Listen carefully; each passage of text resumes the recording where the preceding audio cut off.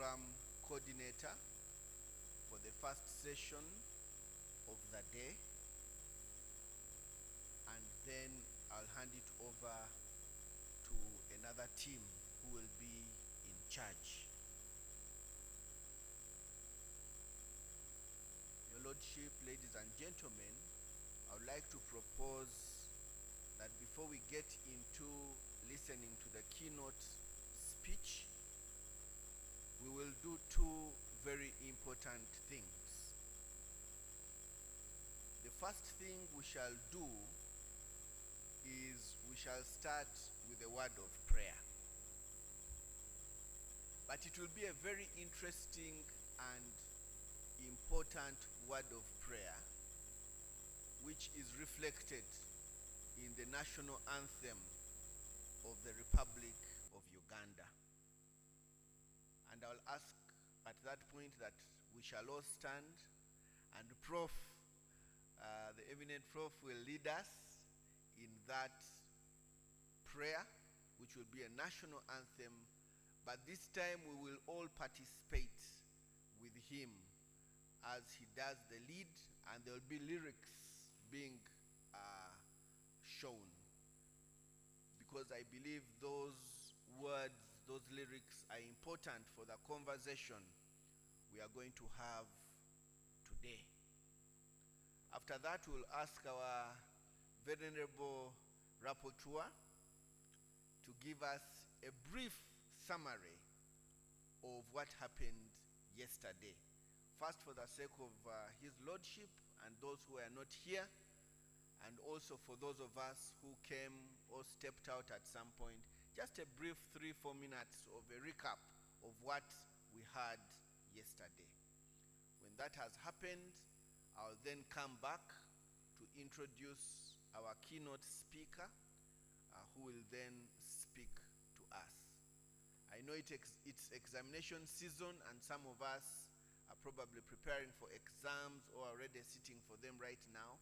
That's why, Your Lordship, we don't have a big number of students with us, but I know the Department of Philosophy has put up a YouTube link, and there's also a Zoom link, and so people can continue to follow from there. So I'll ask that we can all share this Zoom link and YouTube link to those who we think will benefit from this very important conversation.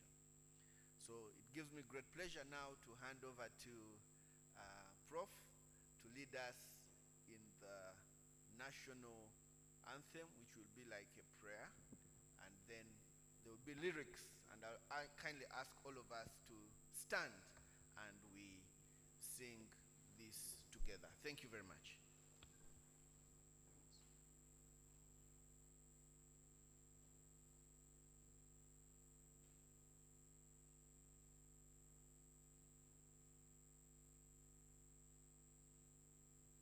I guess we all know the lyrics, in case they don't come on the screen. Oh, there they are. Oh, Uganda,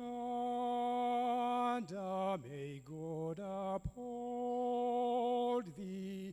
We lay our future in thy hand. United, free, for liberty, together we'll always stand.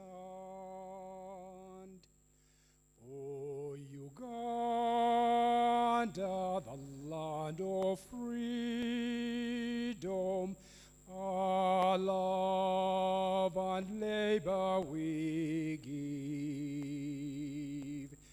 and with neighbors all at our country's call, in peace and friendship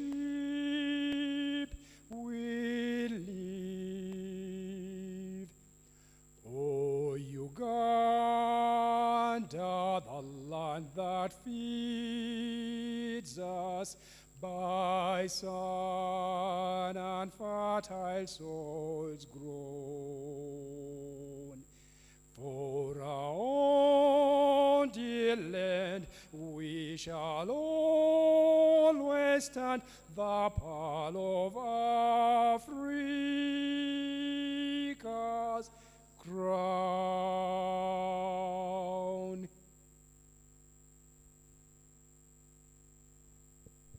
Thank you very much.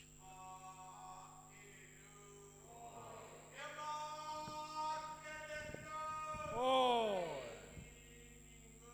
Oi! Z! Ra! Ja! Ah! Aru! All right, thank you very much. We are now well energized for the session. I'll ask our rapporteur to come and give us a brief of what happened yesterday. Thank you very much.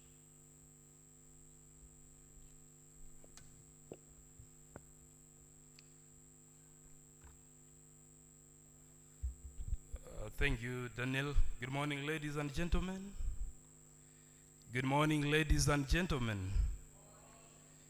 Yes, a lot transpired yesterday. A lot that cannot be covered in 2 minutes. But quickly, what transpired yesterday, just to make a recap, is that we started our conference, which is the Philosophy Day Conference, World Philosophy Day Conference, under the theme 30 years of the 1995 Constitution, gains, pitfalls, and prospects. We had very key dignitaries, all university management, beginning with the Vice Chancellor, and all heads of departments, deans, and the academic staff. But we had also key dignitaries, including the guest of honor, who was the Honorable Minister for Justice and Constitutional Affairs, that's Honorable Norbert Mao. We had a panel comprising of the members of the CA then. We had a panel comprising of other members of the academic and members of the civil society. And then we ended our day, with a skit from one of our popular comedians called Agnes Akite. What were the key issues raised? All the dignitaries present yesterday highlighted the role of philosophy in shaping the minds and exposed to us the key issues that philosophers have shaped on constitutionalism, that the idea of constitution is rooted in philosophy, especially in the earlier philosophers of Plato, Aristotle, and other political philosophers. And yet the members also highlighted to us that it is key to reflect on our constitution, that as 30 years we have grown and become men and women, but what have we gained? The CA members highlighted the excitement that happened, in 1995, when we finally had the Constitution and drafting the Constitution. The excitement on consultations from grassroots, the excitement on gender inclusivity, the excitement on age inclusivity, and many other excitements at the time. And yet, from civil society, members appreciated the relative peace that indeed we have attained, and others called it negative peace. The question arose, have we really gained, or the pitfalls have buried us? That is what basically transpired yesterday. Thank you so much.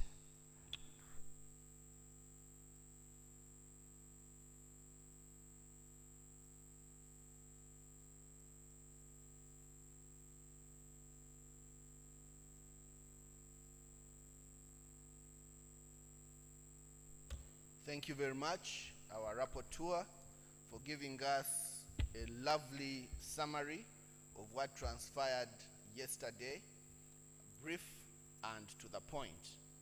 I'd like to encourage us all to follow on YouTube after this conference so that you can have a recap of what happened. More importantly, there was a video that was shown when His Excellency the President of Uganda was receiving the draft constitution, and the comments that he made, we've had it played again this morning as we were waiting for you, and it was very interesting. We recognize the presence of Dr. Miriam Atembe.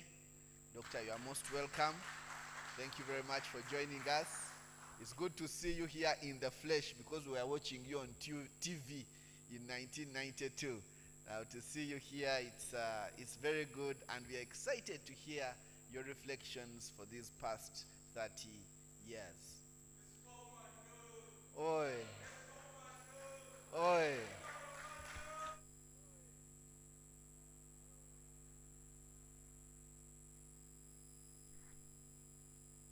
Thank you very much. It now gives me great pleasure to introduce His Lordship, Justice Martin Stephen Egonda Ntende, who is a Ugandan Justice of the Court of Appeal that also doubles as the Constitutional Court of Uganda. From 2009 until 2014, he served as Chief Justice of the Seychelles. He was sworn in as Chief Justice in 21st February 2009 at the State House in Seychelles, capital Victoria. Prior to that, he served as an acting Justice of the Supreme Court of Uganda.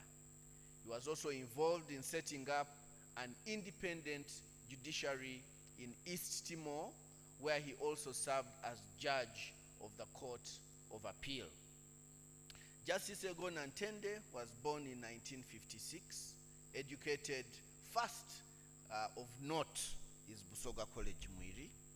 For emphasis, Busoga College Mwiri, where I too went to school. And while there he was head prefect, I never missed that opportunity. But he was also educated here at now the School of Law, Makerere University, where he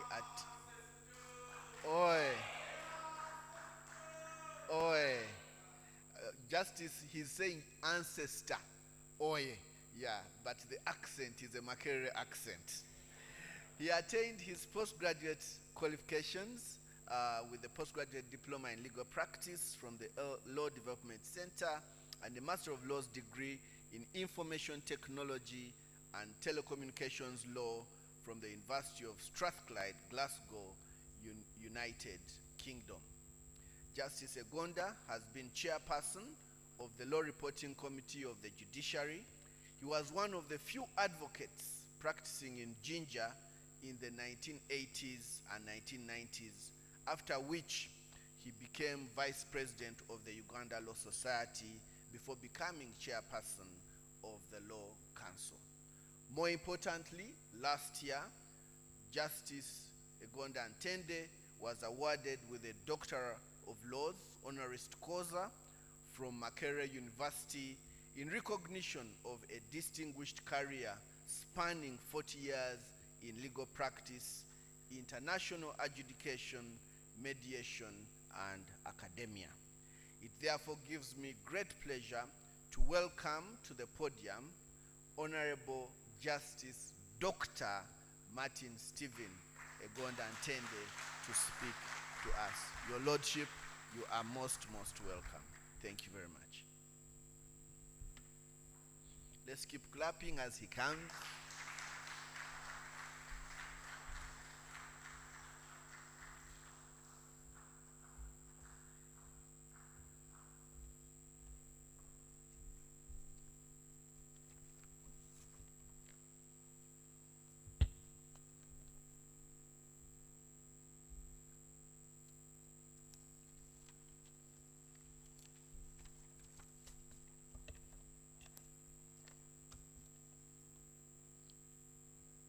Good morning, ladies and gentlemen. I would like to thank Dr. Ruheza for his kind remarks about me.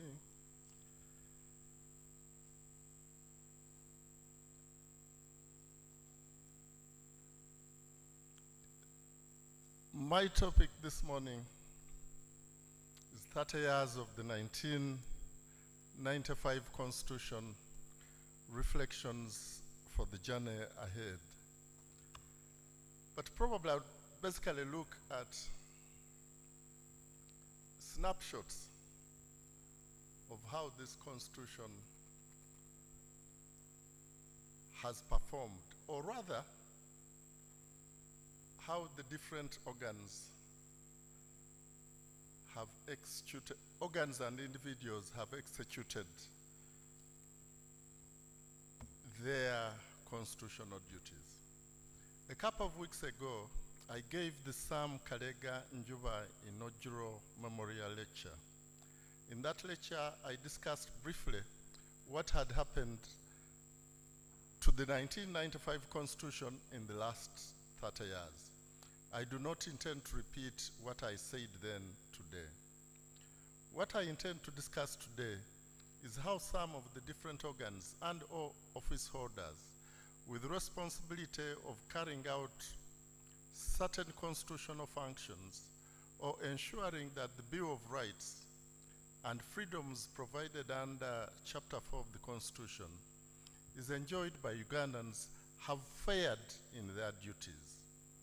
How should you, as academia, the cream of knowledge in our society, respond to what has happened in the last 30 years? Do you have a role to play? What is that role 30 years on in the life of the 1995 Constitution? It is my view that you have a role to play in protecting what remains of our Constitution. You have a role to play going forward with regard to charting a way for the future in terms of constitutional governance, including the enactment of an ideal constitution for our country. I would like to suggest that the time has come for an independent scoreboard detailing the performance of our institutions, organs, and individuals in respect of their constitutional obligations to be established. Secondly, I propose that the time has come for the development of a model constitution in the pattern of model laws made and published by international bodies that provide a template for individual states to enact their own laws. Our universities have a vital role to play in both these areas as they possess a pool of knowledge and skills unrivaled in our country. As the saying goes, to whom much is given, much will be required. That is Luke 12, verse 24. Institutional and individual performance. I intend to start by setting out below the case for why the said two proposals merit your urgent action. I intend to look at a few stories across different organs and players with constitutional obligations that show how those organs and players have fared against the constitutional obligations thrust upon them by the 1995 Constitution. The judiciary. As you know, Article 28, the right to a fair hearing, is established with several constituent elements. Pursuant to Article 44, this right is non-derogable. It cannot be diminished. How have we fared so far? I must start with a rider though. I'm a judge of the Court of Appeal, but have no capacity or authority to speak for the judiciary. My words are simply those of a Ugandan who happens to sit as a judge in the courts of this country. As my people, the Basoga, often say, omufuirwa nagema awawuna. When somebody has disappeared and a body discovered, in lifting that body, it is the bereaved that hold the part that has deteriorated most. Therefore, probably, I must start with the judiciary, of which I'm part of.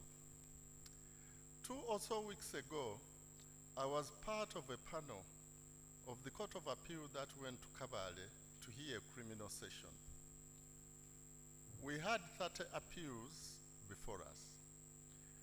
3 appeals stood out, all for the wrong reasons. Civil Appeal number 14 of 2013, Matovu versus Uganda, the appellant was not present in court. He had served his sentence and been released from prison. So had the appellants in Civil Appeal number 147 of 2014, Byaruhanga Adriano versus Uganda, and Civil Appeal number 82 of 2020, Mutunji Jesse versus Uganda. The appellants had been serving sentences of imprisonment of 20 years, 12 years, and 8.5 years prior to their release. Can you imagine an appellant serving a very lengthy sentence before his appeal is heard? This is totally unacceptable. As it is totally unacceptable for any appellant to serve his sentence, however short or long, without his or her appeal being heard. These appeals formed 10% of the appeals set before us. I can say without risk of contradiction that this is not an isolated incident. I've been on other sessions where we have come across appeals that are brought hearing because the appellants have been released from prison and could not be traced to be served notices of hearing of the appeals. In respect of one appeal, the appellant had only 2 months to serve. He refused to come and proceed with his appeal, as in his view, this was an exercise in futility. This was in Kampala. This reminds me of the words of Martin Luther King in his I Have a Dream speech in 1963 in Washington. He said in part, and I quote, "In a sense, we have come to our nation's capital to cash a check. When the architects of our republic wrote the magnificent words of the Constitution and Declaration of Independence, they were signing a promissory note to which every American was to fall heir. This note was a promise that all men, yes, black men as well as white men, would be guaranteed the inalienable rights of life, liberty, and the pursuit of happiness. It was obvious today that America has defaulted on this promissory note insofar as her citizens of color are concerned. Instead of honoring this sacred obligation, America has given the Negro people a bad check, a check which has come back marked insufficient funds," close quotes. This simile or imagery aptly applies to our Constitution too. It is a promissory note to all Ugandans and those who fall under its jurisdiction. The Court of Appeal, so to speak, failed the appellants mentioned above. It gave them a bad check. It defaulted on the promissory note contained in Article 28, Subarticle 1 of the Constitution. It failed to afford the appellants a hearing of their appeals speedily, as ordained by the Constitution, or failing that within reasonable time. The Court of Appeal totally failed to give them a hearing. It is not for me to say how we have ended up in this situation. That is worthy of a study on its own. What is important to our discussion this morning is that there are grave examples of the failure of the judiciary, or Court of Appeal to be specific, to live up to its obligations under Article 28(1) of the Constitution, which states in part, and I quote, right to a fair hearing, in the determination of civil rights and obligations, or any criminal charge, a person shall be entitled to a fair, speedy, and public hearing before an independent and impartial court or tribunal established by law, close quotes. This country has acceded to the International Covenant on Civil and Political Rights. Article 14(5) provides, and I quote, everyone convicted of a crime shall have the right to his conviction and sentence being reviewed by a higher tribunal according to law, close quotes. The right of an appeal against conviction and sentence is assured by international obligations to which we have signed up to.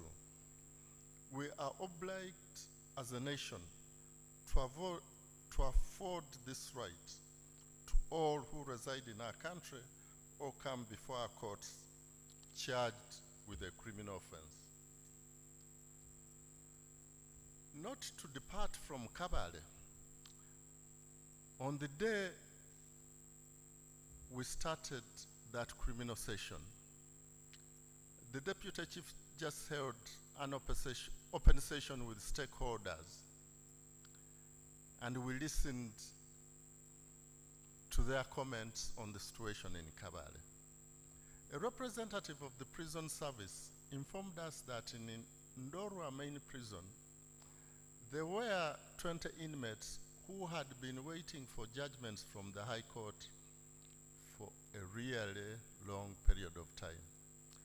And the prison service was at a loss at the delay. He followed it up with the list of prisoners and other particulars. I asked our IT to check our data information system for pending criminal judgments in Kabale High Court circuit. They sent me a return showing nil pending judgments. I then sent them the letter from Ndorwa prison to the Deputy Chief Justice. They got in touch with Kabale High Court staff, which updated their records and revealed that indeed there were pending judgments as well as parted criminal cases at different stages that stalled once the trial judge was transferred. Why am I telling this story? For threefold reasons. Firstly, it is to highlight the repetitive issue of delay that affronts the court system in Uganda. It is like a cancer. It does not go away. Secondly, despite having computerized management data systems in the judiciary in place for more than 25 years, the system is notoriously unreliable for different reasons. Considering this situation, it is possible that the right data is not available to management to illustrate how bad the situation has become, assuming crisis proportions and without crisis interventions. Thirdly, if this is what is obtaining in one region in our country, what is the probability that the same is happening elsewhere? More likely than not. Now I'll return to the Judicial Service Commission. Under Article 147, Sub-Article 2, the Judicial Service Commission is a constitutional body which must act independently of any person or authority.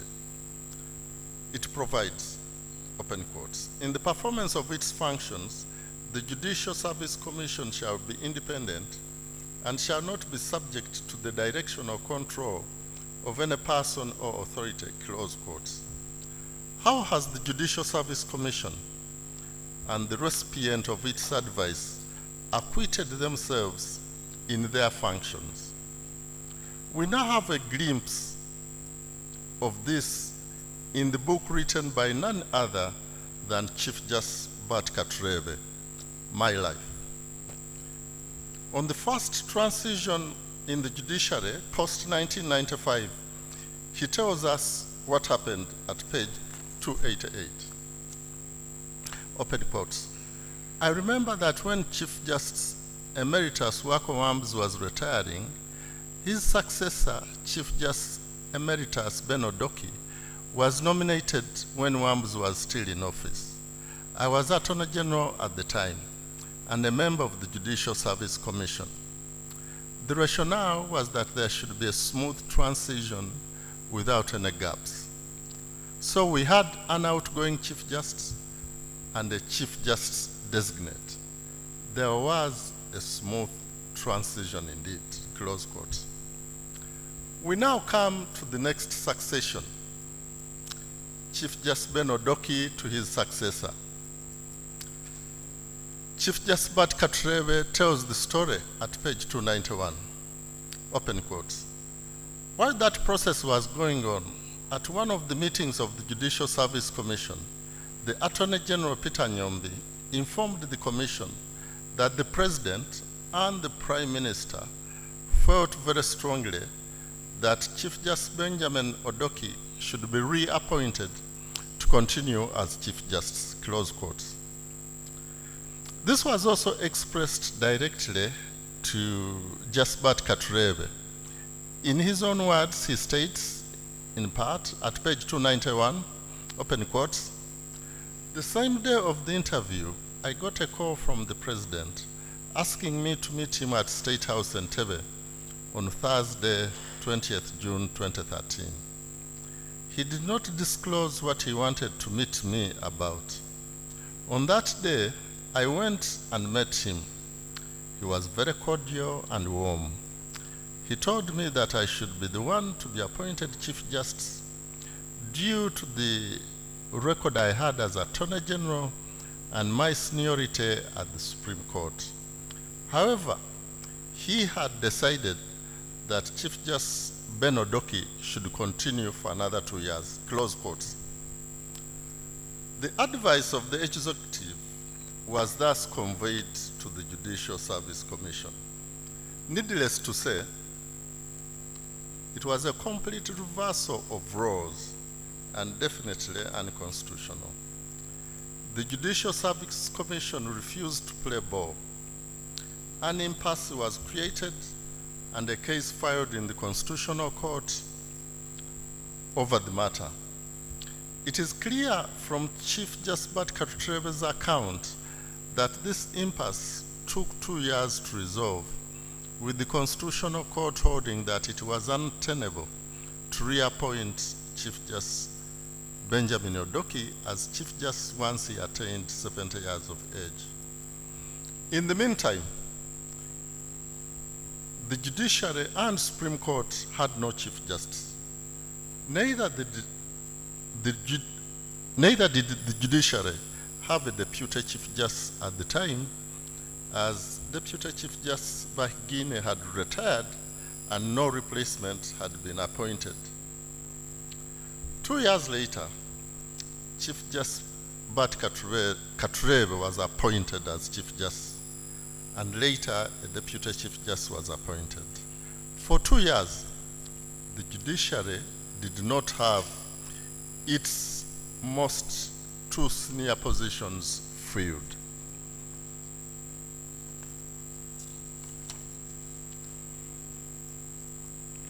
After 5 years, Chief Justice Bart Katurebe retired. He handed over office to the Deputy Chief Justice as no appointment had been made for his replacement. As you can observe, the insidious nature of delay does not reside only in the hearing and determination of litigation, but it extends to the appointment of the topmost senior officers of the judiciary. Would this not have an adverse impact on the performance of the judiciary? Most likely, as long periods of time, the institution was without its leadership. Before you is information you can use to score the performance of those responsible for appointment of the Chief Justice and other officers of the judiciary. Firstly, the process was turned on its head, and the JSC received advice instead of the other way around, contrary to the constitutional edict of independence from any person or authority in the execution of its functions. Secondly, the delay resulted in the institution being without office holders in a timely manner. I would leave it to you to score the performance of the various holders of constitutional office and how they have executed their responsibility. I now turn to the right to health. National Objective 20 deals with health services. It states, and I quote, medical services. The state shall take all practical measures to ensure the provision of basic medical services to the population, close quotes. As a policy objective, the state is directed to ensure provision of basic medical services to the population. Though there is no express right to health in the Chapter 4 Fundamental Rights and Freedoms, its absence does not mean the non-existence of the right. Its existence is pointed to by the National Objective 20. The state is obliged to provide basic medical services to the population. Secondly, it is part of the right to life, given that the non-provision of basic medical services may lead to loss of life. Now, you might have heard of a beam hospital. Recently, I came across a story about a beam hospital that made me reflect not only on the right to basic medical services, but also the right to life. The story is available at URL I have provided in my written presentation. It tells the harrowing story of the maternity wing of the hospital. Midwives overworked without support of doctors. Doctors assigned to the hospital are all on study leave. The only doctor available is the medical superintendent, who is basically involved with administration and not clinical services. Mortality rate for mothers and babies is highest in the country. This story is situated in 2025. A beam hospital was also in the news 10 years ago for about the same reason. A presidential candidate visited it in 2015 and was received by a nursing officer. She revealed that the hospital had no doctors. She was interdicted by the chief administrative officer for disclosing government information. This hospital was opened in 1969 as one of the 21 government hospitals built by the government of the day to ensure the people of Abim had basic medical services. This is now a mirage. Notwithstanding that we read of doctors walking the streets of this country without a job. The need for a national scoreboard. Article 17 of the 1995 Constitution provides for duties of citizens of Uganda. It provides, and I set it out in full, it is the duty of every citizen of Uganda to respect national anthem, flag, coat of arms, and currency, to respect the rights and freedoms of others, to protect children and vulnerable persons against any form of abuse and harassment, and so on. It is our constitutional duty to respect the rights and freedoms of our people. And it is of course assumed and implicit in this duty that we would fight not only for our own rights and freedoms, but those for other people. We are obliged to protect our people, including children, from abuse, harassment, or ill treatment. We are obliged to protect and preserve public property. I could go on and on to enumerate our constitutional obligations. However, I believe that the foregoing suffices to establish that it is our duty, yours and mine, not to sit idly by as our people's rights are being transgressed. The question is, what can we do about it? There are many possible actions, but for the purpose of this discourse, this morning, I'm proposing only a few for your consideration. Given the expertise of academia at teaching and marking, I believe you are best qualified to keep a national scoreboard of the performance of constitutional office holders, public officers, and whoever is charged with constitutional duties that have significant impact on the ability of our people to enjoy their fundamental rights and freedoms and achieve their full potential. And you have the resources that can assist you achieve this. Significant numbers of faculty, postgraduate students, and undergraduate students who through research and publication are able to bring these issues to the fore for public information and debate. In this digital age, it is easily possible to electronically publish such information when it is cross or hyperlinked with the Constitution. For instance, in relation to the fundamental rights and freedoms or Chapter 4 rights, it is possible to develop key performance indicators. Take, for instance, the right to a fair trial. There are many international developed models from which to pick a few ideas and customize for Uganda. Core Tools is one example from the National Center for State Courts. These include clearance rate, trial date certainty, time to disposition, trial records integrity, age of active caseload, costs per case, and you may also add time from cessation of hearing to delivery of judgment. These key performance indicators would be able to objectively measure or illustrate the performance of an individual court and judge, or a court unit, for instance, like the Court of Appeal, and help us understand if the court unit or individual judge is complying with his or its constitutional obligations. You would also be able to score its performance. I know that the judiciary is obliged under the Administration of Judiciary Act to issue an annual performance report, and it has done so religiously since the law was enacted. However, those reports are short on qualitative analysis of its performance.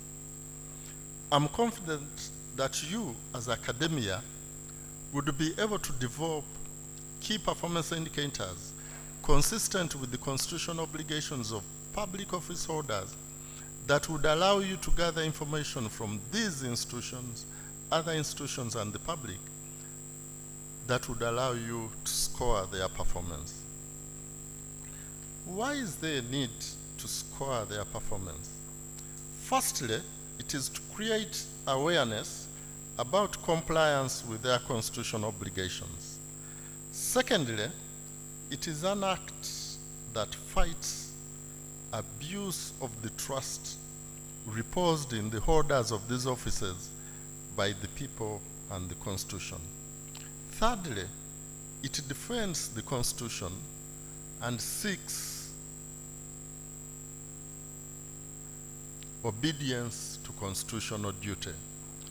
To sum it up, it would be an act of exacting accountability from our holders of constitutional and public office. Model Constitution. The 1995 Constitution has been subject to several amendments that have largely altered the delicate balance and separation of powers between the different arms of government.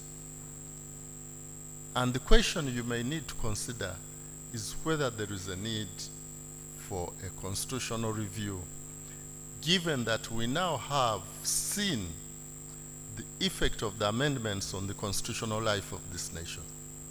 If the answer is that a review is desirable, I would suggest that the School of Law and other disciplines at the university, either as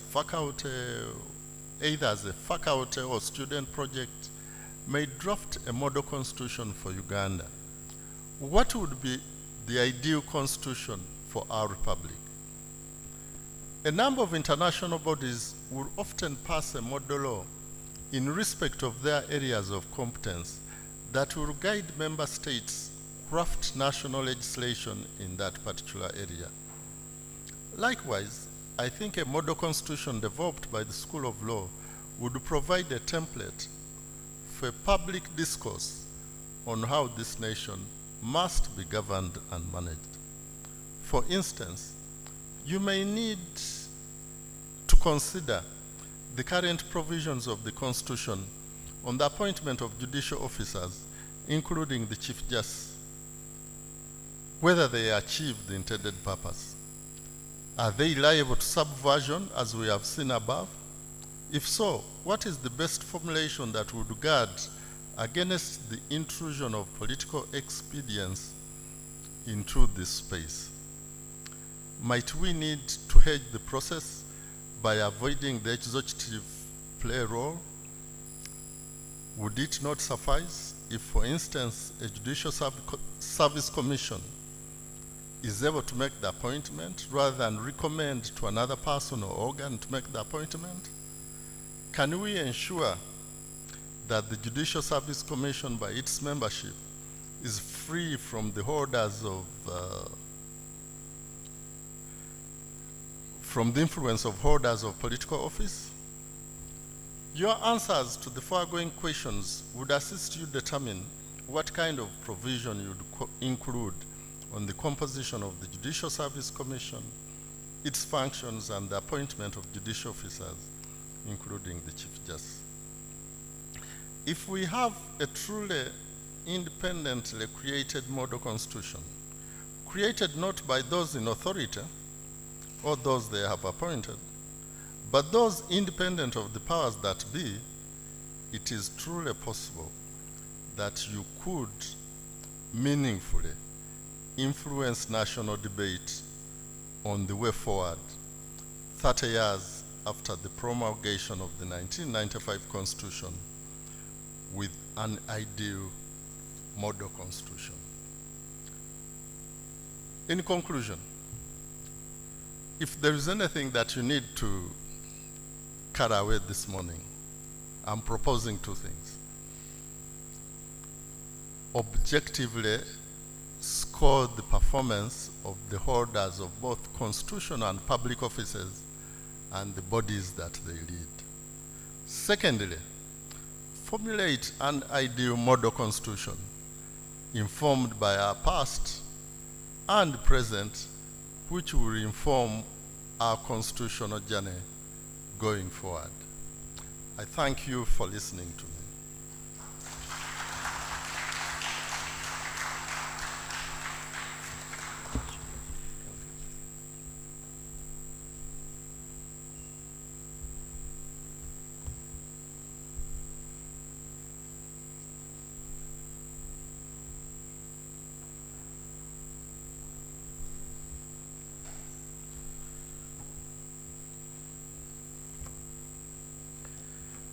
Thank you very much, Your Lordship, for those very deep thoughts on our topic today as we postulate about 30 years of the 1995 Constitution. I will now go into our next session.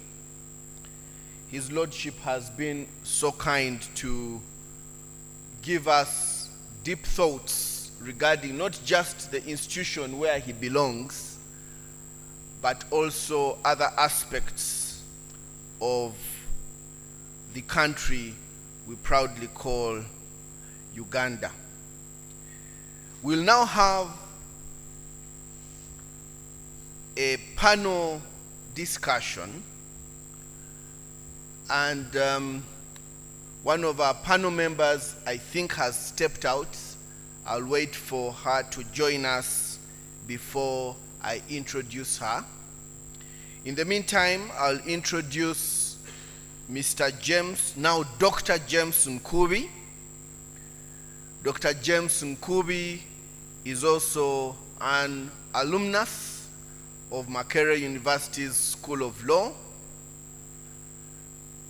Recently, he defended successfully his doctoral thesis on militarization of the Ugandan state, and he was analyzing manifestations and the place of the law.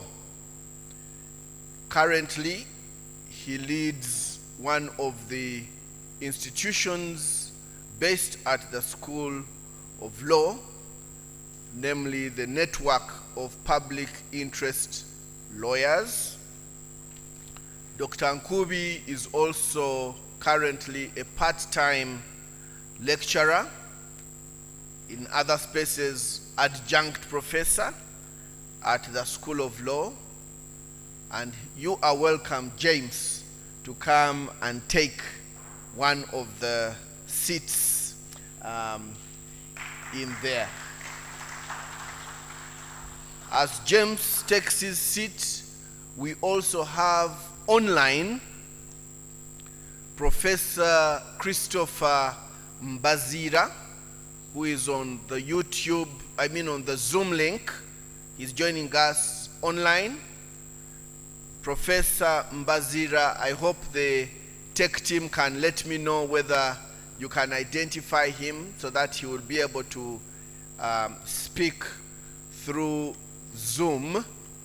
Professor Mbazira is a professor of law and coordinator of the Public Interest Law Clinic, which is at the School of Law. He's also a founding member of the Network of Public Interest Lawyers, where Dr. Nkubi is now our CEO. Professor Mbazira chaired the Rule of Law Committee of the Uganda Law Society. He was one of the 9 academics who approached the Supreme Court and were admitted as amici in the 2016 presidential election petition that resulted in 2 positive jurisprudence on the subject of amicus curiae. He is widely written, especially when it comes to socio-economic rights in the context of judicial application of these rights. In 2021, Professor Mbazira won the Uganda Law Society Award for his distinguished service in legal education in Uganda. So, Professor, you are most welcome. For those who want to know more about him, he has an LLB from Makerere, LLM in Human Rights from the University of Pretoria, and his doctorate is from the University of Western Cape. Then our other panelist has joined us again, and I will take the pleasure to introduce her, Dr. Miriam Rukoza Koburunga Matembe. Dr. Matembe was born bold and fearless. She is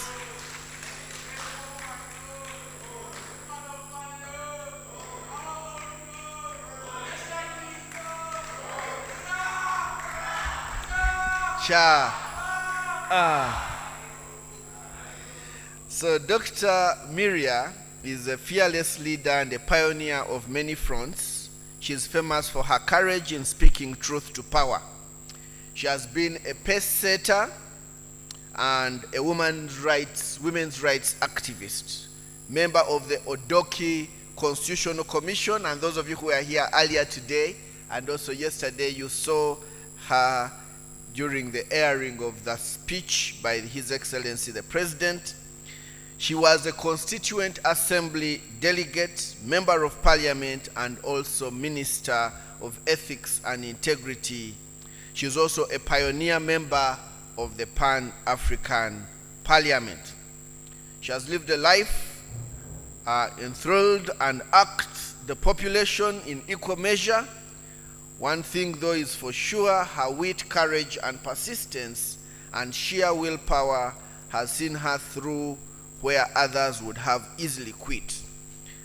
She earned her bachelor's degree from Makerere University, a master's of law from the University of Warwick, and she was awarded an honorary degree, doctorate from the University of Victoria in Canada in recognition of her lifelong dedication to women empowerment, the fight for justice, equality, fairness for all.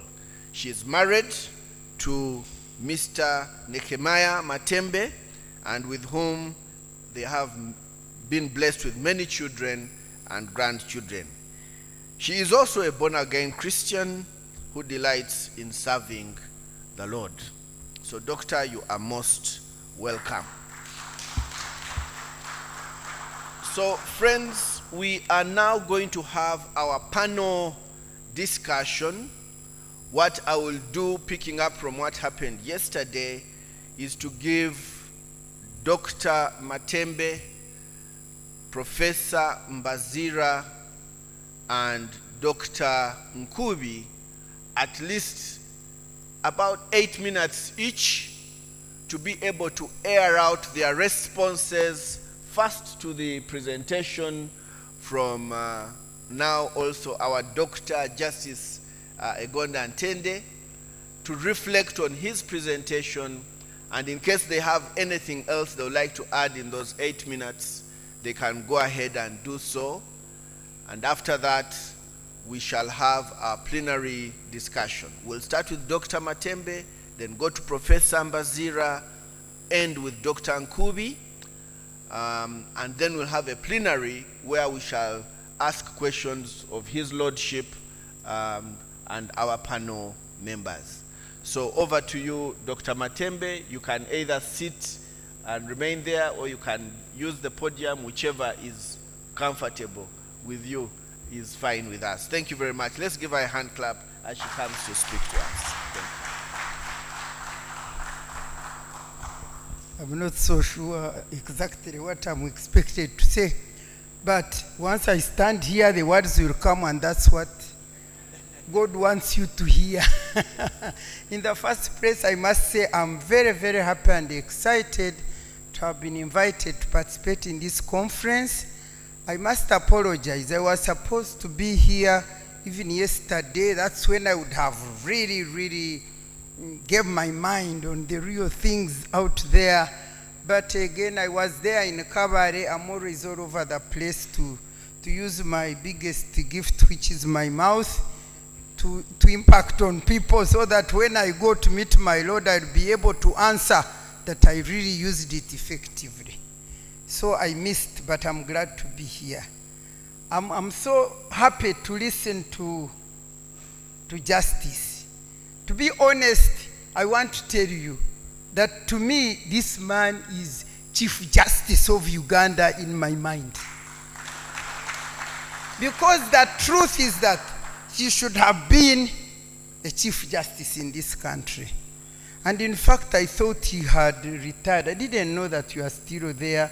And when I listen that you are still there, I feel such a great pain in my heart to be that you are there in Court of Appeal and not even heading it or anything like that. Some of us have this pain that we feel in our hearts when we see the right things and the right people to be where they should be, and they are not there. Haven't I said it all anyway before I begin? So, I'm happy to have listened to you and to be here today.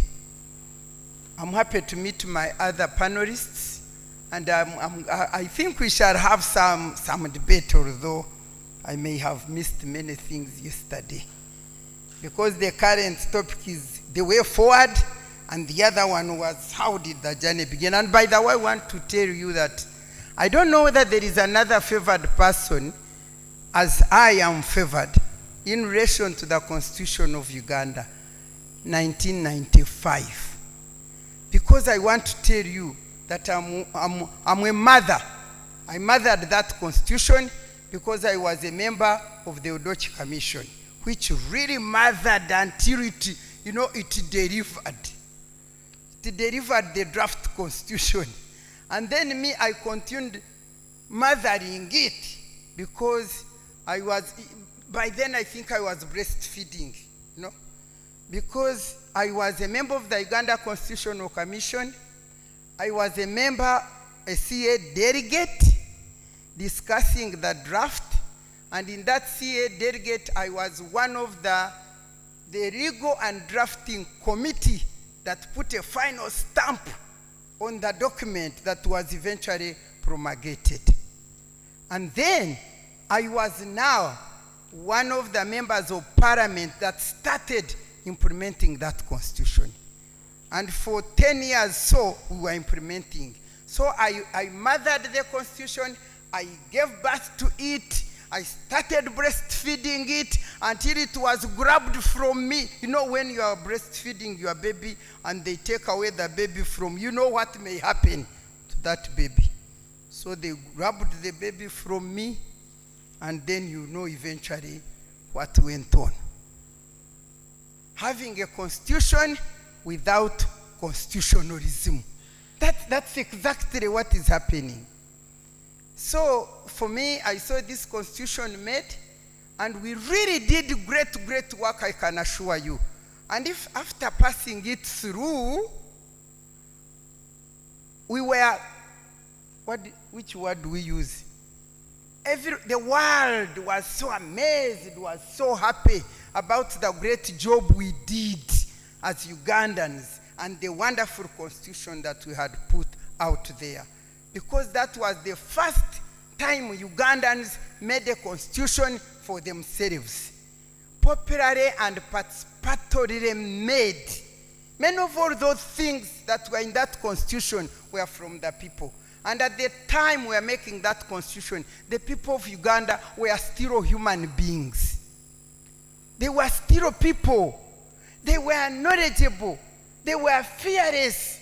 They were all born again.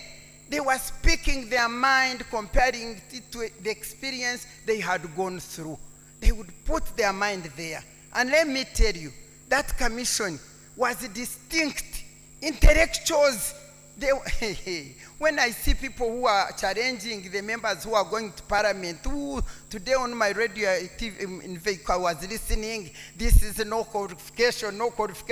For us there, the qualification were automatic. And their minds were very clear. I missed Professor Sempewa's presentation. I know he was presenting diplomatically. These people are diplomatic, these people. For me, I'm never diplomatic. I say it all.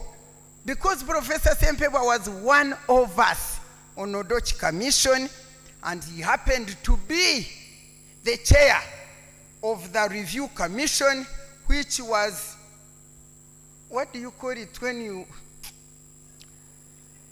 which maimed, is it maimed? When they make you disabled.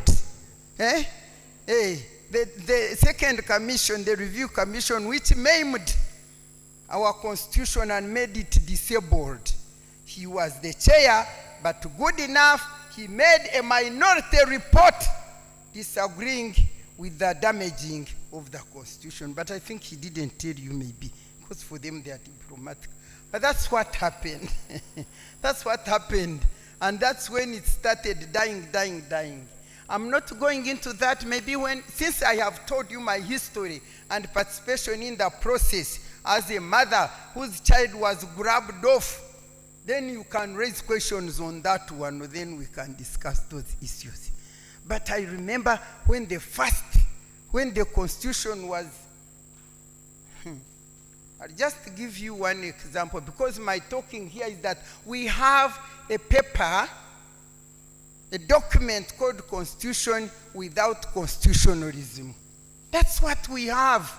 Because I can assure you, when we are making that constitution, the proposals you are making, that maybe if the appointment authority could be different, all these things, when we are making them, we were thinking of a new Uganda. Everybody was excited. We had gone through this suffering, militarization and all that, and we had got these deliverers, the saviors who had come with the whole vision of transforming Uganda from militarization, from dictatorship to really democratic governance, to redeem Uganda. And so everybody was ready to redeem Uganda, and we did that constitution. And people accuse us of having given President Museveni too much authority. They do that. Because for you people, you don't read. If I were to ask how many of you have read the Odoki report, put up your hand. You see? So you just talk. Because if you read that report, you would find what the people of Uganda want and what we are putting in that constitution. And of course, the reason I will say this, and I know my minutes are going, I will comment some. I'm already commenting on his talk, by the way, if you don't know. Because if there is constitutionalism, then the judiciary would be working very well. And he gave a very good example of Justice Katurebe when he was a state Minister of Justice and Attorney General, a distinguished man of integrity. The Public Service Commission, to which he was a member, was doing the work rightly in accordance with what? With the Constitution. That's why there was peaceful handover from justice to another. In between there now, what happens? The Constitution is maimed, and therefore there is grabbing of the power. Grabbing, not given. When you grab? So there is grabbing, and therefore another person now who is not supposed to be doing that now wants to break the Constitution by turning things around. And in fact, if you want to know, that thing started immediately after the Constitution started being implemented. You get it? The Constitution, when it started being implemented, the Constitution which was giving clear principles of separation of powers, but why we gave President Museveni powers to nominate, we discussed and said the president, not Museveni, but every president is the one who is to be praised when things go well. And he's the one who is to be condemned when things go bad. And therefore, when he wins elections, he should be given a responsibility or a right to nominate those very people whom he thinks, as a team, they would govern well. You hear why we did what we did. Whether it is judiciary, whether it is cabinet, whether it is public institution, let him have the power and authority and the right to nominate the people he would like to work with, who will make him succeed in the governance of the country. But since the power belongs to the people, and the people exercise that power by electing their leaders in parliament, we said now the parliament would be the one, because it represents the people's power, would be the one to approve or reject. Do you hear? President Museveni is supposed to say, I appoint Matemba as a judge, and put the name to parliament. And the parliament has all the power to say, no, we are not allowing this because 1, 2, 3, 4. Now, if you are still a parliament, if you are still a parliamentarians failed and they were bought and they become nothing and they hand over their authority to the president, there is no reason why you should accuse us for giving him power. Because he's not using the power we gave. He's abusing the power by corrupting all the institutions, by taking over the institutions of the legislature, you can have the judiciary. Now usually they say I'm just talking, but if he's the one who went and said, now I don't want this, I want this, is that right? So, you find where the fault lies. I understand the other minister yesterday was saying, the problem is criticizing individuals. Yes, if an individual is disturbing our nation and destabilizing it, why shouldn't we say it? So you should find where the problem lies. Slowly. And if I tell you how it started, take over parliament, when we had taken over parliament, we people going for the first time to implement the good constitution of the people of Uganda. I remember one contract where a certain American man was supposed to procure to get to work at Bujagari, and we in parliament, we said no. We did research and we found that company was fake. And we said no. The president wanted it to get the contract. And we said no, and he said, but why? Who is with the constitution? He said the parliament has refused. Said, how can the parliament refuse? Remember previously, he was the chair of the parliament, the president, and so he was all those first years of NRC. Now when the constitution started working, poor man, he didn't know that the constitution gives powers and authority for institutions to work independently of the other. He thought he was still the chief of the legislature. And so he was very mad. He started hating. We refused. The company never took the contract. And down the road, by the way, that company was declared bankrupt. Don't you see how an effective parliament can save this nation? But then from that time, fight parliament, until finally it handed over its full power and authority to who? To him. By fire, by force. You remember the final removal of the age limit, what it did.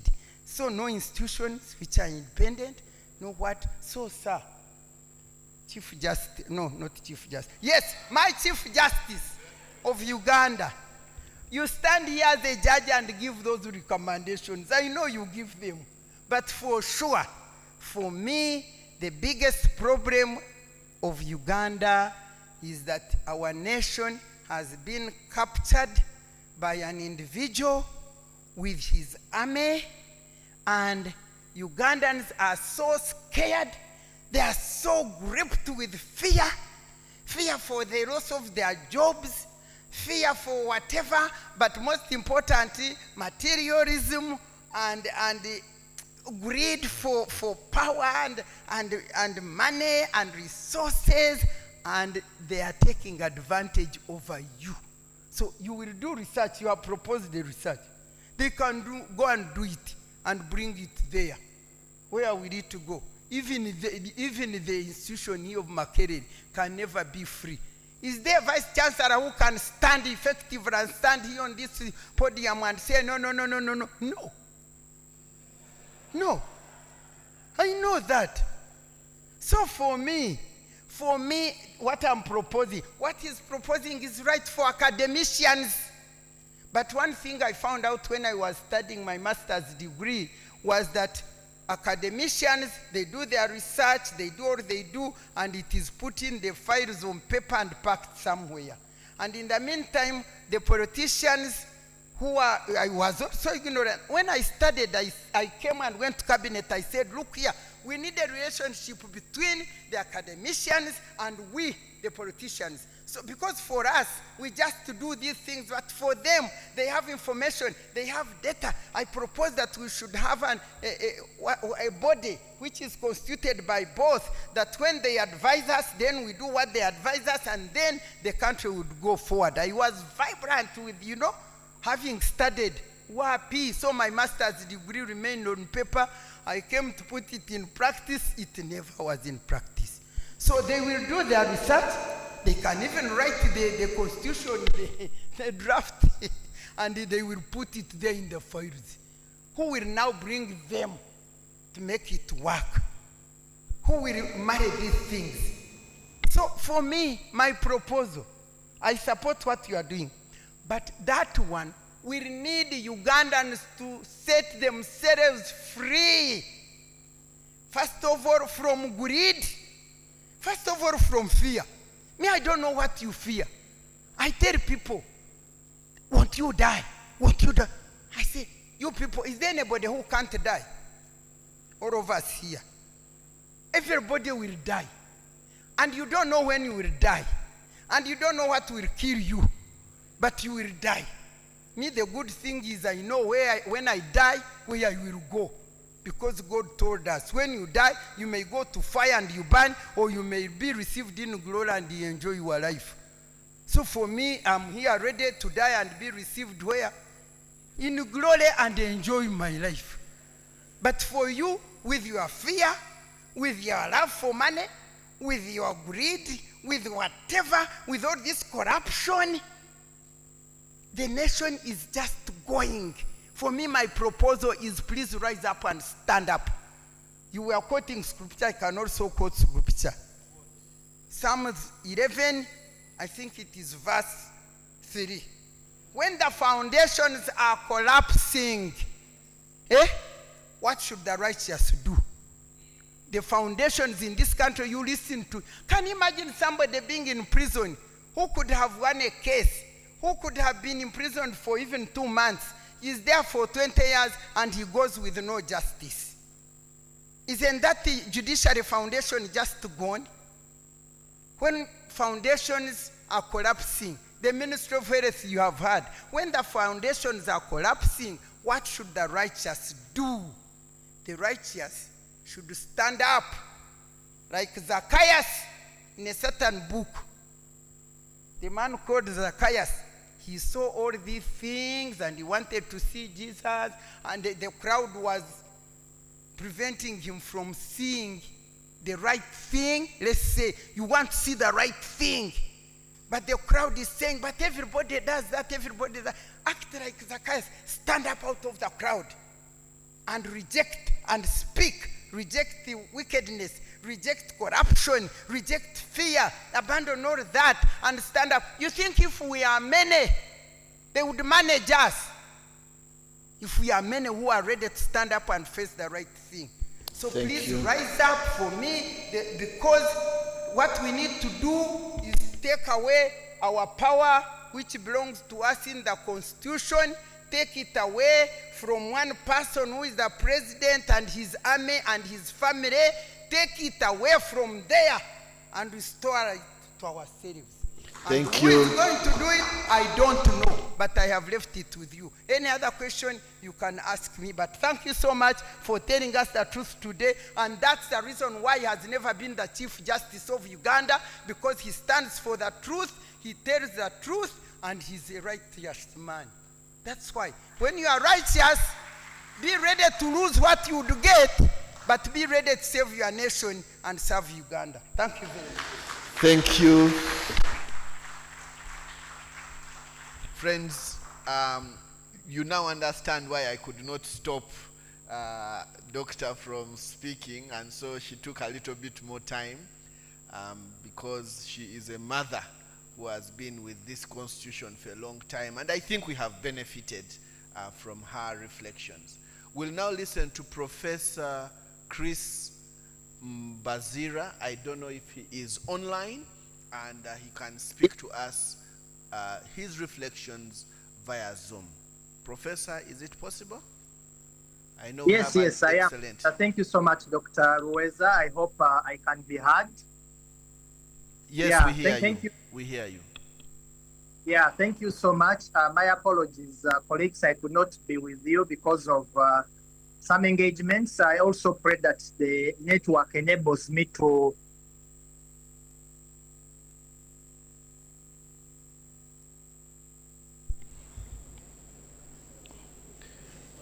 give my, first of all, it's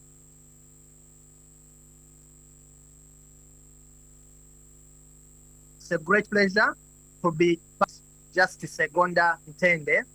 I had the opportunity to serve with him when I was a member of the Uganda Law Council a couple of years ago, and indeed I learned quite a lot Professor Chris, is it possible to turn on your video so that you're projected, or you're in a different? I hope that is okay. I turned it off because of internet issues. It's also raining where I am. I hope I'm clear. Yeah, so I was appreciating the fact that I'm sharing this podium and being on this panel to discuss what has been presented by Justice Segonda Ntende. First of all, I would like to thank the judge for the candidness with which he has made his presentation. It's not easy for a sitting judge to be as candid as that, and Justice Segonda Ntende has that record of candidness, which is what we need in this country. And I was excited hearing when he started by critiquing the judiciary itself. I've spent the last couple of 3-4 years looking into the performance of the judiciary and publishing a book on the same. And indeed, some of the things that the judge has raised are things that I've found that affect our judiciary. But where I want to start from, I agree with the judge regarding the need for a scoreboard. I also agree regarding the need for a model constitution. Indeed, that is long overdue. The scoreboard is also long overdue. But I want to make some observations. Number one, we cannot understand our performance as far as constitutional performance is concerned and concerns unless we understand the politics that prevails in the country. It is important to understand the regime type that we have and how the regime type treats the constitution. There is this concept of hybrid regimes. Hybrid regimes are usually regimes. Most of them come to power through use of force, through a coup d'etat. And one of the things that hybrid regimes do, they usually begin by demonstrating commitment to bringing about fundamental change, so they call it, or in terms are similar to that. And what they do then is that they immediately begin to establish the structures of exercise of political power. They begin to establish structures for the state, including having the different organs of state, the legislature, the judiciary. You have a constitution is also put in place. But in reality, those regimes are never committed to fundamental change or transformation. So they will have the formal system, which involves having those organs and the constitution. But in reality, they will continue to exercise power through informal structures. And usually the informal structures are backed by the use of violence. Violence becomes a key tool that the regimes use. So in our case here, we have a political dispensation that, yes, has established the formal structures of the state, that has adopted the constitution, but it continues to exercise power through informal processes. The example which the judge has given, his lordship has given regarding the appointment of the Chief Justice, is just an example of how power is sometimes exercised informally and in ways that overlook the constitution. So where a proposal, a recommendation actually came contrary to the constitution, where it is the Judicial Service Commission that is being advised, that is typical of hybrid regimes. So the point I'm making here is that unless we deal with the hybridity of our political dispensation, to ensure that we have a political dispensation that is committed to rule of law, that is committed to constitutionalism, that is committed to democratization, then it may be hard to enforce or implement our constitution. Even if we adopt the proposal by the judge that we should have a model constitution, yes, we can have one. Indeed, I'm excited, and this is something that I'm going to take up with him, because I think as a school of law, we have a responsibility. It's a very good proposal, but this must be done simultaneously with processes that dismantle the hybridity of the regime that we have, so that we have a regime that is committed to democratization and political, full political transformation. Number two is with respect to the scorecard. Indeed, that's also an excellent proposal. When the judge started scoring the different institutions, it was courageous of him to start with the judiciary, where he belongs. Indeed, he has a lot of information, but it was also done in the spirit of openness and the willingness to engage in self-evaluation of some sort. I was excited because I thought he was going to run us through various institutions. He looked at the judiciary, he looked at the Judicial Service Commission, and then he looked at the health sector. But there are many more institutions that could be scored, and indeed, if the judge had time, I'm sure he would have scored a number of institutions. I was waiting for him to score Makerere or academia generally. We've also had our challenges. My Lord, you are making proposals for Makerere to implement, but Makerere has also, in some respects, not lived up its constitutional expectations. We have increasingly seen a decline of academic freedoms. My colleagues here know various examples. We've not had discourses of the nature that we are having right now. We've had issues with a blatant disregard of the rule of law and the Constitution, including the University and Tertiary Institutions Act.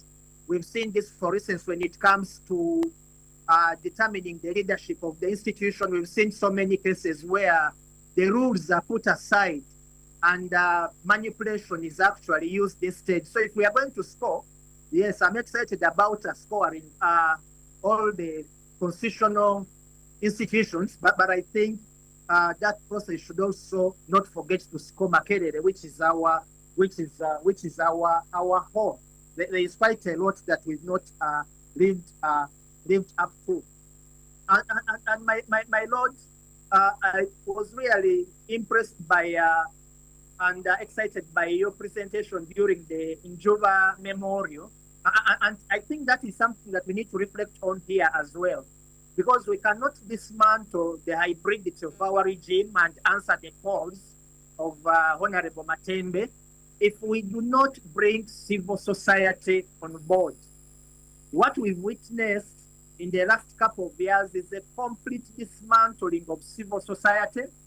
And here I'm not talking about civil society organizations alone, but I'm talking about civic formations, including civic formations that do not take an organizational form, but which enjoy or exercise right through the civic space.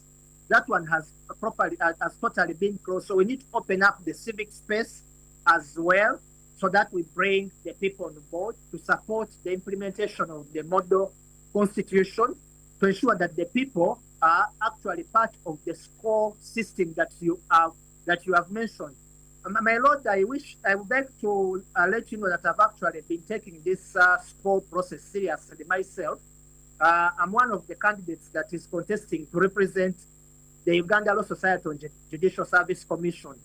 And I've critically been looking at how best we can hold the judiciary accountable.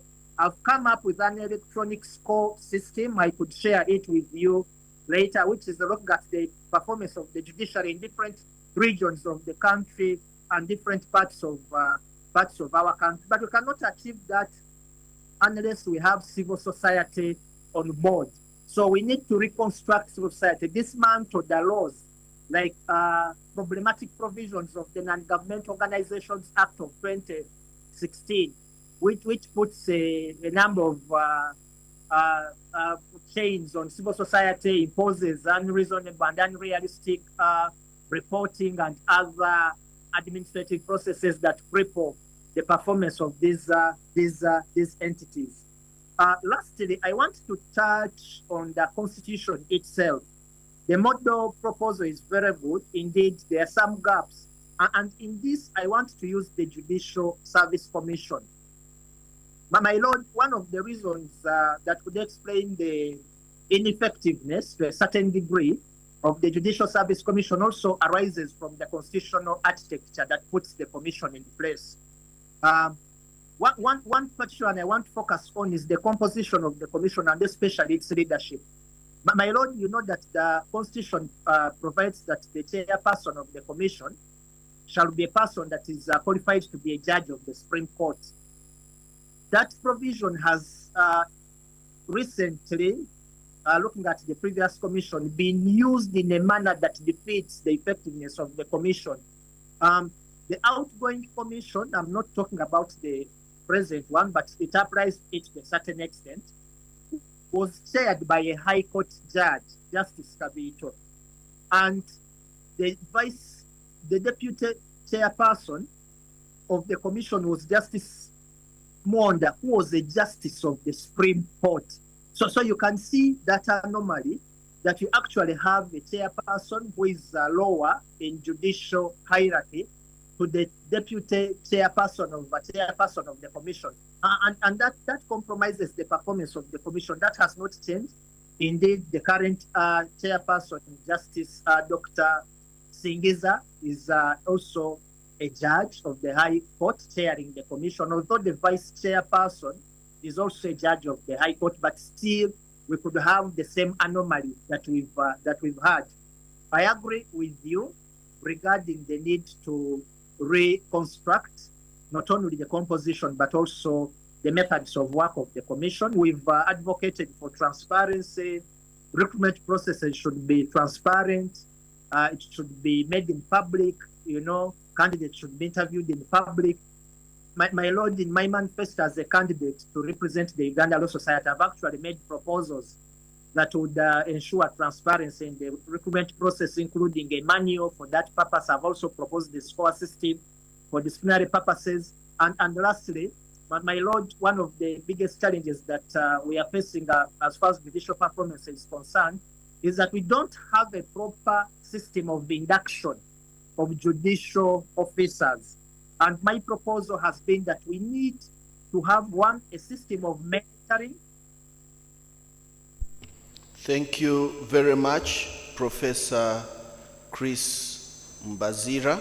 We appreciate you taking off your time to come and speak to us, even within the difficulties of your schedule. We'll now give Dr. James Nkubi his 8 minutes to just reflect on 30 years of the Constitution, as well as the speech that has been given to us by Justice Egonda Ntende.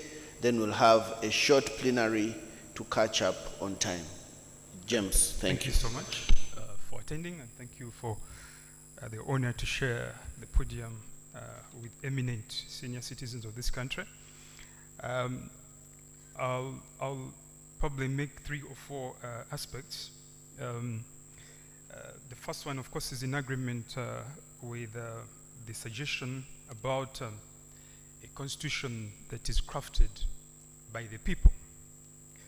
And I think when you go back to the 5 constitutions we have had in this country, you reach a conclusion that the strength of a constitution has a relationship with the people who make it.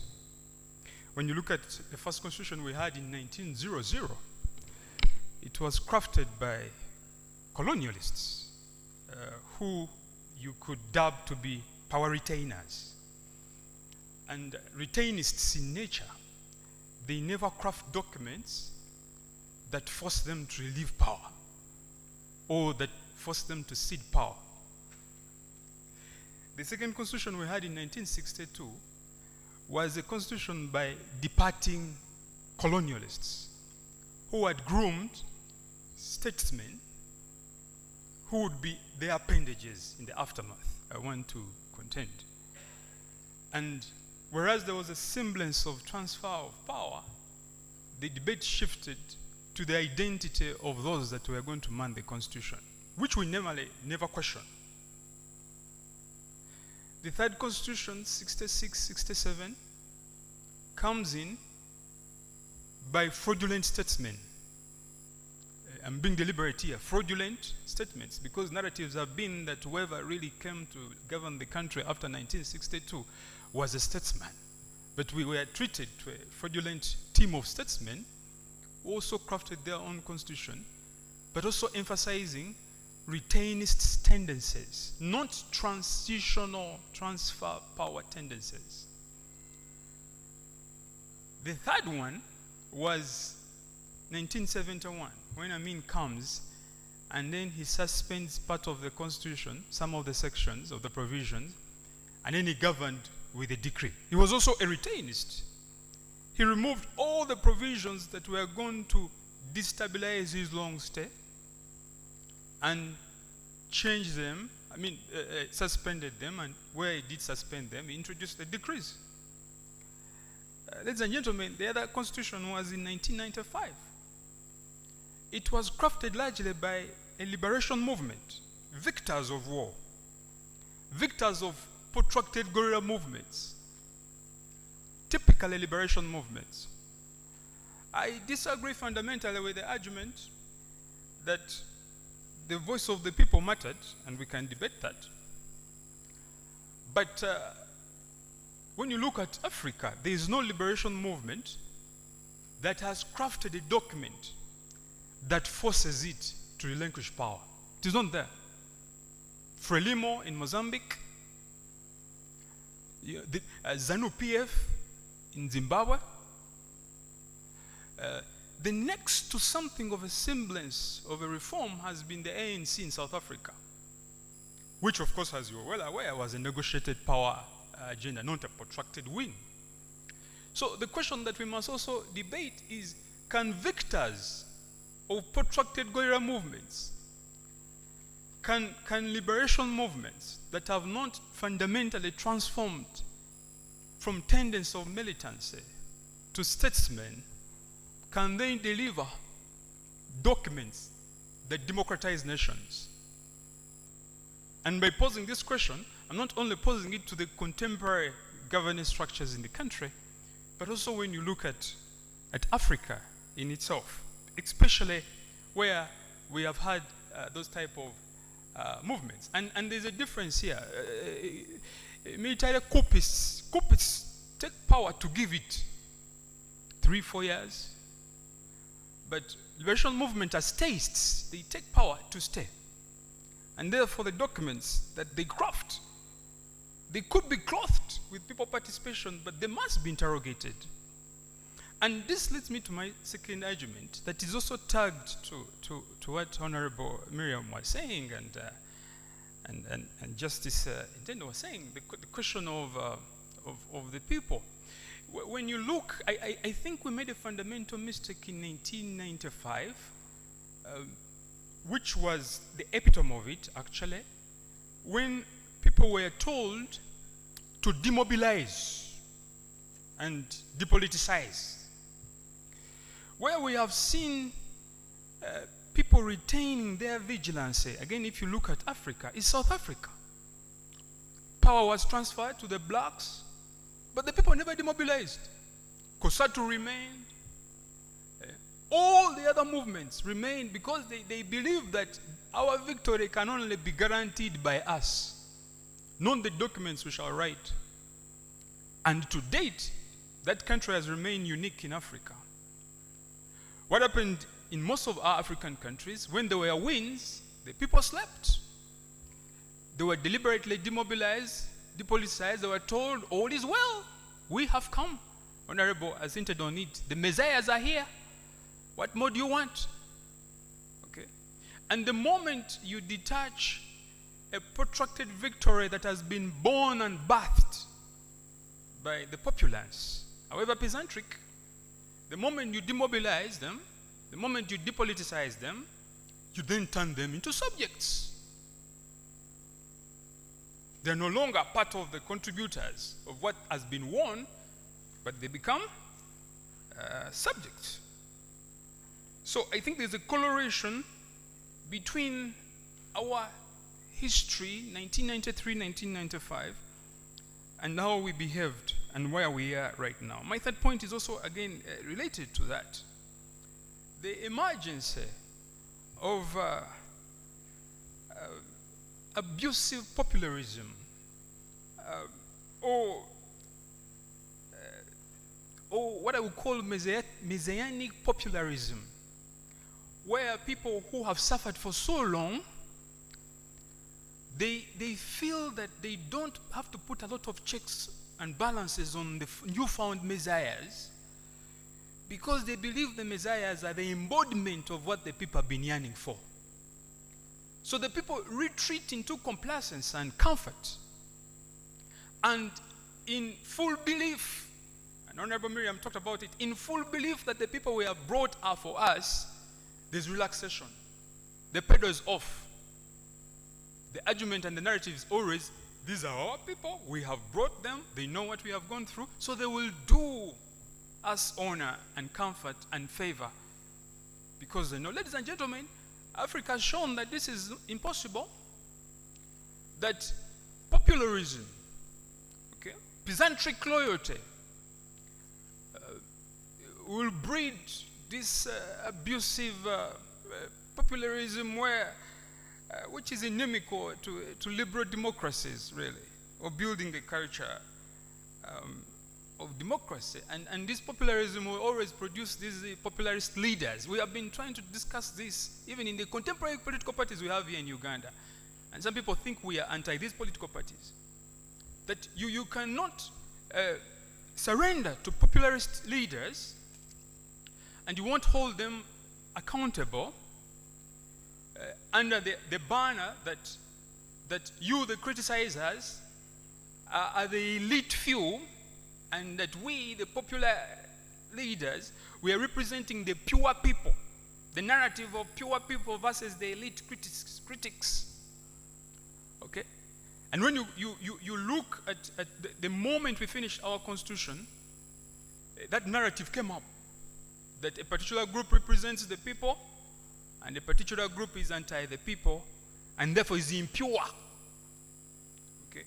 The moment we are going into, like Justice warned, it is no longer, a question about whether we should have a constitutional review. Probably it's a question of time, and more importantly, how do we avoid the pitfalls of this messianic popularism that sometimes we want to rid people of accountability and checks and balances. I'll make my last comment, which again I pick from Justice's speech. The question that we now face, what some commentators are calling extreme majoritarianism. Extreme majoritarianism is not the typical consent that we have always known of the majority will govern, but here the quest is actually to create a permanent majority. Okay? And metamorphose it into a power base of some sort, using the law, by the way. And then that same majoritarian argument becomes the embodiment or an affront or an assault on constitutional norms, if you will. The current majority we have in this country is no longer variable and temporary, as you have noticed if you live here, but it has emerged either by manipulation or otherwise to be almost difficult to counter, yet it remains inimical to the growth of what we seek. I will conclude. Thank you. I will conclude with what probably would have been the commencement reality. I think in 1995, we missed a very critical aspect, that the Constitution will always have enemies the moment it's crafted. It will always have enemies. And the enemies, as we have seen in the world, will always be inside the house. The belief we were in 95 that we have crafted a document and every one of us is for it was an anomaly, because it would later lead us into dropping what would have been the checkpoints, under the belief that we had created an end in itself and not a document to aid the process. I'll conclude with what the late Honorable Mayombo said at one point when he was asked that the presenter was making an argument that the NRA had introduced democracy in the country, and he was asking him about how that was going to work out, and he said, no, hold on, we did not introduce democracy. Nope. May he rest in peace. He said, we introduced a democratization process. And he attacked the presenter that to you who parrot a narrative that we were an end in itself, you're wrong. We introduced a process. We may not even be available to see it end, but we are called upon to contribute daily to it for its flourishing, and others can come and pick it up from there. My conclusion is that a constitution cannot be what we took it to be in 1995, an end in itself. It was supposed to be reminiscent of the Matthew story, that some seeds fell into the rocks, into the thorns, particularly for us, ours fell into the thorns. It is being choked. And the Bible says it has become unfruitful. Thank you. Thank you. Thank you very much, Dr. Nkubi. The reflection of seed that is planted or sown in thorny ground. Very good. We are now going to receive comments from the audience. Those comments will then be responded to by the eminent team. Moderator, if you'll allow, Chairman, if you'd allow us a few more minutes, maybe 10 minutes or so that we can properly capture the views of the people here. We'll start with the gentleman who is right in front of me, on my right. Then we'll go to Professor Spire. Professor Spire, there is now a lady as well, right here. Let's first take those, and then we will. Please, because we don't have a lot of time, we'll ask that you are brief to the point. Tell us your name, to whom your question is addressed, and then tell us. Yes. Protocol observed. Good morning, everyone. I'm called Ojambo Jole. One question to His Lordship Egonda, and one question to One Dr. question only, please. Dr. Milia Because you have Matembe. many. Yes.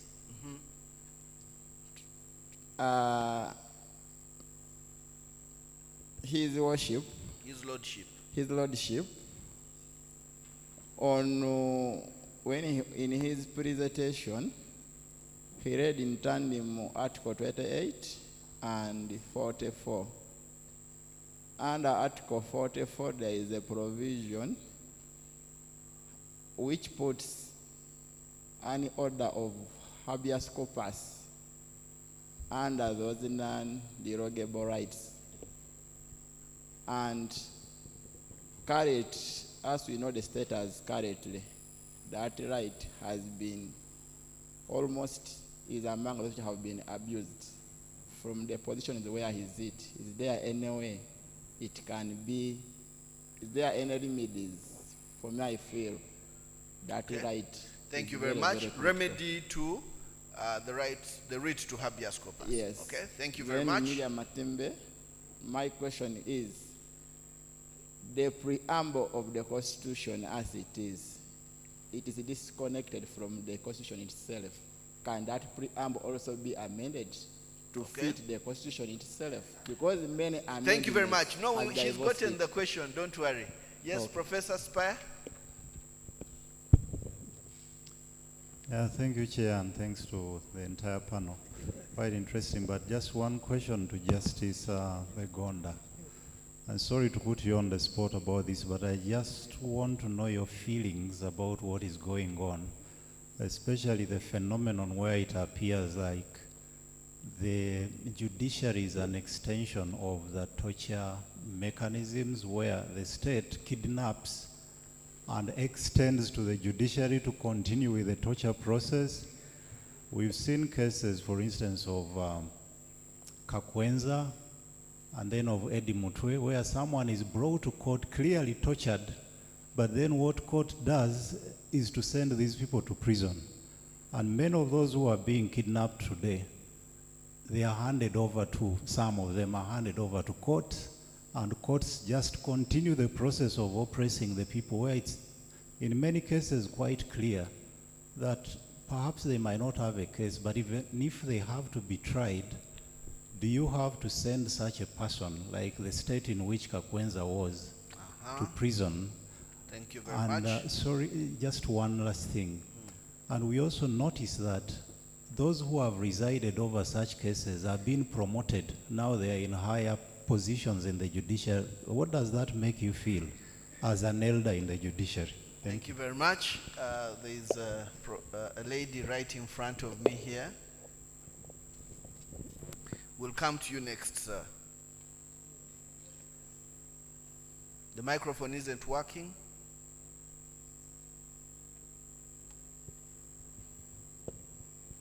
Thank you very much, our dear panelists and participants here present. I don't know whether mine is a question or a comment. Just give us the name and maybe to whom it's directed. Okay, I'm Pauline Achola. I work with the Uganda National Commission for UNESCO as Assistant Secretary General in charge of social and human science, where this program falls, where philosophy falls. Yesterday, I took in one thing, the constitution of the country, whether we are being participated or we are participating. Now, my comment is on the national anthem of the country. I remember when I was growing up, we used to sing at school the national anthem, then we go to the youth anthem, we young women and men of Uganda. Then we would go to the women anthem, mothers, daughters, all women everywhere. But these days at various functions, I only hear the national anthem being sung. What can we do to promote the other two? Because they are all beneficial, they are all informative to the being permanent for the country, and it has different informations that it passes. Thank you. Thank you very much. I know Prof behind you would even quickly give us a stanza on that one. Yes, sir. Thank you to the organizers. My name is Dan call Mramzi. Yes. And my question is general. Can the judicial service officers who handle our cases use common sense when they are interpreting circumstances of the victims? I rhyme with Dr. Spias Ntongo's question. Thank you very much. We are now going to come this side. Now, I don't know where we'll start. Let's start with the lady. Let's start with the lady and the gentleman next to her. Thank you so much for this opportunity. My name is Akampura Jovita, the Deputy Speaker and a mental health advocate. My presentation is going to Honorable Miriam Matembe. I think you're asking a question, not a presentation. Oh, okay, all right. Okay. Yes, please. So you have talked about bonding of academicians and politicians. I really agree with that because I am inquiring if there is a possibility of that taking place, because we realize that these politicians are just voted for from different backgrounds. So they have to be mentored so that they relearn and learn the different theories that they have been having in their home places. So they come into parliament with different theories, thinking of doing something else. So is there a possibility for those members of parliament to be mentored on how they can be able to be effective leaders, not just being selfish with their own interests? Is there a possibility of doing that? Thank you very much. The gentleman next to you. Thank you very much. Nelson Mandela is my name. I'm the CEO of a company called Mike. You've eaten most of your words, sir. We haven't had them. Nelson Mandela is my name. I'm the CEO of a company called Mackenzie Microfinance Limited. I'm also a forensic investigation professional. So my question goes to the judiciary. Currently, we have had rampant nullification of parliamentary candidates, especially, where somebody come claiming that they didn't get consent from him, and then they end up being nullified. And we have seen a growing list of unopposed in the NRM currently. So, and my thinking is that, don't you think there could be a possibility of voter bribery there? Because money is money. When you give somebody money, somebody can easily say, I did not consent. And there's no proof for that. So, and we have seen that growing list, because however weak the opponent is, that person must also be allowed to contest and fail. Thank you if very the much. person fails. Please give it to the gentleman in front of you. In front of you, yes. We'll come to you, Honorable. Thank you so much. My name is Everest Kabs. I'm in Yatu. My question is to Miriam Matembe, Okay. Honorable. When you scan the contemporary Uganda, composed of the youths, do you see a constitution being amended, a constitution that won't be amended 119 times the way the 1995 has been amended? Because if you were to gather the youths and make them to make their own constitution, do you think the current youths of Uganda can make a constitution that would not need tailoring every now and then? Okay. Honorable Chamzi, and then the gentleman next to you. Thank you very much. I was a great admirer of Justice Ntende at the law school. His judgments were very, very crucial, and I would like to thank him for the presentation. My question goes to him. With reference to the state of impunity within the top leaders of Uganda, vis-a-vis what happened in 1966, when Obote made use of the ex parte matter to do whatever he wanted on the Constitution without justification. What is your action? What is your advice on the continued incarceration of Dr. Kiza Besigye done through the presidency of Uganda, and nobody is caring within the judiciary, as if we don't have a Chief Justice? What is your reaction? Thank you very much. The gentleman next to you, then we shall go to Agatha at the back. This is Mitima Silva. I'm from Congo, and I'm a PhD student at the University of Montreal in Canada, in law. And I'm just focusing my research on Pan-Africanism, a Pan-Africanist constitution inspired by Canadian law. So I'd like to ask Dr. Matembe, what have you previewed about the constitution?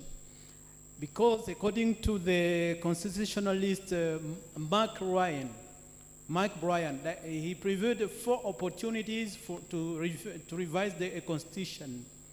The first opportunity is the war. After just undergoing the war, people can decide to change the constitution. The second opportunity is after independence, people can say we change or we review the constitution. The third opportunity is after chasing the dictator, people can change the constitution. And the last one, it's a revolution, after a revolution. So, what have you previewed? Because for this case, I understand that... Could we hear the word previewed? Yes, what did I, what can I say? What did I write about in which opportunity the constitution can be changed or reviewed in Uganda? Okay, thank you very much. Thank you. Thank you very much. Agatha, we'll come to you, Reverend. Is there any other lady that I've missed? There's a lady there. Okay, I'll come to you. Agatha, then the Reverend, then we'll go to the lady, and we'll start. Thank you, moderator, for giving me this opportunity. Thank you to the keynote speaker, Justice Egonda Ntende, and the panel. And for the record, in my mind, just like Honorable Matembe, he is my Chief Justice. So, and the question goes mainly to him. He spoke about the need for the academia, School of Law, and the other disciplines to score, to assess performances of constitutional office holders, but also to assess or evaluate whether there's a need for constitutional review and come up with a template for an ideal constitution. My question is for who to implement? Who will implement these changes? Because I think I agree with Dr. Nkubi that we'll be expecting too much to expect power retainers to draft documents that would allow them, would not allow them retain power. And if we agree on that, then I would ask a question to him, but also to the others. If we know this reality, then what are we thinking about as our options? That if we come with an ideal template of the Constitution, there's someone or there's a power, an institution that can implement that. If you give me a minute, I would say that I work for an institution, an organization, Dr. Spy and I, that has done a lot of work in holding these people accountable, like he says, have put out evidence about corruption, about abuse, about human rights violations. I think what we got was the president of this country calling us who are attacking Parliament and its leadership agents of imperialists. And none of the people that we have mentioned, that we have brought evidence to show the abuse of power and offices they hold, have been investigated. So yes, what else can we do? Who should we look at to expect these changes to be implemented? Thank you. Thank you. We'll have Reverend and then the lady at the back. I think let's take those ones because people, you came late.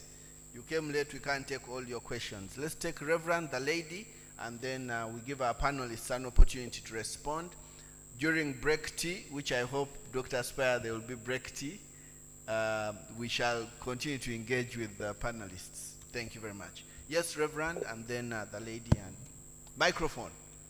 But because you're Reverend, I have a feeling the voice can be audible.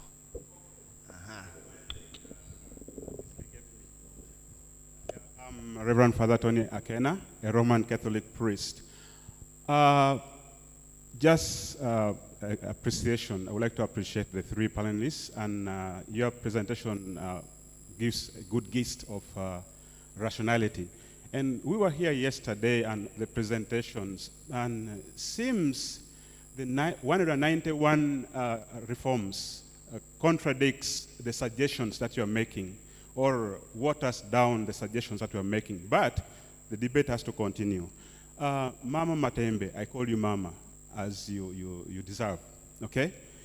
And your presentation makes a little bit of overgeneralization, because when you ask us how many people read the report of Dr. Doki, and reading a report may not make a change. So some of us may not have raised our hands, but does not mean we never read the report.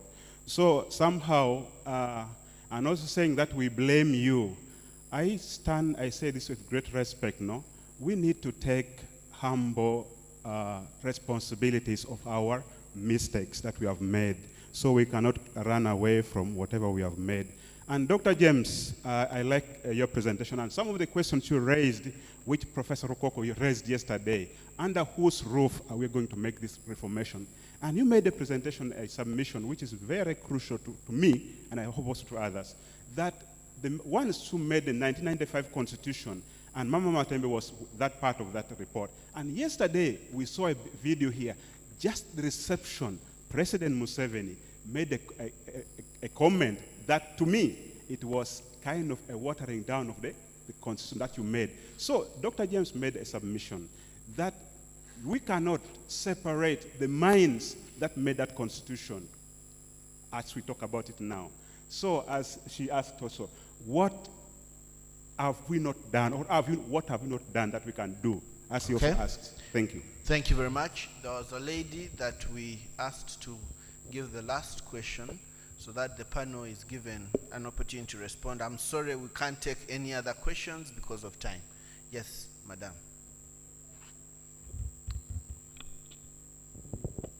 Thank you for this opportunity. My name is Napanzra Evelyn. I have 3 students, being a bachelor's in human rights. My question goes to Honorable Miriam. As in, I want to know some of the other mechanisms that can come up, because she talked about getting together and raising up our voices, but I feel like in our situation today, it can't work, because when we raise up together, they capture like the leader, and like as in when they capture the boss, otherwise for us the followers will stay in fear. So like apart from raising up and joining hands together, which other mechanism can we come up with? All right, thank you very much. We'll now listen to our panelists. Maybe we'll start with His Lordship. The responses that you may have to some of the questions, and maybe a comment. We've seen an increasing number in SLAP suits, which are strategic lawsuits against public participation, like the case we've seen for Dr. Spire. I don't know what your comment would be about this increase and how we can avoid or counter the increasing number of SLAP suits that are happening in the country. Thank you very much, Your Lordship, and then we'll listen to Dr. Matembe and finally James. I don't know whether Chris is still there, but yes, Your Lordship. Okay. Thank you, Daniel. I think Mr. Jamba asked about the writ of habeas corpus, non-derogable. Even in emergency situations, it must be available.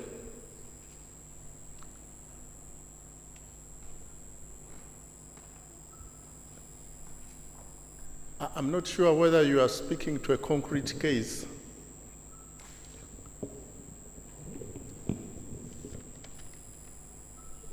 But perhaps I'll tell you a story. When I was a young advocate, I made a habeas corpus application for a client that had been tried by a unit military tribunal in the late 80s. In my view, the trial was a sham. The unit tribunal didn't have jurisdiction over a civilian. So I took a habeas corpus application to the High Court. Yes, the judge ordered a return, and he eventually made a ruling and said, well,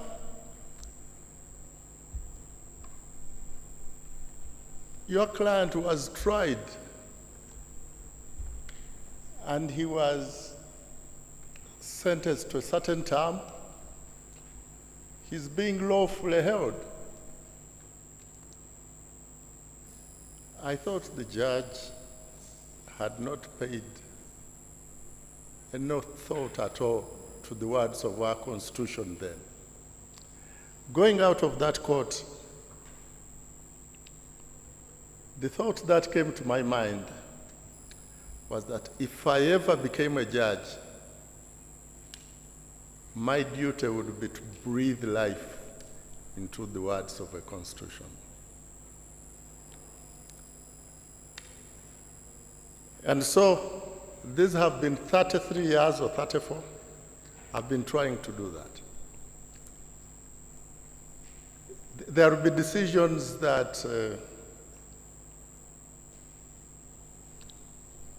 may cause consternation or may inspire you to do something else. So I'm not sure what much further I should say about habeas corpus, but I hope my experience may be something that you can pick something from. Professor Spire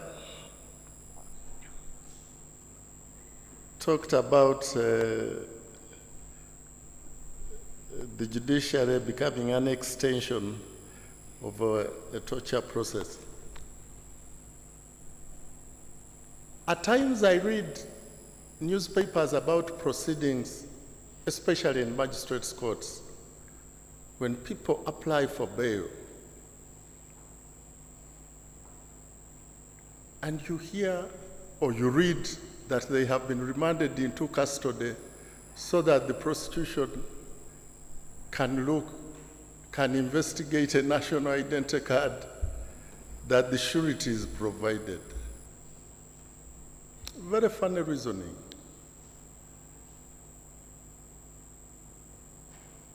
I recall when I was a young advocate, as a practitioner, the right to bail was taken seriously by the courts. And a magistrate would take time off to explain to an accused his right to bail and the fact that he could apply for it. The default position should really be to release somebody rather than to remand that person for bailable offense. But you know what has happened to the hostility to some of these rights?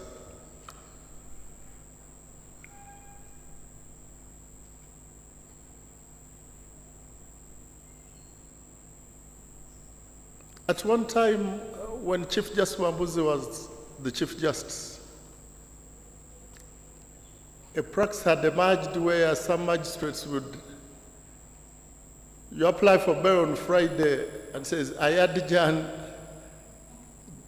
this application for ruling on Monday so that the person is sent to prison over the weekend. He issued an instruction, a written instruction to all judicial officers. You either grant bail or refuse it. If you refuse it, provide reasons for refusing it. You don't adjourn for ruling.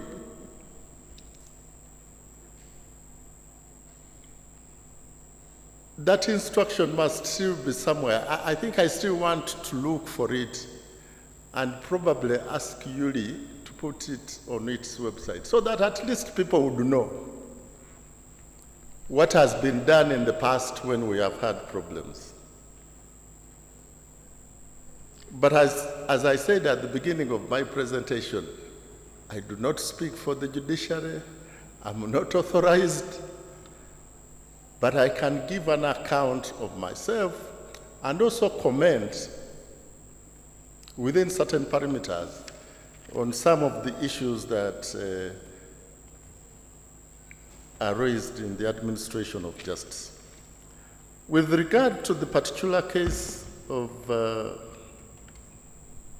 Kiza Besje that Honorable Chams referred to, you know, there is that rule, the sub judice rule.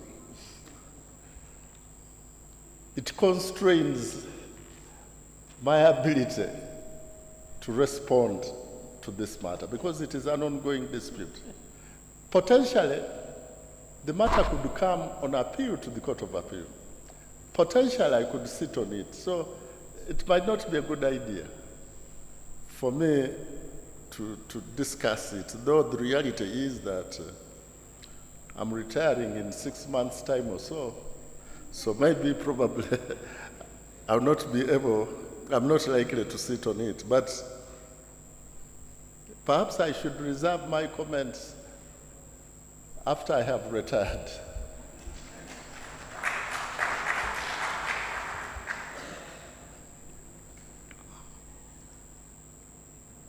Can judicial officers use common sense?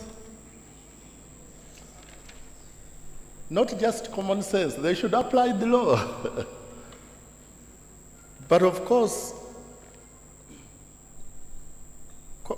common sense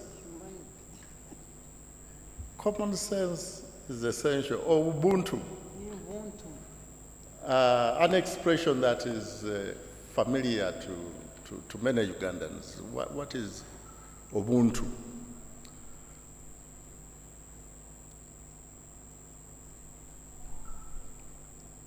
What is clear is that we have issues that we need to work on as a people. Agatha has indicated that they have done a number of things, but have met a brick wall. What more can be done?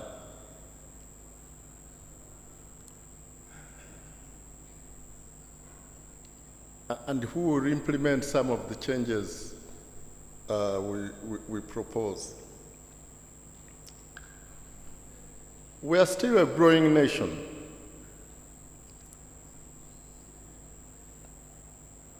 And our tomorrow must be informed by what we are going through now.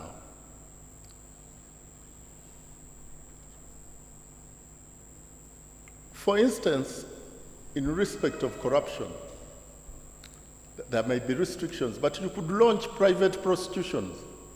I know the DPP still has control, but you have done what you could, and if the DPP steps in to take it over and extinguish the process, then I suppose you have exposed the system for what it is. So there are things that can be done.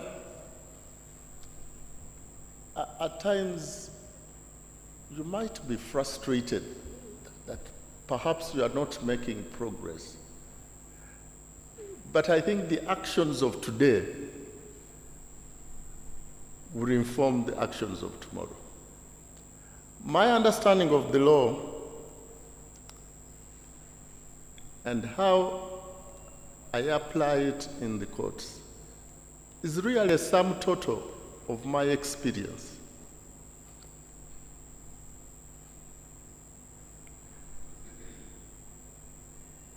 So your work, I'm sure, will impact some people. You should not give up. You see, when people are in power, it is easier to deride others.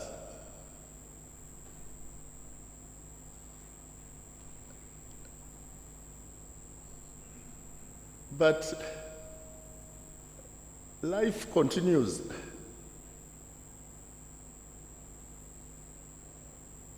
And you can hope for tomorrow that will be different. I'm not sure if there is something else I have not commented on. You?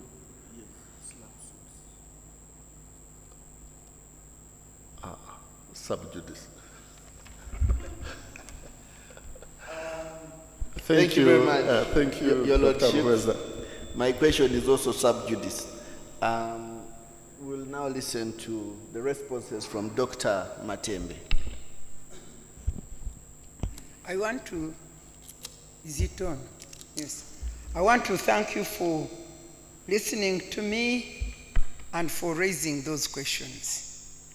You see, when they were asking me which organization I'm coming from, I said, you write me down as senior citizen. I found out today that I'm older than you, my Lord. So you can see how senior I am. Huh? And we are talking about a constitution which was made in 30 years ago and was crippled. I called it maimed. Within 10, by the time it finished 10 years. Why am I telling you this? I am wondering as to where 30 years ago, where many of you were, or age you were. This is not to demean you, Reverend, please. Don't think I'm not humble. I want to relate it to what I was telling you. When I said, have you read the Odoki report? And the Reverend said, the reading of it would not make any change. Certainly, reading gives you information, reading gives you knowledge, it gives you everything that you need to know. By the way, to add on your knowledge, I have this book which I wrote, published in 2019. I can see Professor helped to edit it. It is entitled The Struggle for Freedom and Democracy Betrayed. It is when you read such books that you know when 30 years ago, what was going on. So if you don't read, you only judge, comment, judge, these people didn't do right, But for instance, what I was saying, reading the report, and that brings me to what he said. This is my doctor here. Because I also want to disagree with him. And I want to say it clearly, that one of your response to redeem this nation should stop being putting blame game, blame and judgmental. You know, I meet many people, the young ones especially. A young person was asking me here. They say, it is your fault, you people. You brought this man to us, now he's torturing us, now you did. You are the one, it is your fault. I said, okay. We brought because we had a vision and a purpose. It was diverted and redirected into a wrong direction. But it is your time now. What are you doing? So blame game and judgmental attitude is not one of the best things you can do if you want to change situation and redeem this Uganda. And the reason why I have come with that straight answer, this book is there, you will buy it and go and read. And no, you say you love me, so if you love me, get my real brain here. Why I'm saying this is because, first of all, the Reverend, in his speech, he was agreeing with the doctor that we should accept where we go wrong and stop being arrogant or be humble.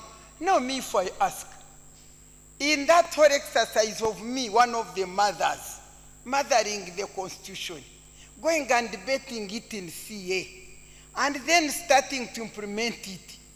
Now, for me, the only mistake I can say we as the people who made the Constitution, which I realized later, was that we did not entrench. We didn't entrench the removal. We didn't entrench the presidential term limit. Because I can guarantee that if our presidential term limit was never removed, if it was like in these other African countries, where somebody leads and after, you know, the term limit was introduced that time. If you go to countries like Ghana, South Africa, Zimbabwe, where Africans, whatever failure they are having, but time comes, you tolerate what they are doing for 10 years, and afterwards, they go. Which Ugandans themselves, not the bush people. I'm bringing this to your comment. She said that the Constitution of 1995 was like all these other constitutions where Ugandans did not participate. That because the people who came from the bush came and put the Constitution. I want to say it very clearly that that is a lie. It's not right. And those are the judgmental things I'm talking about. We were here when the bush people came, whatever, how many number they were. All Ugandans came up and embraced the thing because the 10-point program was very clear. We loved it. We embraced it. Those people on the Uganda Constitutional Commission, I think there was Captain Major Kayihura. Kayihura, I don't know the title now. But he was the only person who came from the bush and was one of us. The rest of us were professionals, very distinct people who were on the Constitution. And we traversed the whole country and we asked everybody, professionals, the lawyers, the economists, the NGO women, everybody was asked. And they gave their views and they wrote them and we analyzed those views. The process took, by the way, 4 years. As a result, even I had my back broken. I have disc degeneration because of 24 hours working hard. Now, when we come out with this constitution, which was certainly the first popularly made constitution by Ugandans, and you really say no, it was as usual. Honestly, you Ugandans, you should put credit where it is, even if you don't like something, but recognize. You see me, I fight Museveni and what he's doing. I don't like the wrongdoing. But I credit him for coming here and redeeming us from a situation where we are, and moreover, for giving me an opportunity to realize my childhood dream, which was to fight for gender equality and women's empowerment.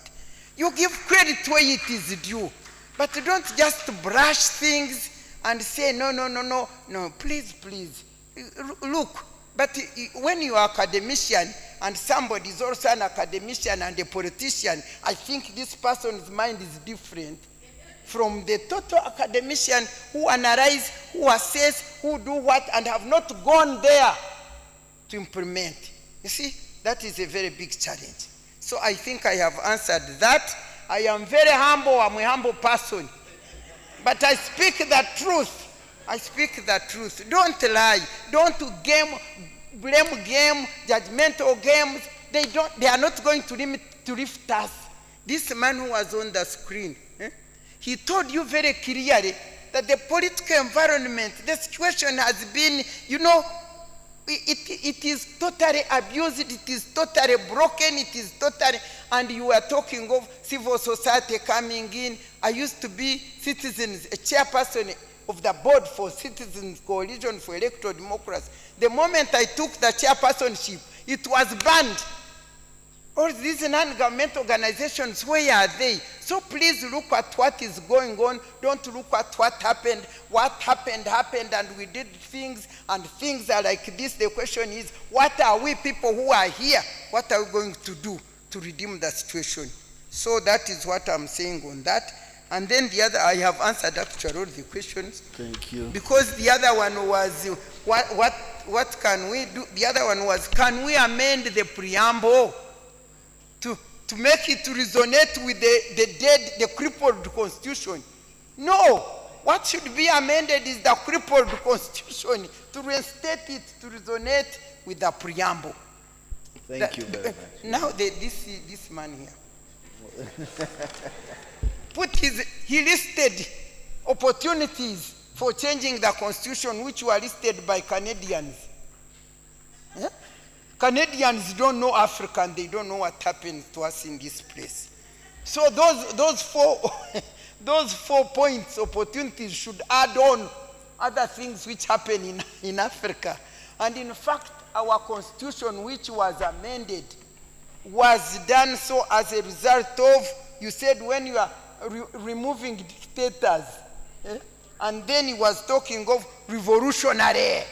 Now there was a revolutionary leadership that came from the bush to remove the dictatorship, and as a result, a new constitution was made. Okay? Now that constitution has been murdered.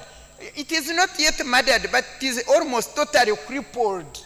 And secondly, whatever even is remaining in that constitution as right is not being implemented. The problem is the failure and inability to implement even whatever is in that constitution. I'm telling you, when there is a change of government, which I'm yearning for with all my heart, there will be a review of this constitution. It has to be reviewed and be realigned with the expectations of the people. And you, young person, I want to answer you by saying that the constitution is not, they call it, it is not static or built in a stone. The constitution is supposed to also be amended, because when you make it, you start implementing it, then you meet challenges, then you see problems, and then you get amendments to realign it with these problems which we are seeing. But genuine things. So constitutions, we are not saying that they should not have been amended. We are not saying that they shouldn't be amended, but they should be realigned. You don't just amend immediately. You don't just amend in line with your personal interest. It should be amended in line with bettering its betterment of its application and use by its own people. Thank you very much, Dr. Matembe. I don't know whether, James, you have a response in a minute or so. You are the only one I can bully here. The rest are my parents. Yeah. So, James, in 1 or 2 minutes, then we shall close this session. Yeah. And, I think, Honorable, what is very clear in principle is that no one contends the fact that this constitution was arrived at through a consultative process. Honorable, you know Chituo cha Katiba. You were my boss there. We have a full container. The Chief Justice Odoki delivered to Chituo cha Katiba a full container of consultations from the people. A full, when I say full container, full of documents by the people. So there's no question about that. However, what I think the argument was, which I also need to emphasize further, that there was a closure, a clothing of what the retainers of power wanted by clothing it with the participation of the people. And you've just actually hinted on that. For example, the non-entrenchment of power term limits in the Constitution was, and you have also said it, that, you know, these people came in a moment when we were all hot. We wanted, you know, we were happy. I mean, well, you people who were there, the messiahs had come. So the tendency for guards to be put down when change and transition has come is that aspect that we have to look at futuristically. That what can it be done this time around, that we have learned from lessons. But I'm even sure that Reverend didn't mean bad on that. My last issue comment, I think, came from Agatha on the question of what next. I think one of the most important institutions we must save in this country or reclaim is the judiciary, for one simple reason, that when we sowed the seed of the Constitution, the watering are the judgments we need every day. The watering of growth of a Constitution comes from this jurisprudence. Habeas corpus, that's jurisprudence. I believe personally that decisions of judges grow states, not even the executive. You know, the decisions that this is wrong, this is right, they are responsible for building a fabric of civilization, of tolerance, of acceptance, things that the law can't actually deliver, things that the executive with all their programs can't deliver. So when you hijack the core heart that is responsible for the continued evolution and the growth of the community through judgments, through litigation, then you have actually hijacked the veins of growth of a country. And that's, for me, the argument why the central institution here that needs attention really is the judiciary, because of its relationship with the evolution and the growth of the country. Otherwise, Honorable Matembe, we love you. They're even going to buy your books. And my Lord, nice to meet you. Thank you very much, James. And thank you very much to our panelists. I'll kindly request your Lordship, Dr. Matembe, James, if you could just stand and we take a group photo. But can you give them a hand clap, including the person who has been in charge of our sign language? She's done a great job. When Dr. Matembe was speaking passionately, she also reproduced the passion in that regard. Thank you very much. So, cameraman, a group photo, then we can take a tea break unless the organizers have other directions. Thank you. We stand.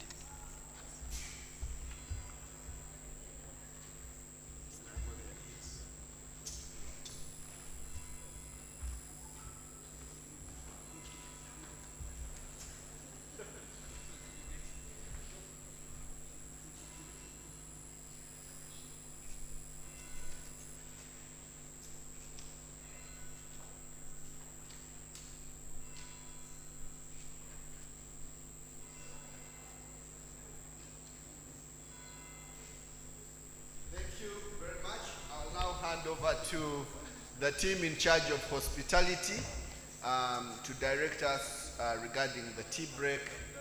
Dr. Spire, is there any direction in that regard?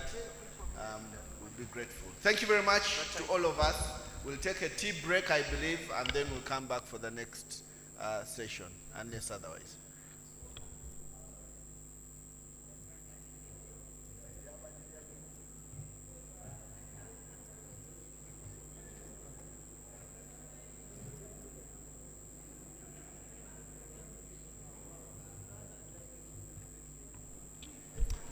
Yes, please, as we go for tea, could we allow our guests, the panelists, to serve first? Could we please allow our panelists to be served first? Thank you.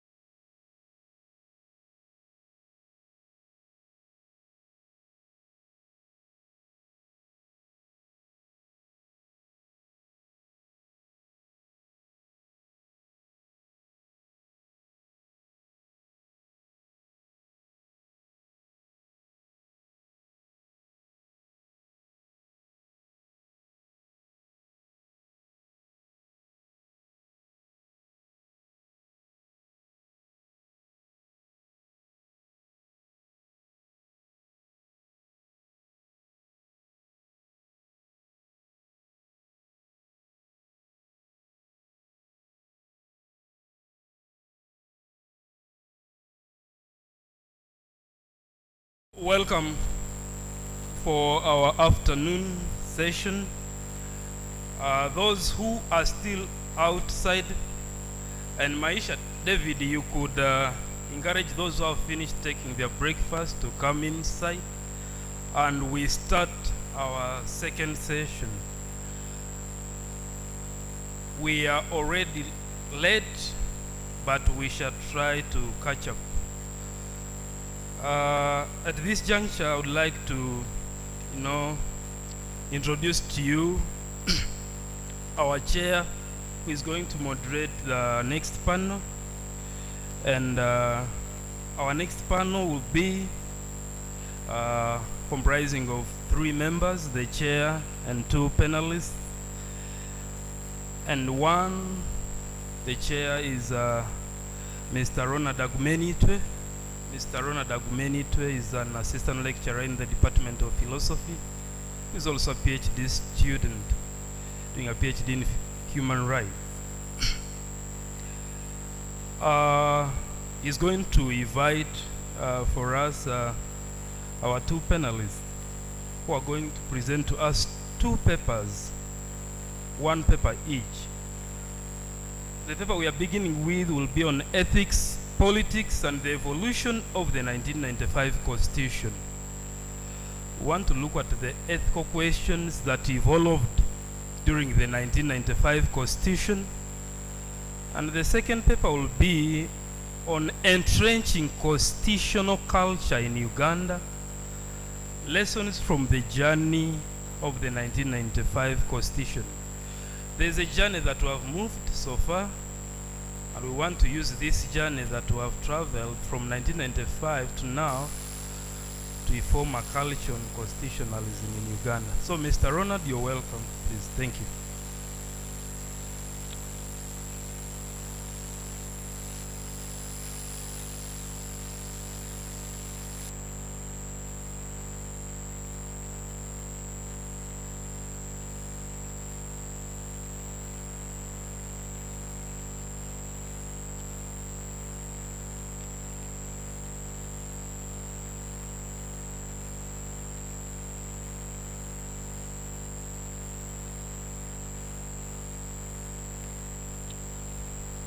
Hello. Good afternoon, ladies and gentlemen. And I would like to take this opportunity to welcome you once again and to appreciate your presence to come and attend the 2025 World Philosophy Day organized by the Department of Philosophy and Law School. So I will be chairing the next session, and I would like to request the ushers to please inform our participants to come back inside for the next session. And as Vincent Siriaco has already mentioned, there are 2 presentations in this session. One by one of our members of staff, and another by Professor Sabit Makara, who has come up here. Professor, you're very welcome. Professor Makara is a professor at Kabale University in governance and the director of the graduate training school at Kabale University. He's published widely on various areas on governance in Uganda, and he will be speaking to us about entrenching constitutional culture in Uganda, lessons from the journey of the 1995 Constitution. From the presenters, panelists, and speakers from yesterday and today, at least we've already gathered that we have a very good constitution, but we lack the element of constitutionalism. So today we are going to have a conversation where Professor Makara tries to give us a way how we can be able to entrench constitutional culture into our population, into our ways of governance. But this comes after we have looked at some of the challenges that we face, also borrowing from Professor Rukoko's discussion yesterday, and of course other panelists, on some of the challenges of lack of the spirit of the Constitution, especially emerging from the norms that governed constitutional making in 1995. Whereas some principles can be traced back to the constitutional making process, there are pitfalls that highlight the lack of principles and respect for the norms that were aimed to guide constitutionalism and entrenching the Constitution.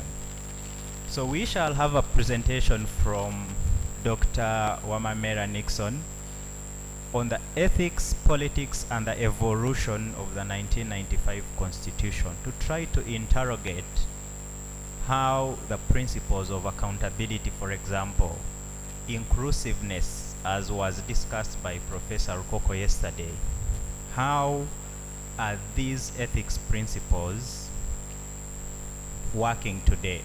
How were they entrenched in the conversations of the Constitution in 1995, and how have they evolved up to the situation we have today? Dr. Nixon Wamamera is a member of department in the Department of Philosophy and is a scholar on matters of the Constitution. He's a fellow with the Carnegie Fellowship, and he's conducting research in the East African region with a team of researchers who are looking at constitutionalism. Dr. Wamamera, you're very welcome to the panel. I believe Professor Makara has stepped out shortly, but I already introduced him, and he will be coming up here to share with us on entrenching constitutional culture in Uganda and sharing lessons from the journey of the 1995 Constitution. So without taking so much of your time, I would like to stand on the structure of the discussions that have already been held and invite Dr. Wamamera to kick off this conversation. Dr. Wamamera, you're very welcome. Thank you so much, Mr. Ronald. As he has introduced me, I'm Nixon Wamamera, and I teach in Department of Philosophy here at Accra University. I have the pleasure to share with you ideas around ethics, politics, and the evolution of the 1995 Constitution. I must say that much of what I'm going to say has already been said by previous speakers, but I'll have to see what the value can add to this very important conversation. This is going to be the structure of my presentation. I'm going to look at introduction, conceptualizations, especially of ethics and politics, evolution of the 1995 Constitution, politics, political concerns, ethical issue, conclusion. So as you know, when you look at my structure, you realize that I'm more concerned with pitfalls. I'm going to zero down pitfalls. Now, when I was given this topic, I was imagining what evolution is. And I know when the word evolution comes into our mind, we think of biological evolution. And many of us have gone through that process. It means we come from somewhere and we are moving somewhere. But I don't know whether we are moving from bad to good or from good to, so it is something to reflect upon. But you can see that is what some historians have been evolutionary process, especially for humans. So I want to liken it to, I use this to liken it to that of 1995 Constitution. So, but before I do that, the question that comes up is there are three concepts, that is ethics, politics, and the Constitution. Politics and ethics, politics and the Constitution seem to be obvious. We know them, and they are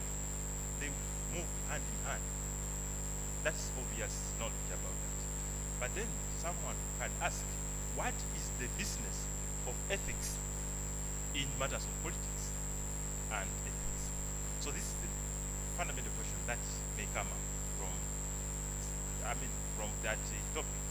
But then, when I reflect on that question, I had to look at the works of Aristotle to see whether there is a nexus between these three concepts. And now, Aristotle, as we have heard about him, is one of those great political scholars, and even the word constitution we're using, most of the ideas about constitutionalism or constitution are borrowed from him. Now, when you look at his texts, especially his politics, because Aristotle writes several texts, but I'm concerning myself with politics and maybe in information ethics. In politics, Aristotle looks at politics as that kind of enterprise concerned for the realization of the supreme good. That is the good of human persons, which I think in other terms is called human flourishing. Of course, in a Greek I think it would be eudaimonia. And now we note that the purpose of politics, or at the heart of politics, should be human flourishing, or the good of, or other people call it happiness. Now, how does now constitution come in? In Aristotelian sense, the constitution aids in organizing society to realize this good. And now, what does good have to do with ethics? As we know, ethics is concerned is the good of human person and the nature of the good. That's why we talk about ethics. And therefore, in this sense, we can look at constitutional making as a moral activity, because it's intended for the good of human persons. Good in several perspectives: economic, political, and social, and all other spheres of life. And therefore, some scholars have defined, or have looked at a constitution as a legal, political, and ethical document that defines how society should be organized. Of course, there are technical definitions for the definition, but there are now some scholars who have linked ethics to constitution. Previously, it was looked at as purely legal and maybe political document, but it now has ethical dimension. Now, when you relate that to the 1995 Constitution, you note that politics, ethics in politics and evolution of the 1995 Constitution is not, is elusive. It's not something you can easily pin down. And therefore, the purpose of this paper is to help us to pin down those ethical issues. Now, the question I'm concerned with is, what are the ethical issues in politics and the evolution of the 1995 Constitution of Uganda? Now, to do that, it's important to understand what politics is. What ethics is.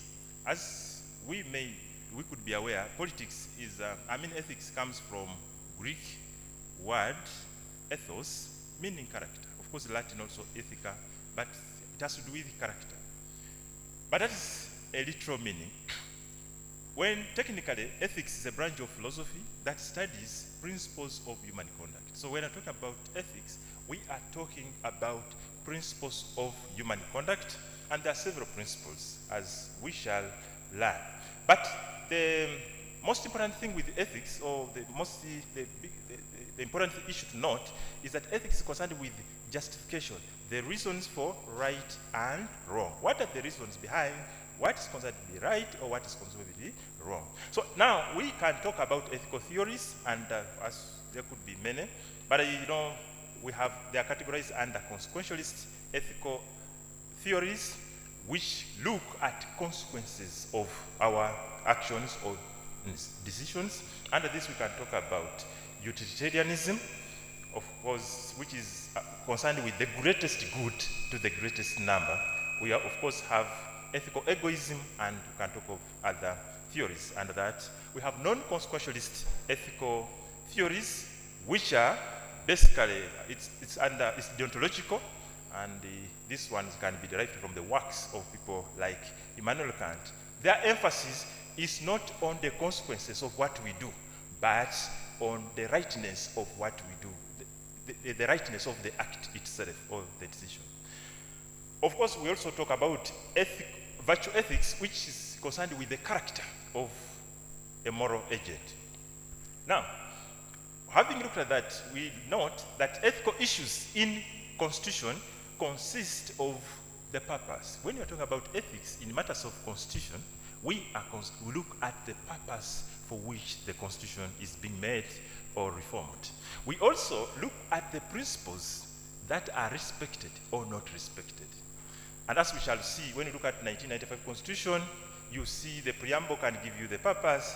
You look at the various provisions within that Constitution, the Bill of Rights and others that indicate the respect of principles of ethics. Several principles which I will talk about. Then, of course, we also talk about application of ethical theories in matters of constitution making or reform. Now, hence, in this sense, ethics helps us to evaluate politics and the constitution or constitutional process. So, but let's understand what politics then is. When we talk about politics, many of us, many best people, I know this is an academic audience. To let people, politics may mean gambling, may mean lying. I think even when we expect honesty from people who would have lied to us. At some point, I was vying for some political position, and I talked to them. I organized some consultative meeting, and I was trying to tell them what I will do. They said, "You young man, tell us that you lied. Politics about lying. Don't say that you'll be honest. Say you lie." Okay? So I was in a difficult situation, but finally I told them that, well, I'll lie. It's true, I'll lie to you, but for the good. I'll lie for purpose of your good, not for my selfish interest. Now, in that sense, we can say that politics comes from Latin.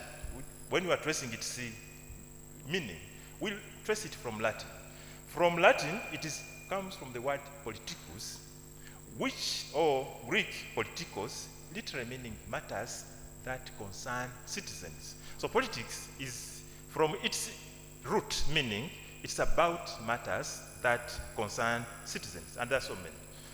Now, but in terms of political scientists are here, Professor Magara and the rest, and the definition of what politics is really contested. It is philosophical in itself, and I will not go into that. But what we can note is that politics is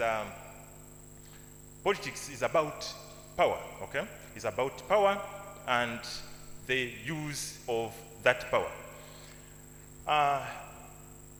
The idea of constitution, therefore, when it related with politics, is that the constitution gives legitimacy.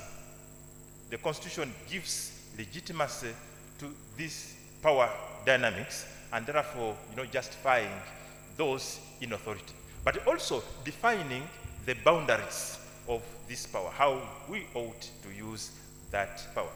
Now, for the case of, again, constitution and politics, we can also talk about the theory, or a practice that has informed matters of constitution, political ideas that have informed issues to do with having constitution, especially written constitutions, and that is constitutional democracy.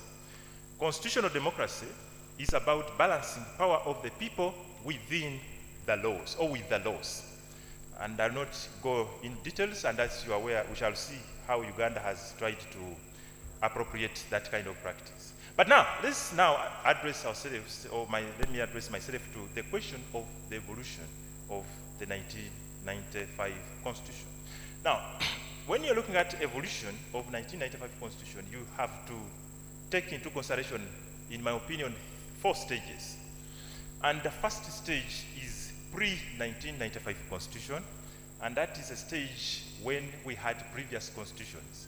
The first constitution we had, which is 1962, followed by 1966, which many of us refer to as Pigeonhole Constitution. And then, of course, we talk about 1967 Constitution. And also, there are abrogations. They were abrogated. And also, we talk about political challenges the country went through, the times of 80s. NRM war, for instance, that 5-war protracted war with its 10-point program, and one of them being restoration of democracy.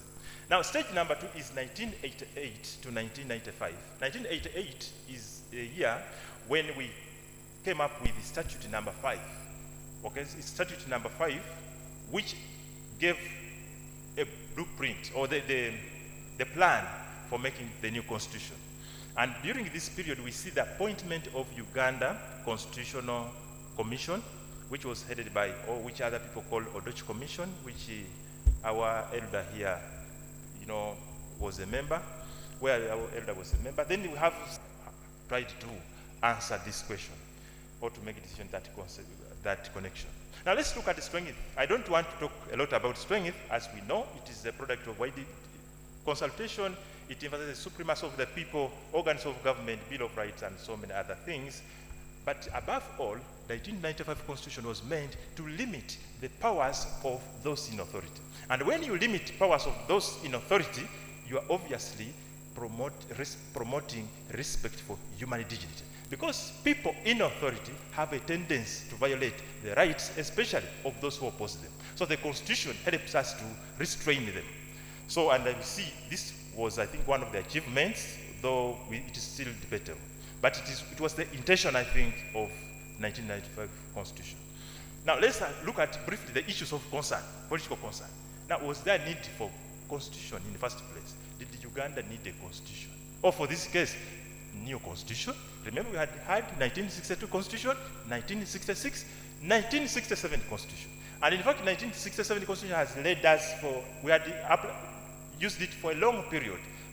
Even when Amin took over, some lawyers will tell you that Amin just suspended certain provisions of that constitution, but didn't do away with the constitution entirely. So now, was there need for a new constitution? It's a debatable thing. Well, when you read Odoch report, there are justifications for the new constitution. But somebody may say, was it a culture? Was it an addiction?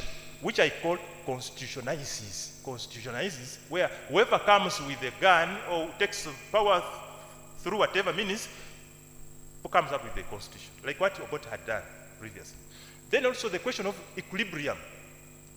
Now, we had people who had come from the bush with the knowledge of the good.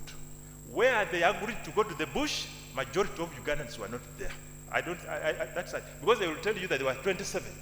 They went to the bush after losing election of 1980. Of course, they highlight the reason why they went, and they are convincing. When you look at the reason why they went to the bush, they are really very convincing. But these people came with the knowledge of the good, and we make a constitution with them. After that, when they took over power, they said, let us make a constitution. Now, the constitution has been looked at as a social contract. Some scholars claim a contract should involve, there should be level ground for a contract. Was there level ground during that, for purpose of that contract? Because we see some citizens have come from the bush with a gun, others look helpless. Now, these are matters which come up. Now, there's also the issue of composition of the committee. I'll not talk about it because one of the members are there, but there is a report that the way the committee was appointed had issues following, of course, the guidelines at that time. Some people are appointed by the president, others are appointed by Minister of Justice without consultation of the president. So that caused a problem. As I conclude, let's look at, of course, the nature of consultation, reporting, length of period of that constitution. It took unnecessarily long period.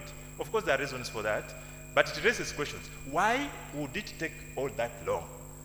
Almost from 88 to 1995, was it helping some people in power to, as they plan, they strategize, they consolidate themselves, or what? The nature of provisions. Look at upper issues like upper age limit, even entrenchment. I loved how Honorable Matembe addressed, talked to us about this entrenchment. Ladies and gentlemen, you will note that age limit and term limit were not entrenched. Entrenchment means it is made difficult to change. And by the way, the difficulty in the Constitution is a referendum. But you'll note that age limit, term limit did not require a referendum, but changing the length of term required term limit. What was the motive behind that? I think that's the question which we may raise. Then, of course, we have issues of incumbency. We are amending the Constitution at the time when the person who oversaw the process is still there, okay? We're doing it, is eyeing the next position. I to talk a lot about that. Look at even the CA people, they made that Constitution when there was election just 1 year after that. And many of them were even eyeing for parliamentary and the rest of the positions. Now, as I conclude, let's look at Dr. Omamera, one minute, please. Take us to ethical question. Ethical question of interest. We see the issue of interest coming up. Traditionally, a constitution is supposed to be made in public interest. And when you look at the works of Kabwejere, the works of Kalujire, they condemn Obote for having had a constitution that serves his interest. So 1995 was supposed to serve public interest. But really, what is the debate around that, ethical debate? Public interest, as you know, is good. It enables us to have good society, good common good, realization of common good, but there is ethics of self-interest, which is ethical egoism, which has been hidden in this. And ethical egoism has got justifications. It has got strength and it has got weaknesses. So as I conclude, the challenge we have had in our journey for a new constitution, we have taken ethical egoism for granted, which is ethics of self-interest. The danger of ethics of self-interest is that you can easily slide into selfishness where people pursue selfish interest. So we see this, it has come, but it was taken for granted, and since it was taken for granted, there were no safety nets. There was now procedure to curb self-interest. What many Ugandans, they believed in Messiah. That Messiah, an example talked about it, Museveni and the rest being the Messiah. But they were human beings who are capable. Self-interest is natural to humans. They can at some point pursue self-interest. Can we recognize that kind of ethics and put some measures that can address it? Now, in my conclusion, Dr. Omamera, I thought you already concluded. Through ethics committee, after learning all these lessons, we can come up with ethics committee that can oversee constitutional reforms or even constitutional making, the initial constitutional making, if we are to make a new one. That committee can address matters of conflict of interest and many other ethical issues that relate to ethics of self-interest, and of course other ethical concerns. So ladies and gentlemen, of course this paper this idea of ethics was shared by many members, but these are a few things which I thought I would share with you. Thank you so much for listening to me. Please, thank you, Dr. Omamera. Thank you very much, Dr. Omamera. Another round of applause, please, for Dr. Omamera. I find myself in a very difficult position. I have so many questions for him, but I'm chairing the session, so I can't raise any.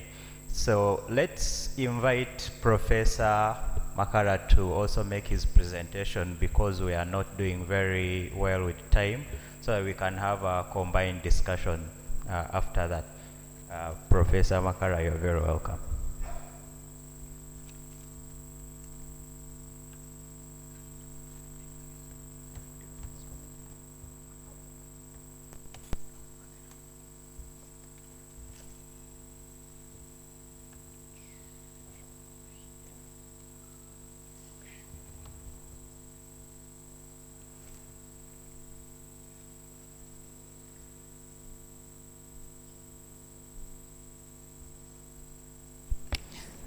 Professor Makara, you have 15 minutes, and only under exigent circumstances will I add you maybe 2 or 3. Thank you. Thank you. I'm delighted to talk here at this conference, and I think it is refreshing to be back at home at Makerere. I'm going to talk about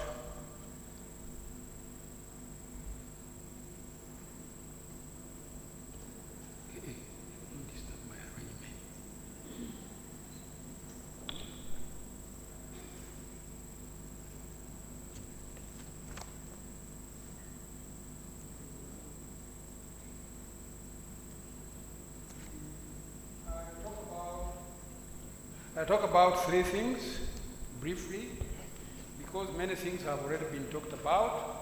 One, where do we find the philosophical strength of making a constitution? We find it in two paradoxes. One advanced by Hobbes in his work on the despot or the Leviathan. The other work we cherish in constitutionalism is by Jean-Jacques Rousseau. Hobbes, am I okay? Yes, please. But I'm okay. He has eaten my 10 minutes. Hobbes talks about leaving a Leviathan, a despot, to rule everybody. And Rousseau talks about citizens' sovereignty, deciding and making sure that power is in their hands and so on. I think most constitutions at least claim not to advance the idea of a despot, but the idea of popular sovereignty, which is advanced by Hobbes. I guess that the 1995 Constitution benefited from the people who read philosophies of Hobbes, advancing freedom of press, advancing freedom of association, and so on and so on. That's why I would like to argue that when we had the colonial state, there was no constitution, even if they were writing agreements and so on, including the 1900 agreement, where it is stated that only the English version of that agreement was actually valid. So the one they made in Uganda or any other thing, so that couldn't have been a compact of any legality. So we go to Independence Constitution. The Independence Constitution, many people say Obote abrogated it, but there were a number of reasons why he did so. He could possibly be in the shoes of Obote, having a constitution which was not working at all, because that constitution had three jurisdictions. One that was federal, another was semi-federal, another one was Republican. So how could it work? It wasn't going to work anyway. I think legal brains like Kanyihamba said it was meant to fail right from the day one. But of course, when we got the 1967 Constitution, you could see that Obote went beyond, because he made himself president. That was a coup. In fact, even if he had not carried out a coup at Rubiri, still by making himself the president without going through elections, that was already a coup of its own. The other weaknesses of the 1967 Constitution, declaring one-party state, making a move to the left. Many young people don't know the move to the left. The move to the left was some kind of move by Milton Obote to make Uganda a socialist state, whereas it wasn't in their own ideology from the day one. The Nachivua pronouncements, young people may not have heard about them. That was trying to nationalize the economy and so on. And even before he was taken off the chair, the presidency, he had introduced 1+3 method of elections, that he was trying to be nationalistic. Therefore, each member of parliament would stand in 4 constituencies in all corners of the country. Things that were not going to work. Then, the 1967 Constitution is used by Idi Amin with a few amendments, as many people have already alluded to. Then he introduces economic war by expelling the Asians against the law, human rights abuses and disappearing of citizens. Then we have 1979 to 80, where there was no constitution really, apart from the 1967 Constitution. Remember that Obote had done injustice to Uganda, so to say. From 1962 up to 1980, Uganda did not have elections. So how can you talk of a culture of constitutionalism when you have taken 18 years without constitution, without elections? Then, of course, the 1980 elections were rigged. That is a fact. Even Commonwealth observers agreed with that. Then it ushers in a civil war between government and the National Resistance Movement of Milton Yoweri Museveni. Of course, Museveni takes power but continues to rule under the 1967 with a few amendments until 1988, when he appoints the Constitutional Commission, which submitted a report in 1992. Contrary to what some people said, that it was not participatory. I was around and I participated myself. I was a researcher for the commission. There were so many views. I was already here, I was a lecturer.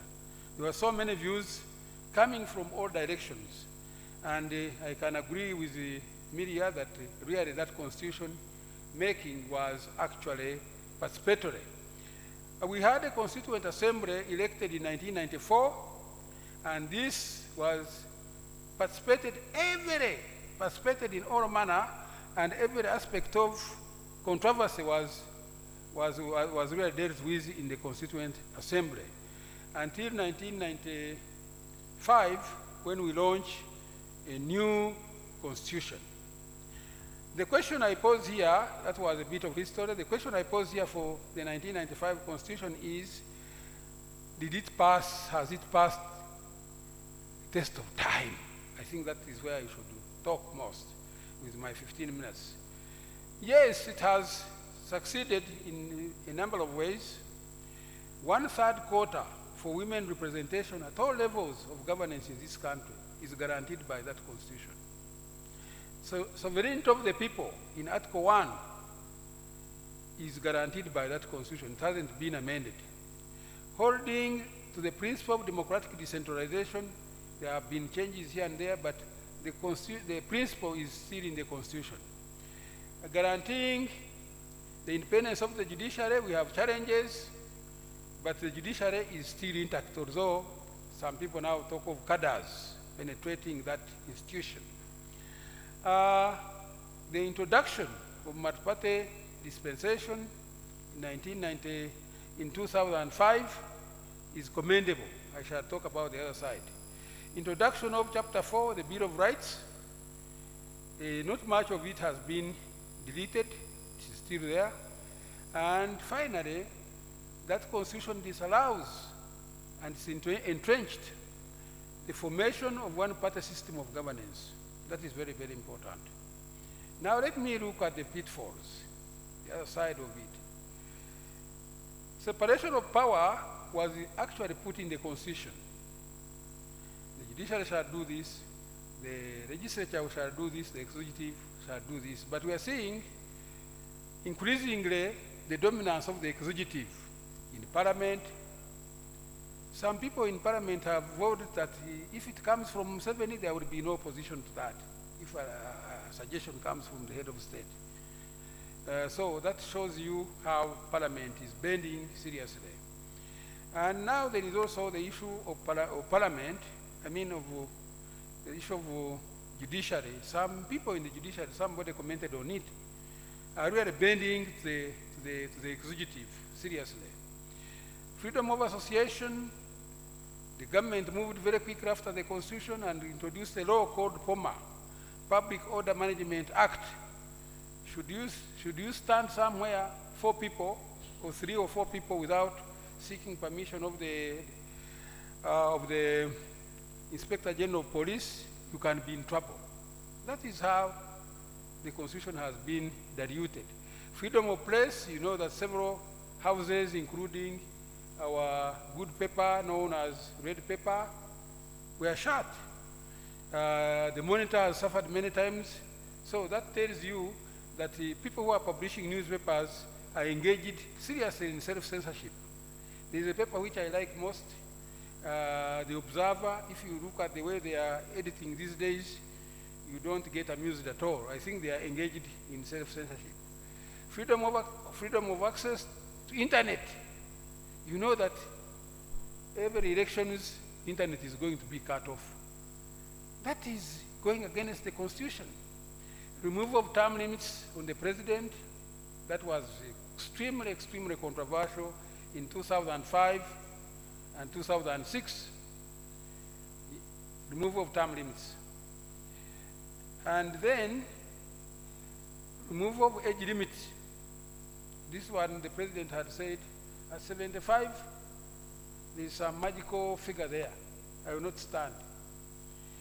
You know that he's standing again. Weakening the Human Rights Commission and abuse of rights is going on seriously. Even the budget of Uganda Human Rights Commission, they complained, was cut down. I don't know the reason. The debate on strengthening the Electoral Commission has been going on since 2006 there, to strengthen and make the Electoral Commission fully independent. But now you know how it is appointed. I can elaborate a little, that the president can wake up and choose me, since I could be his friend, and so on and so on. Or I might have been his agent as a chairman of a district NRM or something like that. And those kind of people are there in the Electoral Commission. So the independence of the Electoral Commission, the only thing they added in 2016 was say it should be called the Independent Electoral Commission. Fortunately, they were wise, the people at the Electoral Commission, they don't call themselves the Independent Electoral Commission. But in the books, it is there that they are supposed to be Independent Electoral Commission, but they know it very well that they are not independent. Weakening local government systems. Some of us who are very, very, very loving to the decentralized powers of local government and loving local governments to function on their own, so much has happened, so many districts which are not well funded. The recentralization of finances and key roles at the districts and municipalities. This is diluting the principle which is entrenched in the Constitution and even in the directive principles of the Constitution, that this country will be governed under a decentralized system of what? Governance. That is being diluted. Yes, the other day, before we started the process of this election, one of the districts was cut into 4. That has implications for the elections. Some people might be happy that so-and-so gave us a district, so who are we not to vote properly?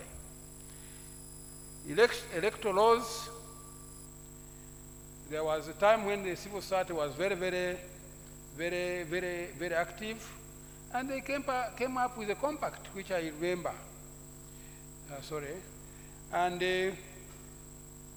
Which I remember, and those things were kept very well at Parliament. No debate took place. So people who are participating in elections, you say, you people, don't you know that you are wasting time because the electoral law has not been amended to allow you to participate freely. So what are you doing there? When they win you fairly because you did not struggle to fight for your rights to have the laws amended to make sure that you participate in a free and fair elections. You can see militarization of criminal justice through courts, especially through court martial. You know that the court martial was abolished by the constitutional, no, not the constitutional, by the Supreme Court. But the president said, no, I will have to make a referendum about that. The people must participate and allow me to reinstate the court martial.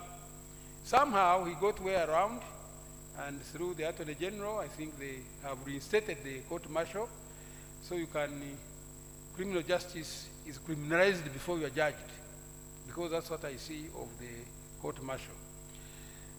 So sovereignty and citizenship questions are not settled in this country. There are many people who are claiming to be citizens of Uganda. You should also question that.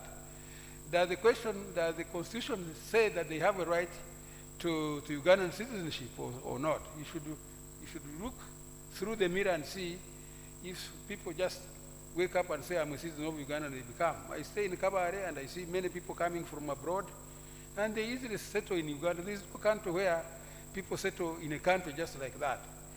Politicization of the traditional and cultural leaders.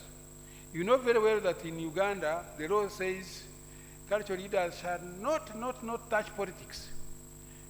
But if some of the cultural leaders play very well with the ruling party, they are okay. That's okay. That's okay for them to play a game with the ruling party. And they'll be given a Pajero, they'll be given a security, they will be given a big house at the expense of government. I think their salaries were increased beyond the salary of the Chief Justice for the traditional leaders. There is some political question there. Why should the traditional leader earn more than 50 million a month, but the Chief Justice gets about 30 or something like that? Freedom of judges in politically sensitive cases, e.g. Bobi Wine case versus Museveni and Electoral Commission. One judge who had a dissenting judgment was refused to read it. Is that fair? Yeah.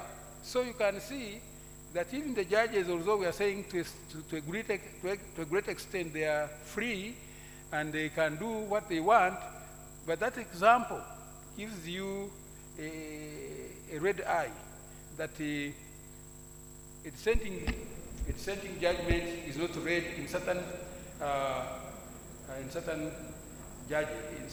things. We can conclude. My main conclusion follows from Professor Koso Gendo's views about African states, which are desirous of making constitution and having constitution, but that constitution has no constitutionalism. The question that you gave me, organizers, was to see if a culture of constitutionalism is taking place. The pitfalls that I have highlighted show you that we are making a round back from where we came in 1966-67, that the new constitution has not brought a new dispensation of a culture of constitutionalism. Of course, Gendo argues that although many African countries have adopted new constitutions, these have not spurred a legacy of constitutionalism. What we are witnessing in the post-1995 constitutional period is what I may call reverse constitutional culture, not a culture of constitutionalism.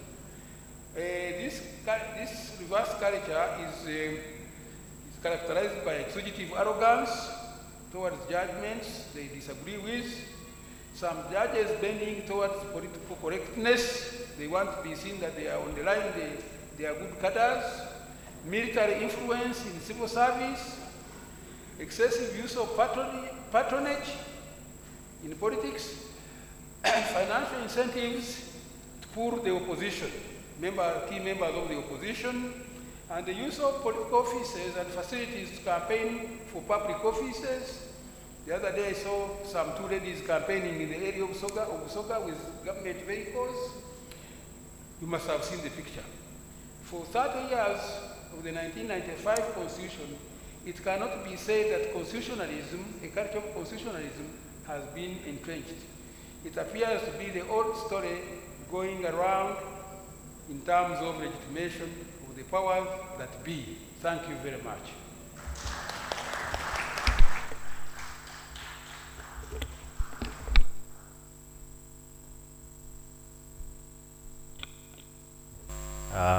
Thank you very much, Professor Makara, for that rather very insightful history, the pitfalls, the gains, and your observations on our culture of constitutionalism. So I will make maybe an attempt to summarize the presentations in 2 minutes, well aware that I would not be able to do justice to the presentations, but let the plenary session do that. But just to capture a few insights I can highlight from the two panelists. So from Dr. Wamamera, the questions are whether we have been able to implement the 1995 Constitution following the ethical foundations that were espoused by the drafters of the Constitution at the time.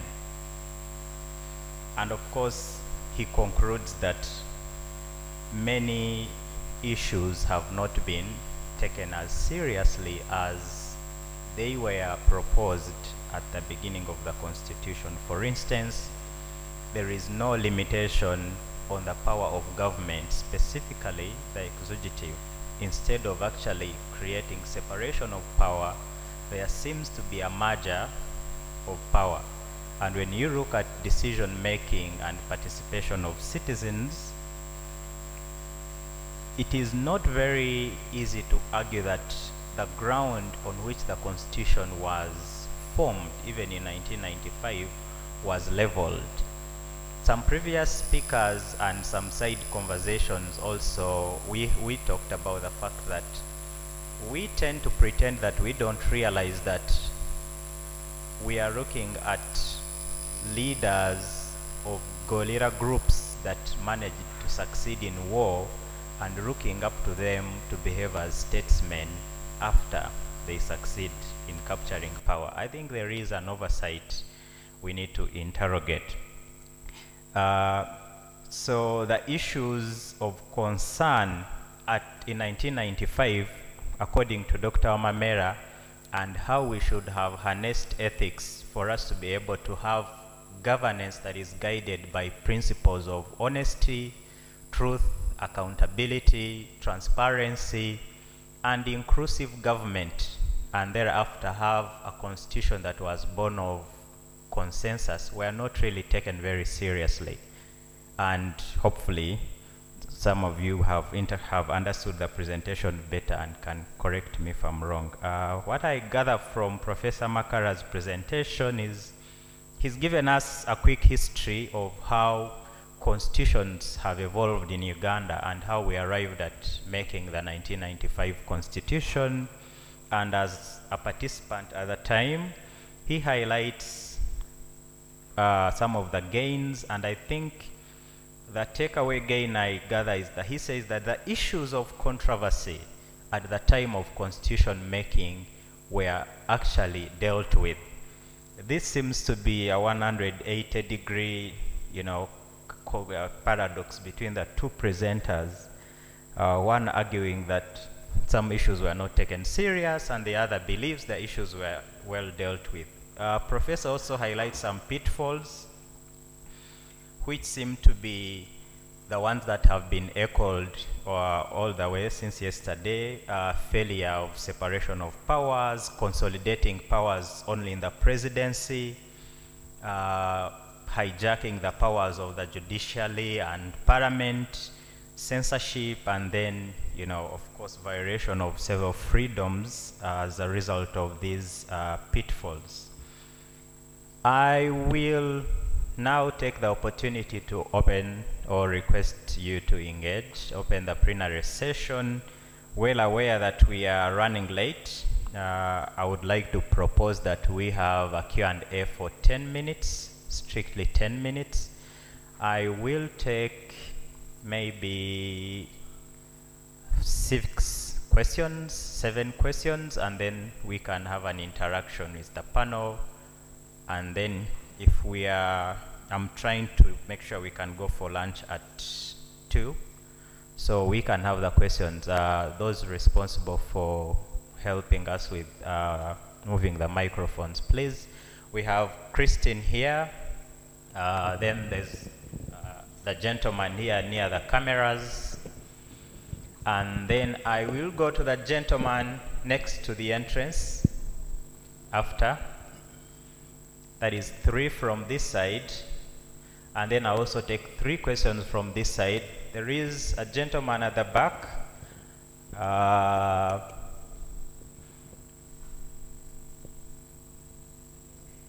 Yes, we have Honorable Miriam Matembe here. So I will take another question from this side for purposes of giving one of our earlier panelists an opportunity.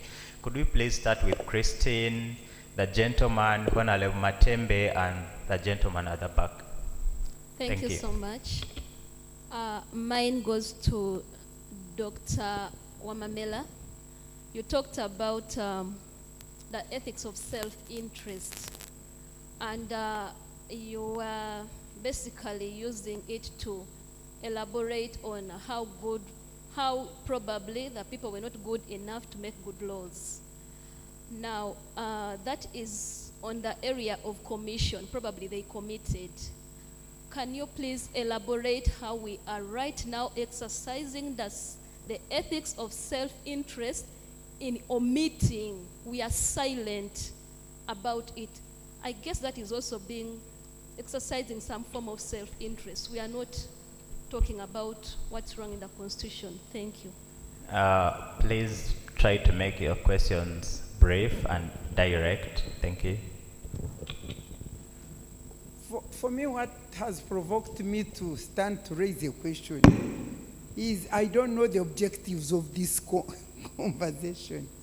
Is it a conversation that will come or is meant to come out with certain proposed solutions, or so what do we do after here? Because when you stand there and critique and comment and so on, for me, when I see that all along the historical part, Ugandans were not necessarily participating in making constitution. And time came when they made their own constitution. And when you look at it, principles of separation of powers were there. All these things are there in that constitution. And then down the road, the implementation failed because of self-interest and hunger for power. And that's what destroyed now everything.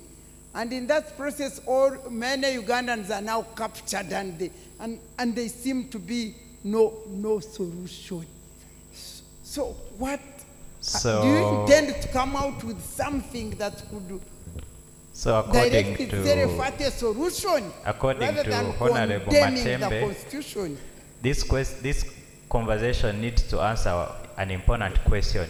What do we take away from here, and what next? Yes, please. My name is Jemba Eric. I teach here in the Performing Arts Department. Mine goes to both of the senior members here that are presented. Maybe I am doubting my understanding of philosophy, but the little I have about philosophy is the value of seeing the vision, preaching the Ubuntu. But currently, we are in the election time. We are in more campaigns. How much philosophy are we seeing in the campaigns? We are only seeing vibes of people who are very frustrated. How much of those visions, teaching of how we can relate with other people, how much of that are we seeing in the campaign trails? Thank you, Mr. Jemba. Jafar, the gentleman at the back, yes. Thank you so much. This is Batola David Stewart, quantity surveying here too from SEDAT.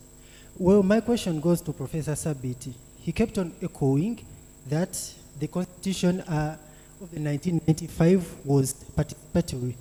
Well, I just want to understand that should we look at this in a context that the participation of the people was disguised to the extent that it was just a mere exuding of the fact that Ugandans have got initiative, or if this statement is false?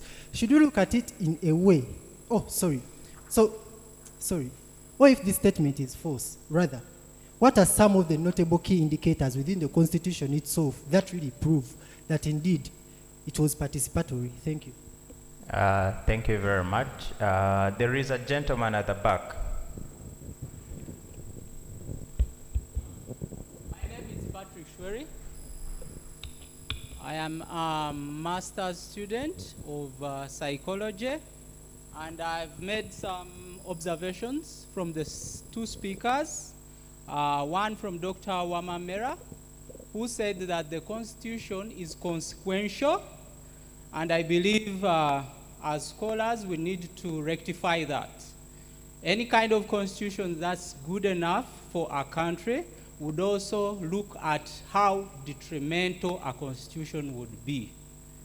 Yes, we might find the shortcomings of whatever laws are put in place. But question, please. Your question, please. Yes, that's one observation. The other observation was that a constitution, to be a constitution, has to be tested by time it has lasted. I'd like to inform the doctor who has just spoken that indeed this is not a 95 constitution. Remember, there have been various amendments, so we can even count the 96 amendment, 97 amendment, 98 amendment, 2000 water amendment, and you'll have so many constitutions. All right. So to say thank that you. it's only a 95 and it has been there for over 30 years is erroneous. I'd like also to excuse say... me, okay, thank you. I think the presentation of Professor Makara looks at lessons from the journey of the Constitution. I believe there is nothing erroneous about him pointing out that we need to look at the time, and I'm sure the journey is inclusive of the amendments. Thank you. There was another gentleman here, only two. There's a student from Canada and the gentleman in a white shirt.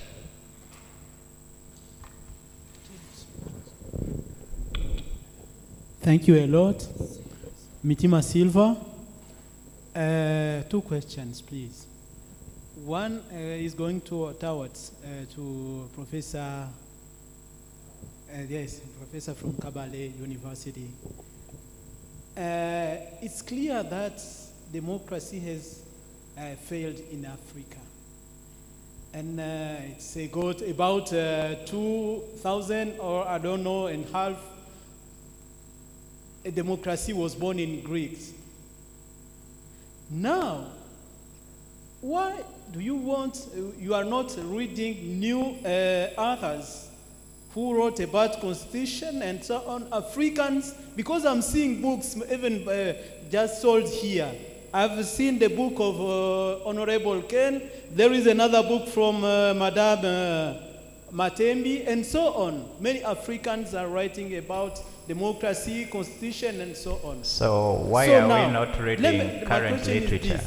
What's the new way now to have the good governance as a democracy has failed in Africa? Second question, The please. second question is going to Dr. Wamamela. He told us about the Messianism. Yes, I'm seeing it in Africa nowadays. Even in my country, they was crying at this time, if they don't leave Kabila on the power, the country will die, or the country will fail, and so on.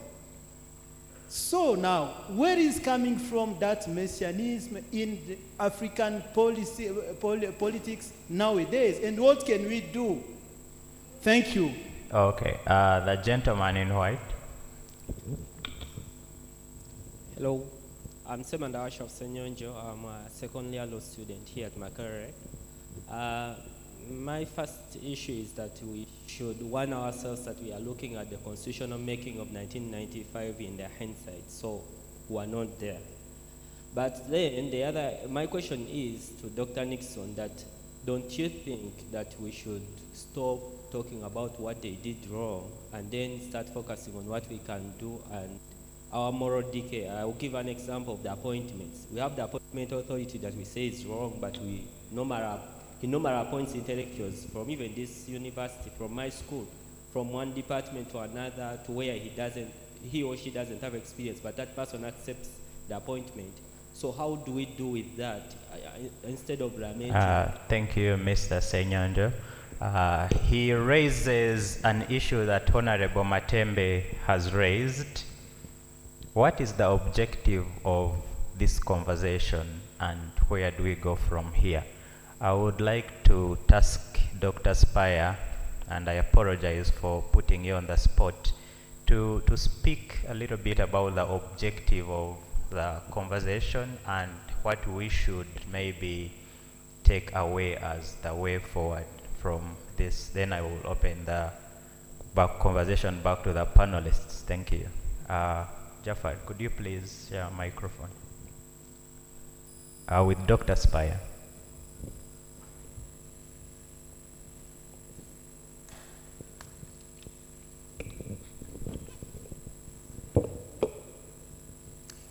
Yeah, thanks, Ronald.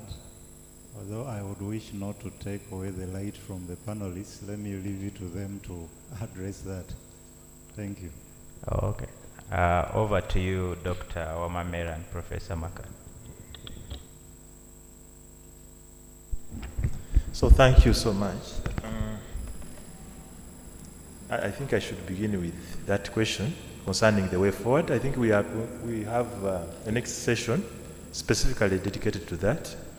I don't know, I stand to be guided.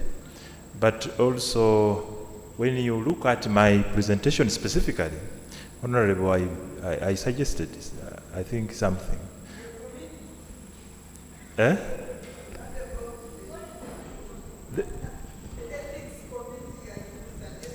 Yes. Who do you put there in Uganda? Who are the ethical people that will be on that committee? When Okay. the Minister for Ethics and Integrity was chased away for standing for against the removal of the...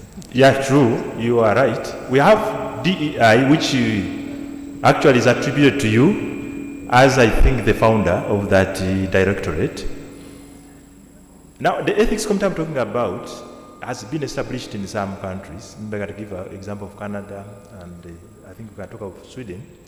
Those committees scrutinize some of constitutional reforms. If, for instance, at the moment, as we speak, if you are to amend the constitution, the first question that comes up is that is your proposal constitutional?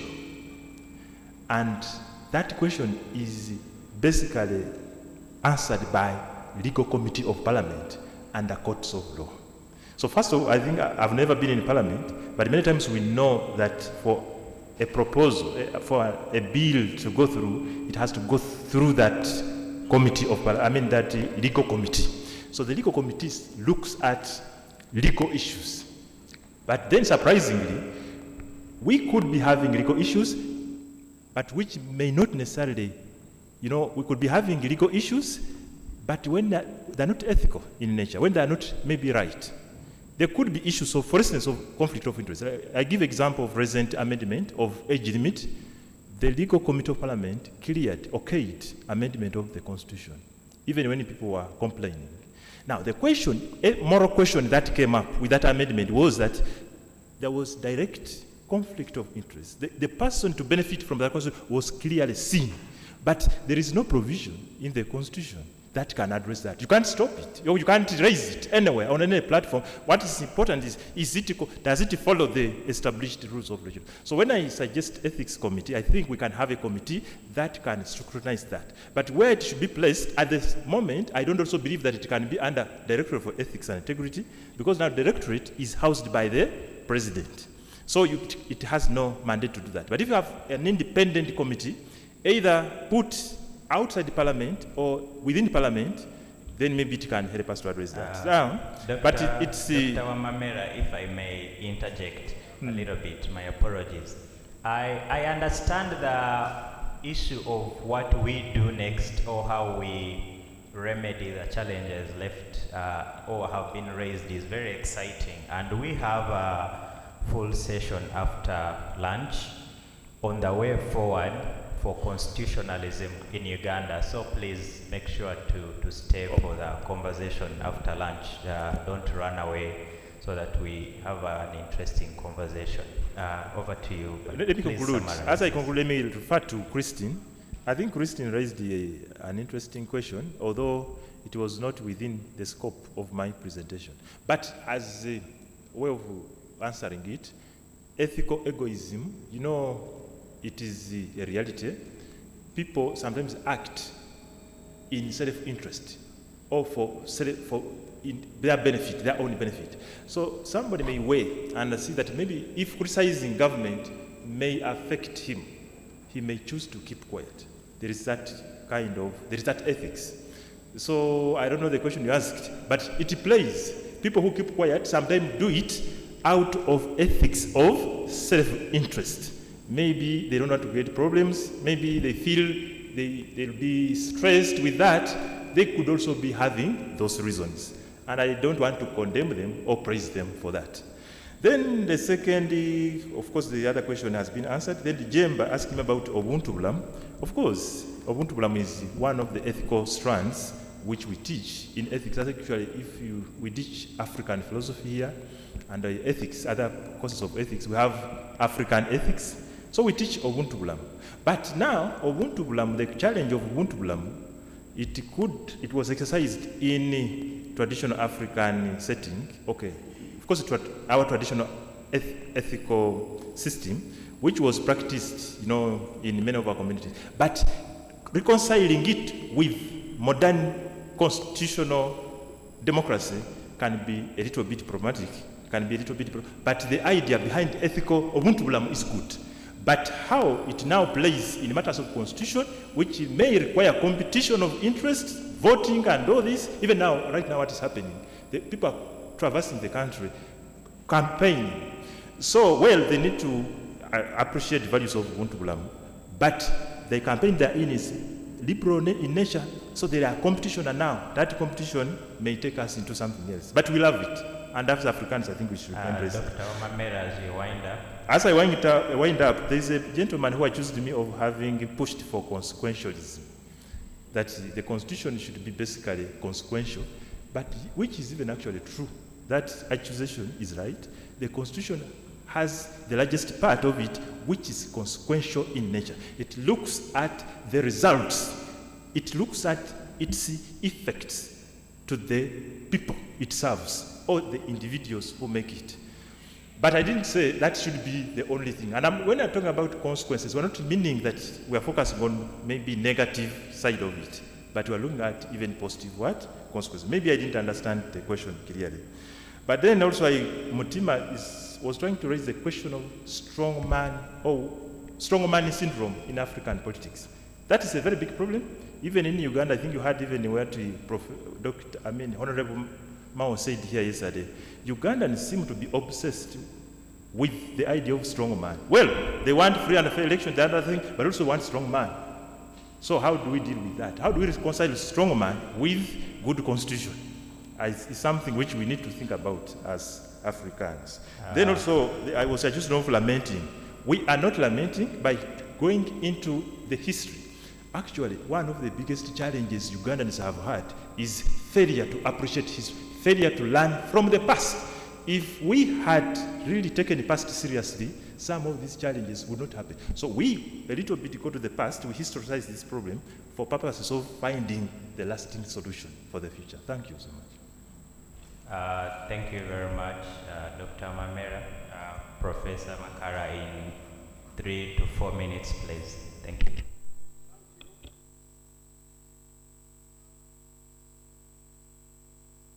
I think that my conclusion was very apt in terms of reflecting on what Professor Okosa-Gendo has philosophized about. Many African constitutions do not have a constitutional culture because the leaders do not care about the legacy they can leave behind. Because once we made the 1995 constitution, everybody was happy with it. There's no doubt about it. Some of us have been around. That now we have laid a foundation for good governance of the country. How now it comes to be belittled, and some people say it's a piece of paper, it can't stop me from this and that. I was reading some time back a Ghanaian legislator saying, in this country, nothing cannot be done by this party except turning a woman into a man and a man into a woman. That's the mindset of African leaders, that once they have power, they can do anything, even with the constitution. So once we have that kind of thinking, we cannot have a culture of constitutionalism. That's what I was saying. And we came from a very rough history. When Dr. Matembe really narrates it in her book, we came from a very bad situation. So when we had the 1995 constitution, all of us jubilated really, knowing that we are now making the first step towards stable, good governance. And it's slipping away from our own feet when we are seeing. And this is the time to rethink our past, like my colleague has said, if we came from that bad past, and now the Constitution gave us a starting point, and we are leaving it to go sleep outside our feet, we are making a very big mistake. Me, when I see that soldiers are becoming politicians, when they are still in uniform, I get worried very much. Let me make this point very clear. The other point was raised by my Canadian student who said we should have a way of reinventing democracy in Africa. Democracy is not going to be very difficult if people stick to the rules of the game. The rules of the game are in the Constitution, which was made in a participatory manner. I told you that I agree with Dr. Matembe that this Constitution was participatory. All manner of things came that Constitution. I have a Reverend Father who was saying maybe those documents which were submitted, we should just forget about them. No. So much was submitted. A lot of work went into it. So we hoped that something good was coming out of it. And the Constitution itself came out good. I have seen pictures of Honorable Kapaburo handing it over the President. It was good. So we think that we should have had a new start, but we are seeing a situation where the new start is not happening. The other one was of amending the Constitution. I think it has been amended to the extent that some people think that we have a different Constitution now. Maybe they are right. So what we should do is get back to the drawing board. We had started a process with some people, especially the church-based civil society, Interreligious Council of Uganda, to initiate a national dialogue. They shut it down. Yeah? So if we had had a national dialogue like the Interreligious Council of Uganda has done, we would be putting the Constitution back its foundation.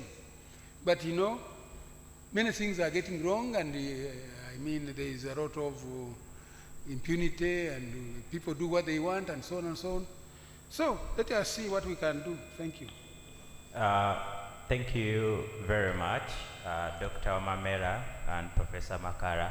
A round of applause for our presenters, please.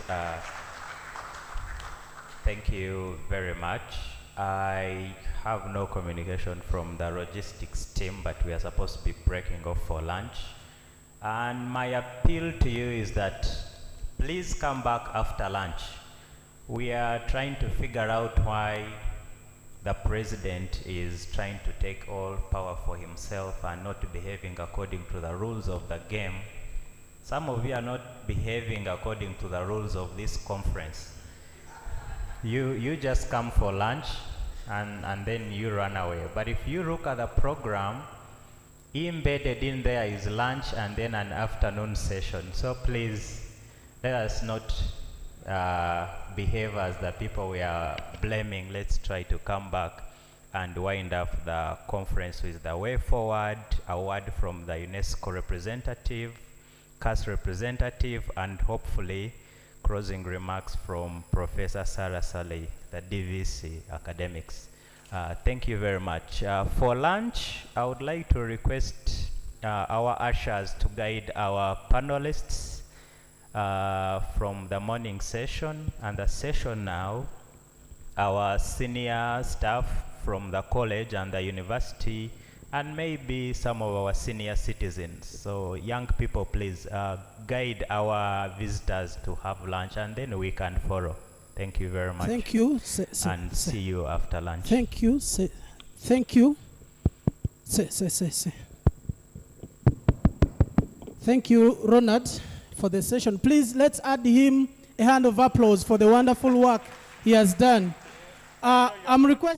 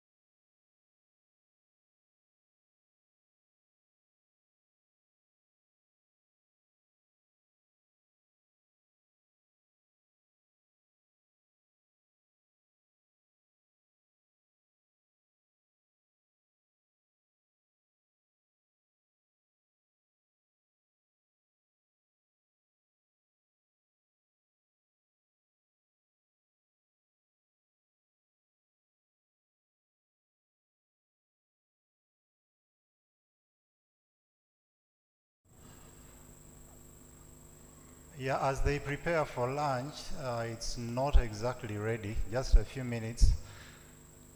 I think it would be good that we have the poem which was meant to be after lunch, so that by the time it's done, even lunch would be ready. So yesterday we had a performance by comedian Agnes Akiti, for those who are around. And part of the idea of this conference is to communicate in as many ways as possible, so that when we are talking about matters of constitutionalism, we are as inclusive as we can in terms of the audience that we can speak to, not only those that can listen to academic papers and follow them, but even those that are interested in various other media, all of which are very important in communicating these ideas.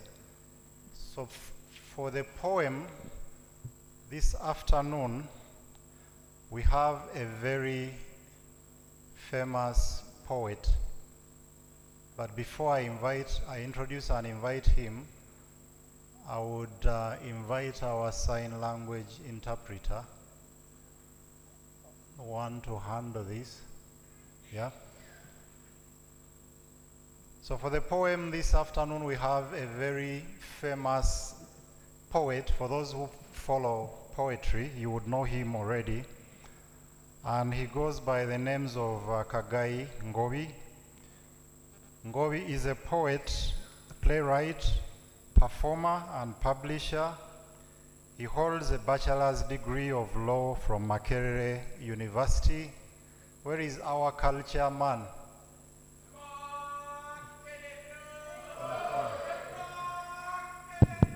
Oi! Oi! Z! Z! Oi!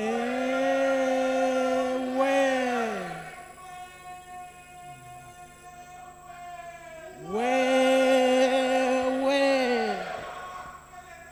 Oi! Oi!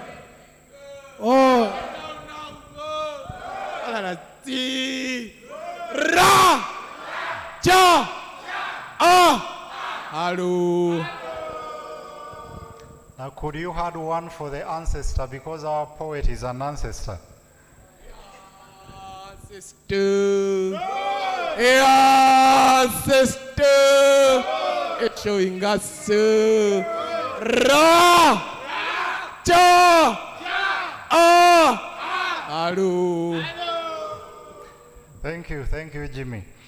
Yeah, so Kagai is, he holds a bachelor's degree of law from Makerere University. He's the founder and team leader of Chitara Nation, which is a poetry organization in Uganda that runs various programs to help young people develop their poetry talents. He is also the author of The Headline That Morning, a collection titled The Headline That Morning, and other poems. He's author as well for Yellow Pupu Poems. Oh, such a title. Yellow Pupu Poems, published in 2018. I would want to read that, but I hope it's not political. And also author of another title, No Speaking Vernacular, 2019, and of the other one which perhaps some of you have read, titled For My Negativity, 2019. A number of his poems and plays have been performed at various theater festivals in Uganda, Kenya, Ghana, Ethiopia, Sweden, Norway, Germany, and USA. Perhaps you should also add one country you forgot, and in Masaka. As a playwright and performer, Kagai has featured in Uganda, Kenya, Sweden, and Germany. His plays include The Audience Must Say Amen, No Speaking Vernacular, and Arrest the Poem. which was banned by the Uganda National Theatre. And I hope it's not what you're going to perform here. Most recently, this year, his one-man show For My Negativity, which is also banned by the National Theatre, although he doesn't add the reasons why they are banned. So most recently, that show For My Negativity had a debut at the Stuttgart Festival of the Arts, having been translated to German. His most recent play, titled But She Wanted It, has been staged at 7 high schools, thanks to the financial support of Kuonyesha Art Fund. It has also been performed at Makerere University, Uganda National Theatre, Kampala International Theatre Festival, the National Theatre of Ghana, and the Commedia Festival in Cologne, Germany. Kagai lives in Seguku, Katale. Could we put our hands together for Kagai Ngobi? Kagai, you're welcome on stage.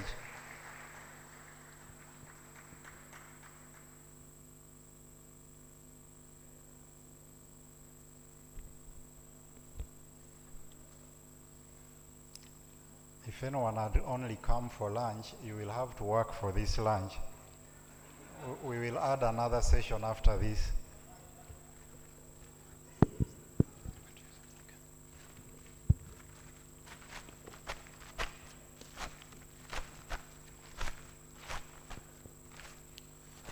Ladies and gentlemen, I'm going to share with you in the time that was designated to me 3 poems, and they are all from one long poem that I wrote that is entitled For My Negativity, after I was asked by a number of my listeners and readers why I lament so much about Uganda. And so the poems that I'm going to perform for you are entitled, the first one is, Viewer Discretion is Advised. The second one is, This Country is Not Ours, Munange. And the third one, which will be the last, is entitled, But Why Am I Telling You This in English? So, viewer discretion is advised.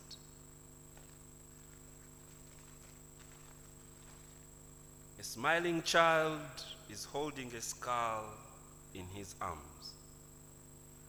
A smiling face is always beautiful for history to share. A surviving victim wears her mouth as a scar. She lost her lips to an elaborate process of making a critical political statement of what sort of power belongs to what sort of people. In search of another, a child is folding her arms and her face is beautiful for history to dare to find her a place to rest her eyes. But viewer discretion is advised.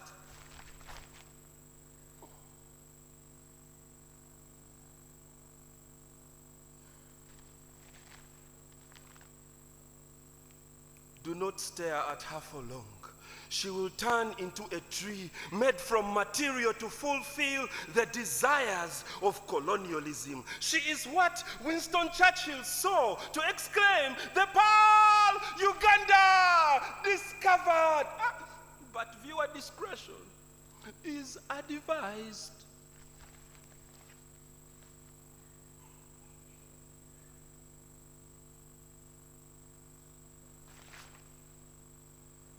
Hey, turn on our reality and you will see why it's not easy to see, find out why nobody wants to take responsibility of things they only found here.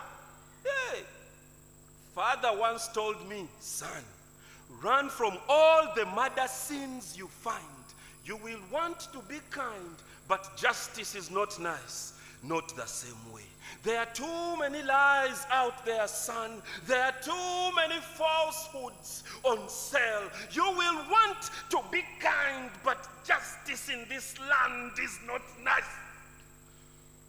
Not the same way. Do not think anything here belongs to you. Hey, even the 9,000 square miles in the current heart of this capital once belonged to the you in Uganda. But the moment the British called this land their protectorate, now Uganda also means Ebyenaku. But viewer discretion is advised.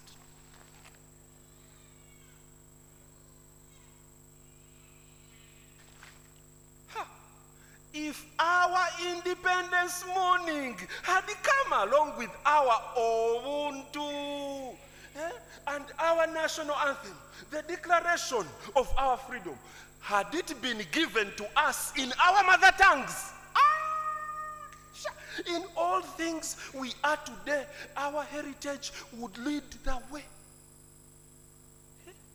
Our banana juice of freedom would be the supper that we suck every day, and not this poison of power drunk by elders in military wear, feeling important whenever violence erupts. But viewer discretion is advised.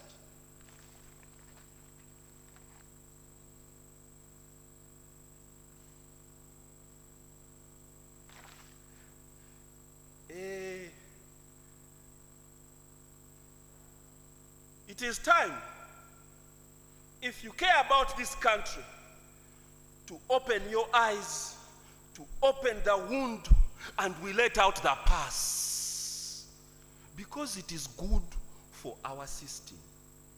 Unless you are a parasite pestering perennial politicians to partake power so you can propagate your claws in the human flesh of Omuntu Wawansi. Hey, close your eyes, because preaching human rights and preaching happiness, these concepts differ depending on who is holding the gun.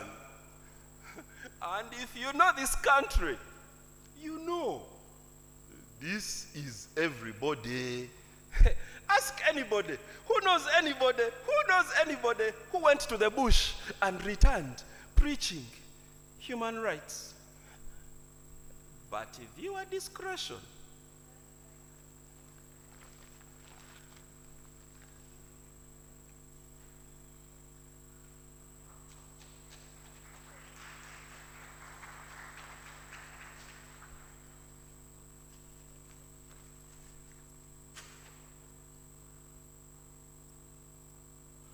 John Ruganda, Jangola be Uganda bwe fanana, Jangola be Uganda bwe fanana.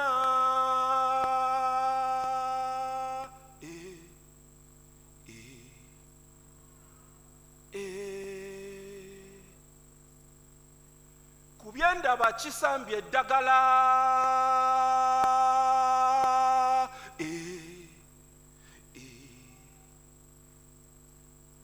ekiwundu kigguse ku liiso maama wa nkoko Uganda.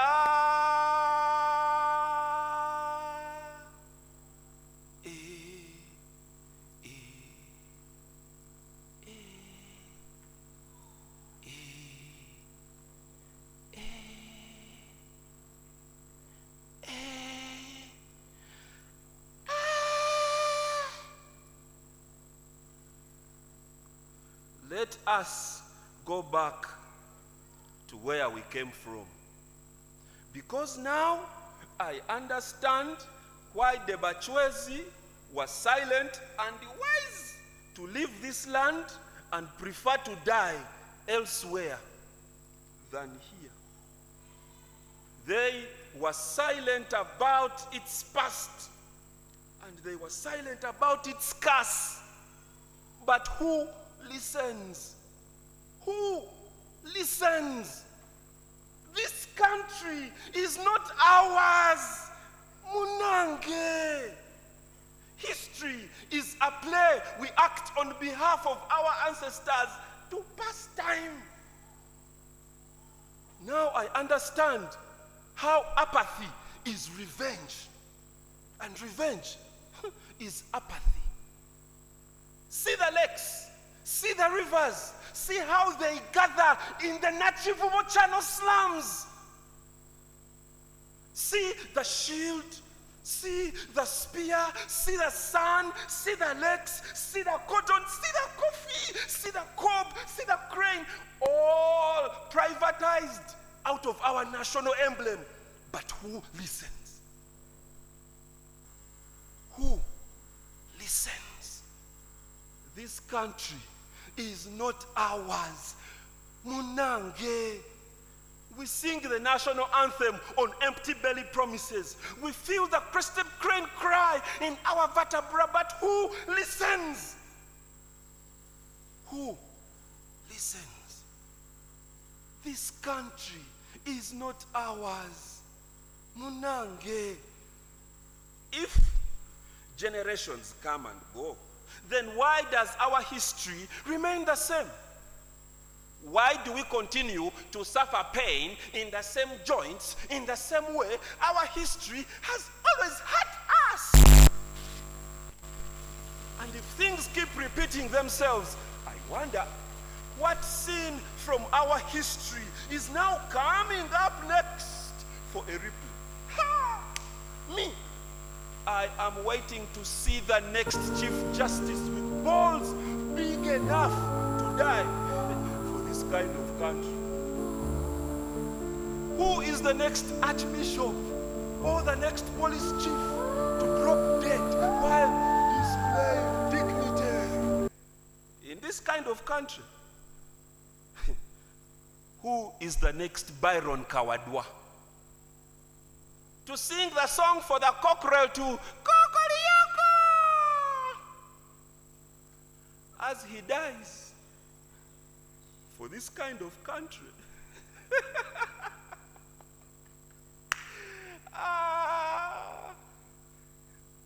In fact, has Bukuku not returned from his holiday in the Bahamas? But who listens? Who listens? Anyway, it is already too late.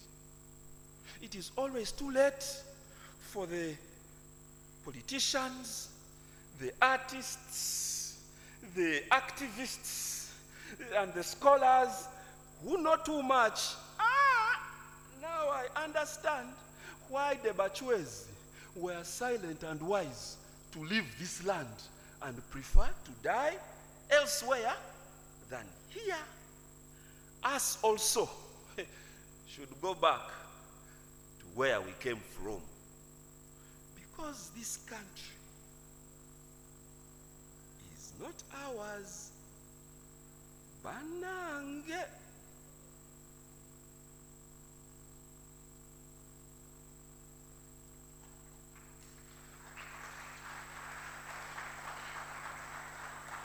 And finally, but why am I telling you this in English?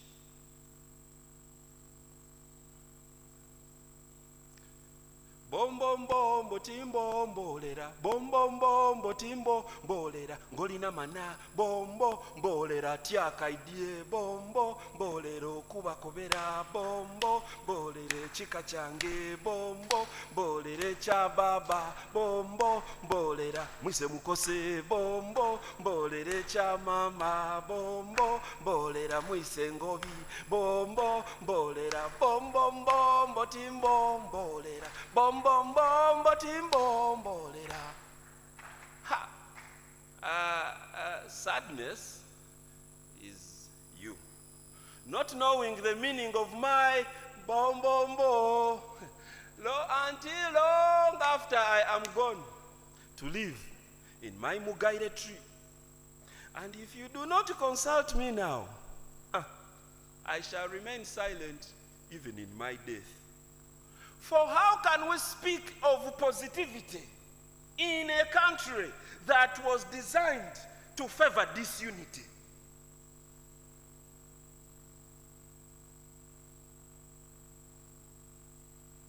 How can we speak optimism when our optimism is sugar-coated in the language of the English?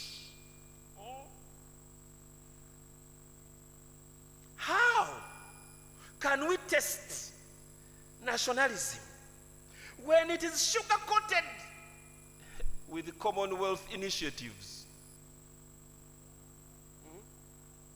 How can we feel our Ubuntu when our Ubuntu have been eaten by rats?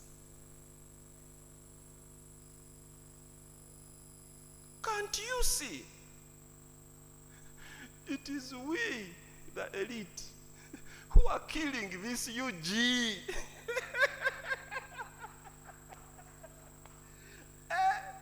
Lawino is coming to Kampala, being driven by the driver of building the nation. And both of them are complaining to each other in their subject matters, and none of them speaks about this country with positivity, because they know negativity plus negativity equals positivity. Hey, now sadness is you not knowing what you have to do with what you see and what you feel and what you hear and what you fear, because mbu, you fear what you will become to save yourself from drowning in the shadows of our past, after you standing up every day reciting the state is my shepherd, I shall not want. On an empty stomach. Sadness is we. Not knowing what we have to do with what we feel. But why am I telling you this in English?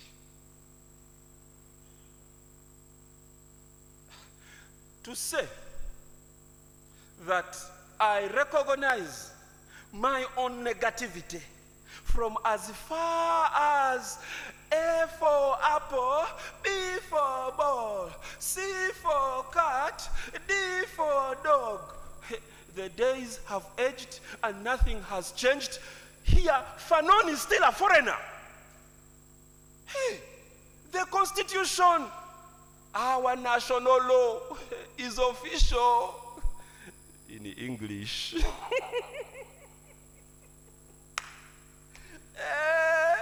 The Constitution, our national law, is official in the language of our colonizers.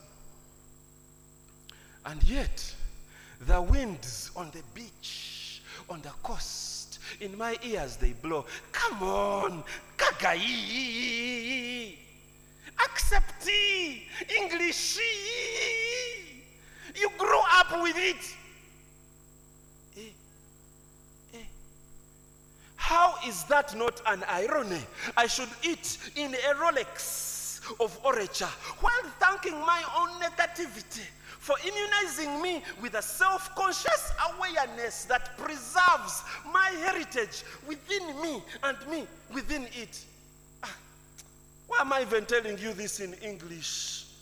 Bom bom bom botimbo mbolera bom bom bom botimbo mbolera ngolina mana bombo mbolera tyaka idye bombo mbolera okubakobera bombo mbolera chika change bombo mbolera cha baba bombo mbolera mwise mukose bombo mbolera cha mama bombo mbolera mwise ngobi bombo mbolera bom bom bom botimbo mbolera.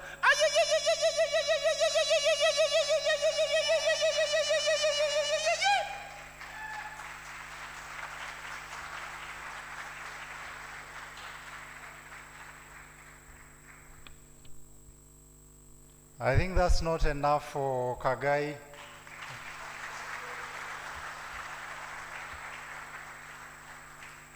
Nange tida kwogera luzungu kamba kobere mulwe waifu ebusoga. Is that right? Yes. Bakobe? Mazo Bakoba. Thank you so much, Kagai. That is quite wonderful. There is a lot to reflect about. And I really like the passion with which you do your thing. And just to add a little more about Kagai, which could also teach us one thing or two. Kagai has approached me before with the willingness to perform his poems even without being facilitated. He has asked me if the university would want such things to be performed here, and he said, anywhere where you can gather students, I'm willing to come and perform. I'm willing to come and perform without any facilitation, which is quite a rare thing today. Because even for people to simply come and sit, they want to be facilitated. But someone wants to come, say something, pass on a message. He's a trained lawyer, but how he gets that commitment into adding to the country through his poetry, I think that's something that needs to be commended. And it's a spirit that I think we all need. Thank you so much, Kagai. And now, as I know in the Bible, it says that first Jesus fed 5,000 people, and then when he had the next sermon, he had a huge gathering, bigger than the one before. And he said, I know why you have come, but I'm going to give you something better than bread. And he went ahead and preached without any miracle. So our next session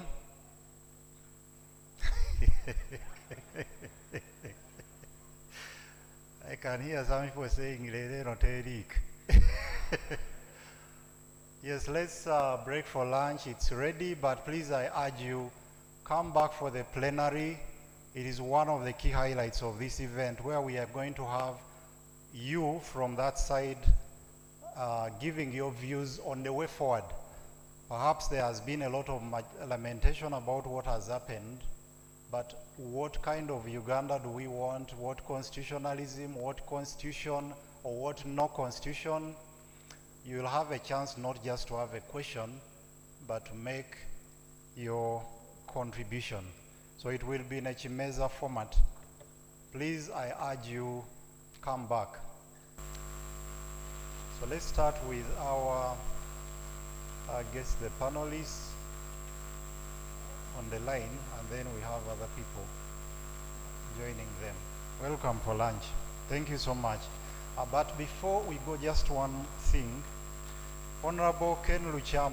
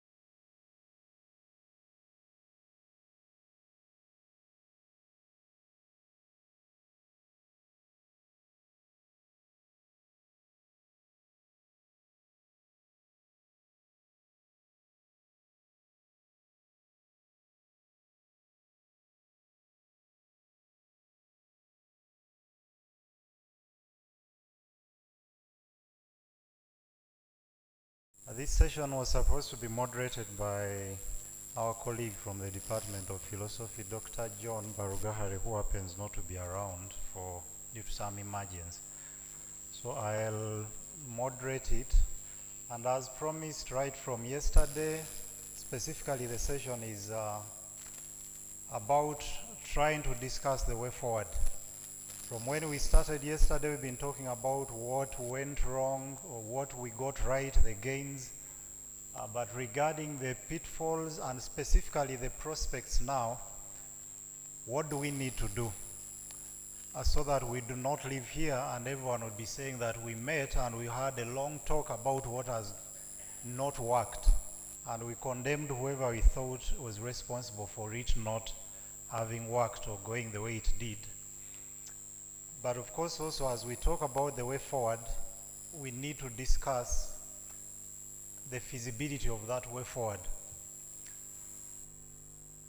Is this going to end here, even the way forward, the suggestions that people are going to make, the views? We are thinking of writing maybe petitions to different relevant offices, or even the suggestions coming from you.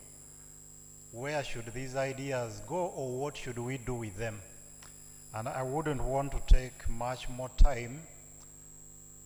I want to allow you to express yourself on that. Anyone who wants to go first? Professor Makara, you can start here. Who has the microphones? Prof, still, there are some people up here that might not hear. Could we have the microphones moving, the ushers?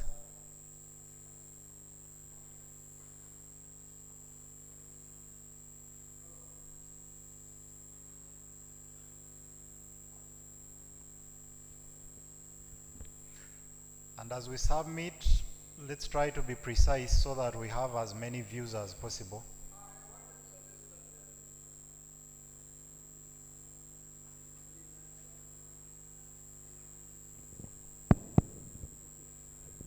I wanted to suggest that we look at what we set out to discuss so that we have a structure. We discuss this item, what are the outcomes of that? This item, what are the outcomes of that? Then we say this should be addressed this office, this should be addressed the other office, this, like that.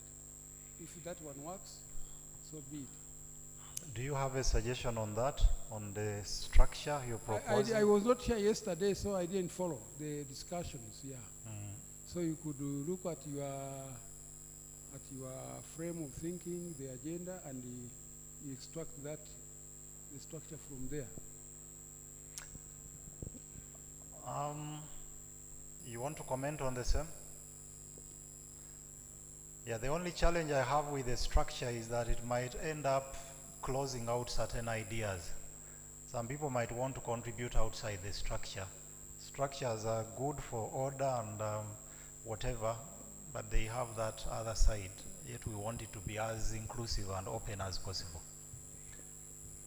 So we can proceed, but in the process, I think the structure will come out. Yep. Thank you so much. My name is Everest Cubs, a students activist. So in my view, the people that came up with the 1995 Constitution were patriotic, and I believe this patriotism is deteriorating. So the way forward should be, we must make patriotism fashionable, especially with the Gen Z era. So we should take constitutional rights out of dusty books and put them in language that the Gen Zs understand. Let's have constitutional discussions on TikTok, memes, cartoons. Let's make it more fashionable such that we model another generation that is more patriotic. By the way, in my observation, if you have not noticed, the young people no longer respect the regalia. The way people used to respect the flag, the anthems, these are not common in this generation. So we should start by modeling another patriotic generation, because if the young people learn how to love their country intelligently, they will defend their rights fiercely. They will defend their rights fiercely. They will draft a constitution that is strong, respected, and will not be amended 119 times. Thank you. Okay, thank you. And for those who may not be able to speak, you can even write your suggestion and send it forward. The people moving the microphones can collect those sheets.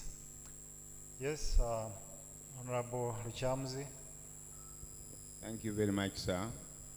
This chapter of discussion comes at a very appropriate time when the country is undergoing general election campaigns, and I'm one of the candidates.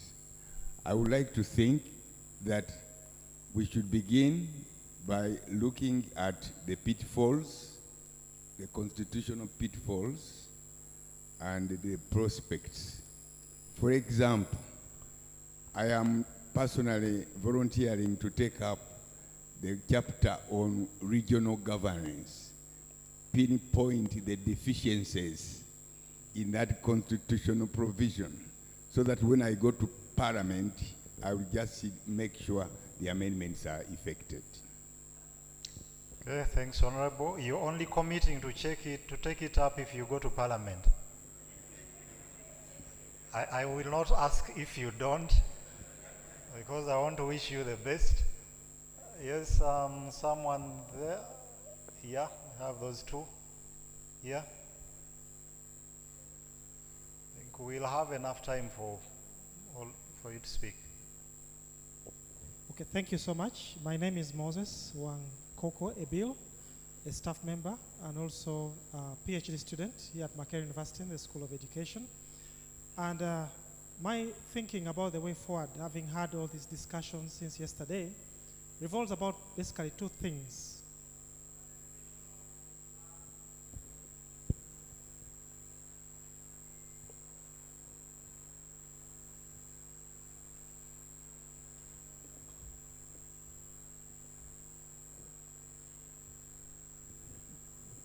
As a person from the educational background, there is something about conditioning that we all know about Pavlov's way of conditioning the dog. Now, Ugandans have been conditioned to have this kind of mediocre kind of life, of leadership and everything. But I believe there are two things we can do. First of all, we could think about creating penalties or even measures that would involve some form of punishment or consequences for each and every breach of every article of the Constitution moving forward. So that in case, even if it's the president or whoever it is, as long as because they swear when they are going to be going to take off office, either after every term and so forth, there should be a review, yes, but aimed at also making sure people are held accountable by paying the price for having tampered with the Constitution in any way. And additionally to that, I know electorates have always been voting out MPs. That's why Honorable the man is no longer in Parliament, because at one point maybe was found to be irrelevant. But what I think is it would be best to have also term limits extending for all elective positions in this country. Thank you. Yes, but you're saying there should be punishments. Don't we have those punishments? Perhaps the question is, why aren't they working? All right, thank you. Yes? Thank you so much. I have two things. Your names, please, and institution. Okay, I'm called Bijirwa Ambrose. I had many people here, philosophers and lawyers. I am a nutritionist and dietitian. And the one thing I would put before the organizers and the people up there like you, Dr. Spire, is actually to inspire and bring on board all people from all walks. There are people who sit there and think the discussion of, now like constitution does not concern them. For as long as maybe it is someone who is down there in the market, they feel like, those are things of the professors, the spires. That's one task that we have to do. So we have to, in whatever way, sensitize everyone to participate and have this knowledge and know actually how does the Constitution concern them. That is one. Number two, in what has just mentioned. Maybe before you move to number two, Sensitizing carries with it an assumption that people don't know. But couldn't it be the case that they know, but they have just lost interest? And we have to address the reasons why they've lost their interest? That is also for some population. Some population, probably they lost interest. They think even if maybe they come here and attend, there is nothing they're going to contribute. That is another aspect, Doctor. You're right on that. So we need to change that narrative. I was actually talking to one gentleman here, and I was saying, if there was a musician here, let's say maybe any musician you can mention, this hall would be full. The Makerere students would be here, vibing, wanting to, they would be here. This would be full. But, no interest in this, and yet it matters a lot for us. Let me go to the second one. The second one, in relation to what has said about the punishment, I am thinking Ugandans have a tendency of moving on so fast, and we forget and take things normal. What am I trying to mean? We have these individuals we know that probably he stole billions and even evidence is there, but they come back to our population, probably maybe they vote them out one term, and then the next time they come back and they are chanting them, and we keep quiet, and even in church they welcome them in front seats. I'll give an example without shame. We all know like the Major General Jim Muhwezi. He's back in Rukunjiri, he's contesting, but we know the scandals behind him, and so many others. So I'm thinking, especially us, the academia, and those people who can access media, could we devise means of condemning these people in utmost face possible? Every time, for example, if Honorable Magezi came here, who tabled first in the parliament to amend our constitution, we condemn him, even if it means even reaching up to his children, we do it such that they know there is a cost when you do something that is mayhem to the public. There is a cost. So that if someone is there to sit down and say, I'm going to do this, they sit back and they say, okay, I am going to do this. What does it mean to me, even to my family? That is very important. If we can introduce those means, that anyone who will attempt will have that fear. But look, someone does this, the next day, Ugandans have moved on into something else, and they are welcoming them, and it is normal, it is business as usual. We must not forget. Okay. Thank you so much. Yeah, thank you. I'm one of those who hold the opinion that that disturbing the peace of the oppressor is a moral duty. It seems you're speaking to that, but if you talk about their children, are their children responsible for their actions? Well, I don't want to be the one to discuss this, but perhaps that could be a stretch. Yes, please. Thank you, Doctor. Thank you. Allow me to talk when I'm seated down because of some reasons. My responses, as I interacted with you within 1 minute, and they are still, I'm mainly responding to what one of the, of Dr. Wamamela, he talked about that we don't know our past, we don't know our present, and those two things are very important because that's what we can stand and make our future clear. So I would like somebody who knows the history of Uganda and what happened before you talk about these bush people who have come in power. Before we talk about them, know the history of Uganda. How was Uganda? And what are those things that caused those people to go to the bush and come and take over? I'm soon giving the microphone. I also wanted to say that somebody there talked about that they make the constitution again, and lawyers sit down and some few people. But the president, when he was talking on the screen there, he said that they made a constitution that came from the people. And I agree with it very, very well. Because I know some lawyers, they went to law after they had cheated UNEB exam. And those are not lawyers. And I know some people, girls here, who came and told me about how they get marks through sex with some lecturers here. So when you put those kind of people to make a constitution, what kind of constitution can they do? I'm soon finishing off. And somebody talked about the change of the constitution 119 times. Do you have an evidence? Because somebody can come here just to excite you and to use you to find out which words you can say, and afterwards he takes it to the, there are some CID people here. At the end of the day, they are going to take those things to the big people and they will see what to do. There is part B of this number as I finish off. Some people are suffering due to our families.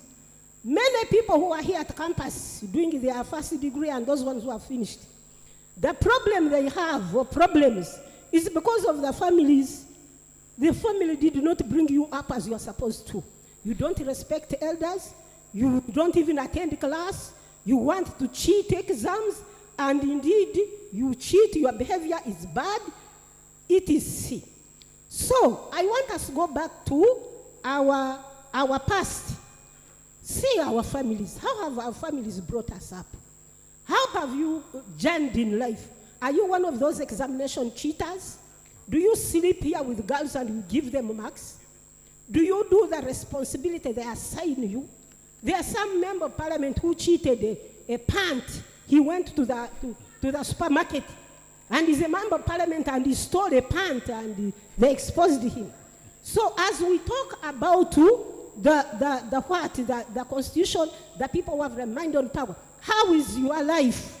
How is your life as an individual? First examine yourself before you point at another person. As I finish off, many people here, they didn't talk about some of the problems that we have in this nation. Do you know your nation really? If they ask you, Ngamba village, if they ask you, Kirimia village, if they ask you, Bubukwanga, do you know it? You first know your country before you want it to become a president. And you need also to know, I want to educate you, that political presidency is not for everybody. Even if you do what here, it is only one person who will come out. And of course, he cannot work alone. As I end, I want to ask my sister, whom I know very well, that is Honorable Cecilia. Can she walk freely from here with her bag up to the end of the tax without police, without KCCA task force, without an army? So she said we should do, yesterday, she said they should withdraw the power of the army, they should withdraw this and that. Can you walk with that bag? Because there is a boy who wanted to grab a bag there. When was it Vesige? There are some people who had to come here. A student here wanted to grab a bag of a Muzungu and he was around. So can you really, there are some of the things that we talk for the sake of talking, instead of sitting down and so praying to the Lord to help us, and we look at them in a mature way, and academic people, and we also consider those political people instead of blaming them. Otherwise, I end up by thanking my president so much because of what he has, of what he did for us. You could not make these girls sit here in this room. The soldiers would come and rape them open. Look that one. They jump on the stage and they rape her. So, but that one has stopped. And there are very many things that have stopped. So I thank the current government. I thank what they have done, and may God bless them as we try to improve. Okay, thank you, ma'am. Thank you. Yeah, I join you in thanking the current government for what it has done, for all the tremendous work. Thank you. There is, why are you laughing? As if you want to adulterate my ideas. That is my view. Yes, so I thank government. There is a sheet sent to me here, and it's written, we need no more suggestions. We need a revolution, and it is signed Masaka Republic. I have to make a disclaimer. The views here are not mine. Neither are they of Makerere University. Yeah, but it's also registered. It's his right to, I don't know what he means by we need a revolution. What kind of a revolution? Because such ideas could sound exciting in themselves, but when you break it down, it might not be easy to point it to a particular thing that one is talking about. I wish this person could speak to the note here and maybe clarify what they mean. But before I allow more people to give their views, I want to recognize the presence of Professor Wamala, who is representing, he's representing the Deputy Vice Chancellor, Academic Affairs, Professor Sarasali, who is not able to be here, and he'll be giving the closing remarks at a later point, as will be invited officially. Yes, could we move the way we've been moving and then come until we come back to the front here in the corner there? Thank you so much, Doctor. Mayanji Abdullah Kim, a student of information technology. Now, what we should do in regards to this is bringing these discussions away from the boardrooms. Now, we say the Constitution clearly says the power belongs to the people, but the people outside there don't know they have the power. So now, when we leave and we make our society live that these discussions are for the elites, for the chosen ones, for those who are going to school, we run away from reality. Reality is that those people are the real citizens of Uganda that carry the power. But it comes to understanding that these people don't know that they have the power. And that's the only way we are going to realize all the recommendations we are making here.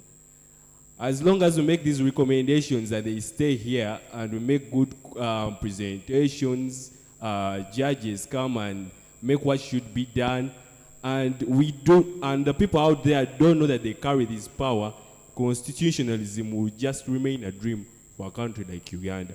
The other thing I want to agree with Honorable Mao, as he made his submission yesterday, that we need a national dialogue whereby all stakeholders now have to come to a stand and have to discuss this genuine constitutionalism. And when Dr. Nixon was making his presentation, his paper of ethics and ethics politics of constitutionalism, he made it very clear of how very vital politics is playing a role in influencing the Constitution and how it's implemented. So now if we now come to realize that all these discussions we are holding have certain people they should carry the message to, that's the only way we are going to realize all these recommendations, and that's how we will make the change. Thank you so much.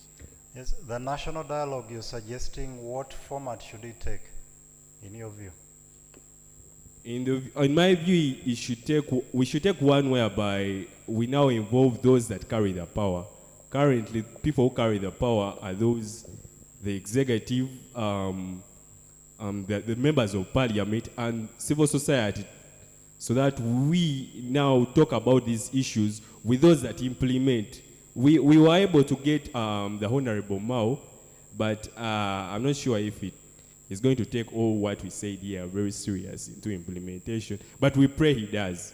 So now that's the vitality of us having these discussions with the those who carry the power to implement, so that we realize to the cause of our dreams, to the founders or to the drafters of the 1985 Constitution. Thank you.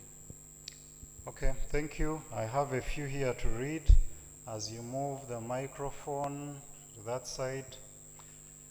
This is from Christine Amuge. I have seen the law follow up. I've seen the law follow up those in charge of office even after they leave to correct or be held accountable for their actions. Since yesterday we heard the drafters in the panel and they confessed some of their mistakes, they should be the first team to come up and front the correction process. I think you are waiting for me to say to come up and be punished. No, she says they should be the first to come up and front the correction process. Maybe they can be part of the conversation as they were. Another here is from Eunice Gloria Adongo, Master's Counseling Psychology. To add on what the student activist said about patriotism, the young people today are doing nothing because they lack the right and adequate knowledge about Uganda. Uganda has enough resources. So if we could engage young people into informative and interesting sessions about how they can contribute positively to nation building in their different ways and capacities, that could help.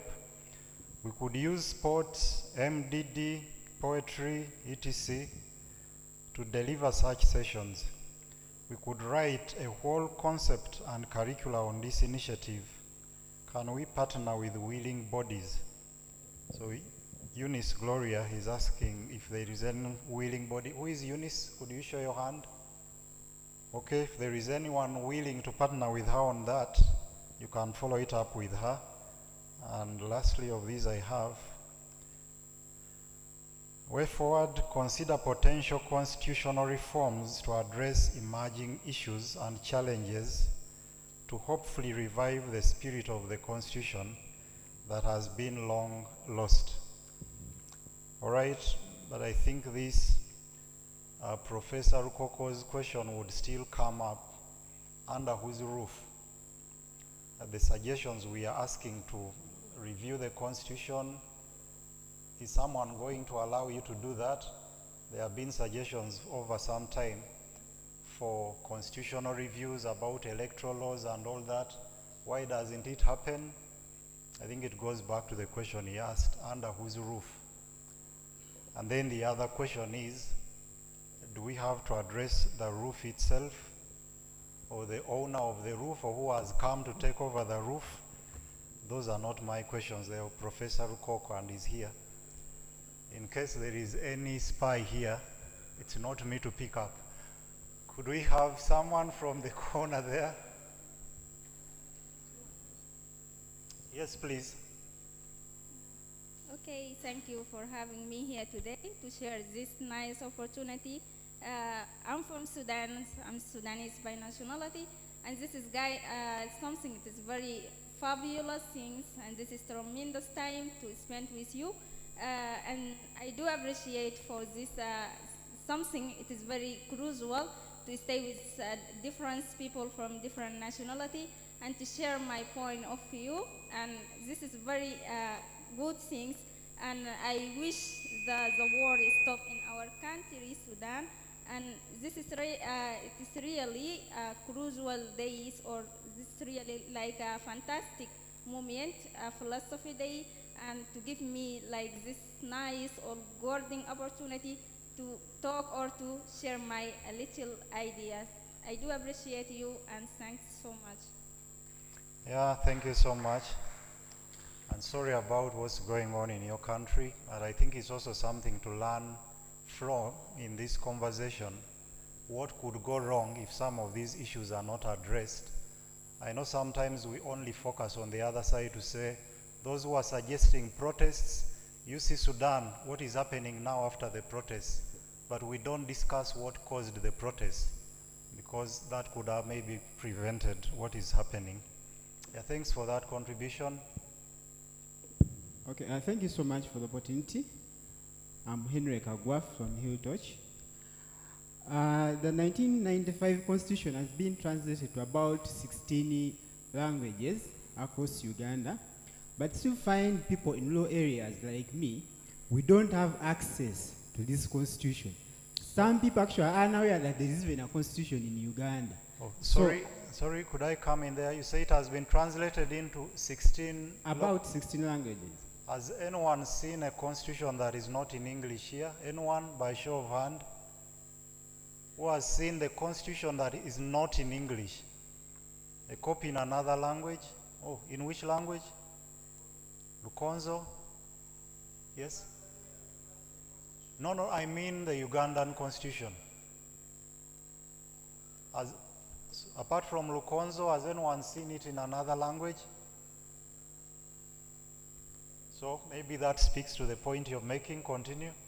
Yes, so people in rural areas have been totally neglected about in the issues to do with governance in this country. When you go to law schools, you can find the whole district, whether it's secondary or primary, they don't have even a single copy of a constitution. So I believe we need to extend governance to a common person, because as the constitution says that the power belongs to people, but we don't have the what? The power, even the mere document, the constitution, we don't have it in villages. Then maybe another issue I wanted to raise. Before you leave that issue, would having a copy of the constitution prevent its violation, in your view? At least I would be knowing. It may not prevent, but I will know. But now, I'm in darkness, total darkness. I don't know where I'm going. I don't know what. So I think knowing is far much better than not having anything. So I believe access to information and knowledge would do more good than harm, because knowledge has never been toxic. The second point I wanted to put across in regards to the Constitution, the Constitution seems to be ceremonial. In that sense, I mean, we see all the good articles in the Constitution, but something contrary being done on ground. For example, people in villages are being evicted on their land, others are being arrested beyond the 48 hours, but the Constitution says otherwise. And we've not come up to maybe suggest amendments. If maybe they say, no, 48 hours, let's extend it to a month, that would be now maybe understanding. Thank you. Yeah, thank you.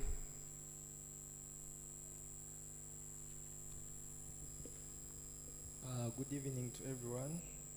My name is Mugani's Alan from the Department of Philosophy. I'm a scholar. My view to the way forward for this Ugandan constitution would be, I think we should reintroduce civic education in our university, whereby, in my suggestion, with this civic education, I believe that if it's taught in various schools of study in our university, I think it will increase, it will enable to put more awareness, mostly in the Gen Zs, because for sure I've appreciated the conversations within this conference, and I think what has been talked here, I'm worried that it might only end here. Yeah, but when this civic education is incorporated into our university, it will create that endless cycle of awareness in our students, such that once you're equipped with this education, you're not easily bent by those egoistic leaders, as Dr. Nixon pointed out. Yeah, it will create upright citizens who are able to fight for the, where things are not going well. Yeah, that's my view. Thank you. Yes, Alan, maybe as we reflect on the need for civic education, we should also ask, why isn't it there? I don't think it is not there by accident. The reason it's not there is not accidental. Maybe it's by design. And if we don't know why it's not there, then we might not simply suggest that let it be there. We used to have civic education in schools for maybe those belonging to my generation of the early 2000s. We used to, what was that subject called? Civics, political education, and I think it was even in social studies, a bit of it. So as we suggest that there should be civic education, there is also that question, why was it removed? Because if this recommendation is going to those that removed it, do you think that out of their goodwill they are going to say, okay, we are going to return it? So the more realistic approach could be, if we want it there, how? How should it come back? All right. Thank you. Okelo Okema from the School of Education. Way forward.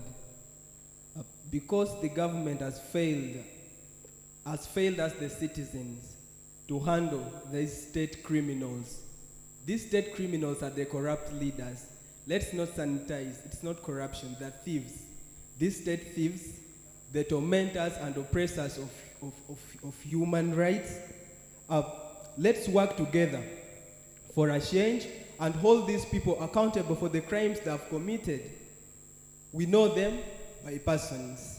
So, however much they claim to be protecting their evil gains, history is so real. We all know about the European history, what happened to the leaders who thought they were so superior. At a point in time in France, it's the same thing that we are going to do in Uganda. Right now they have the power, but let's open our eyes. When they leave power, yes, biology will also deal with them, leave alone biology. I'm sorry if I'm to ridicule. Mami talked about commending the government. Yes, they did. And she commended them for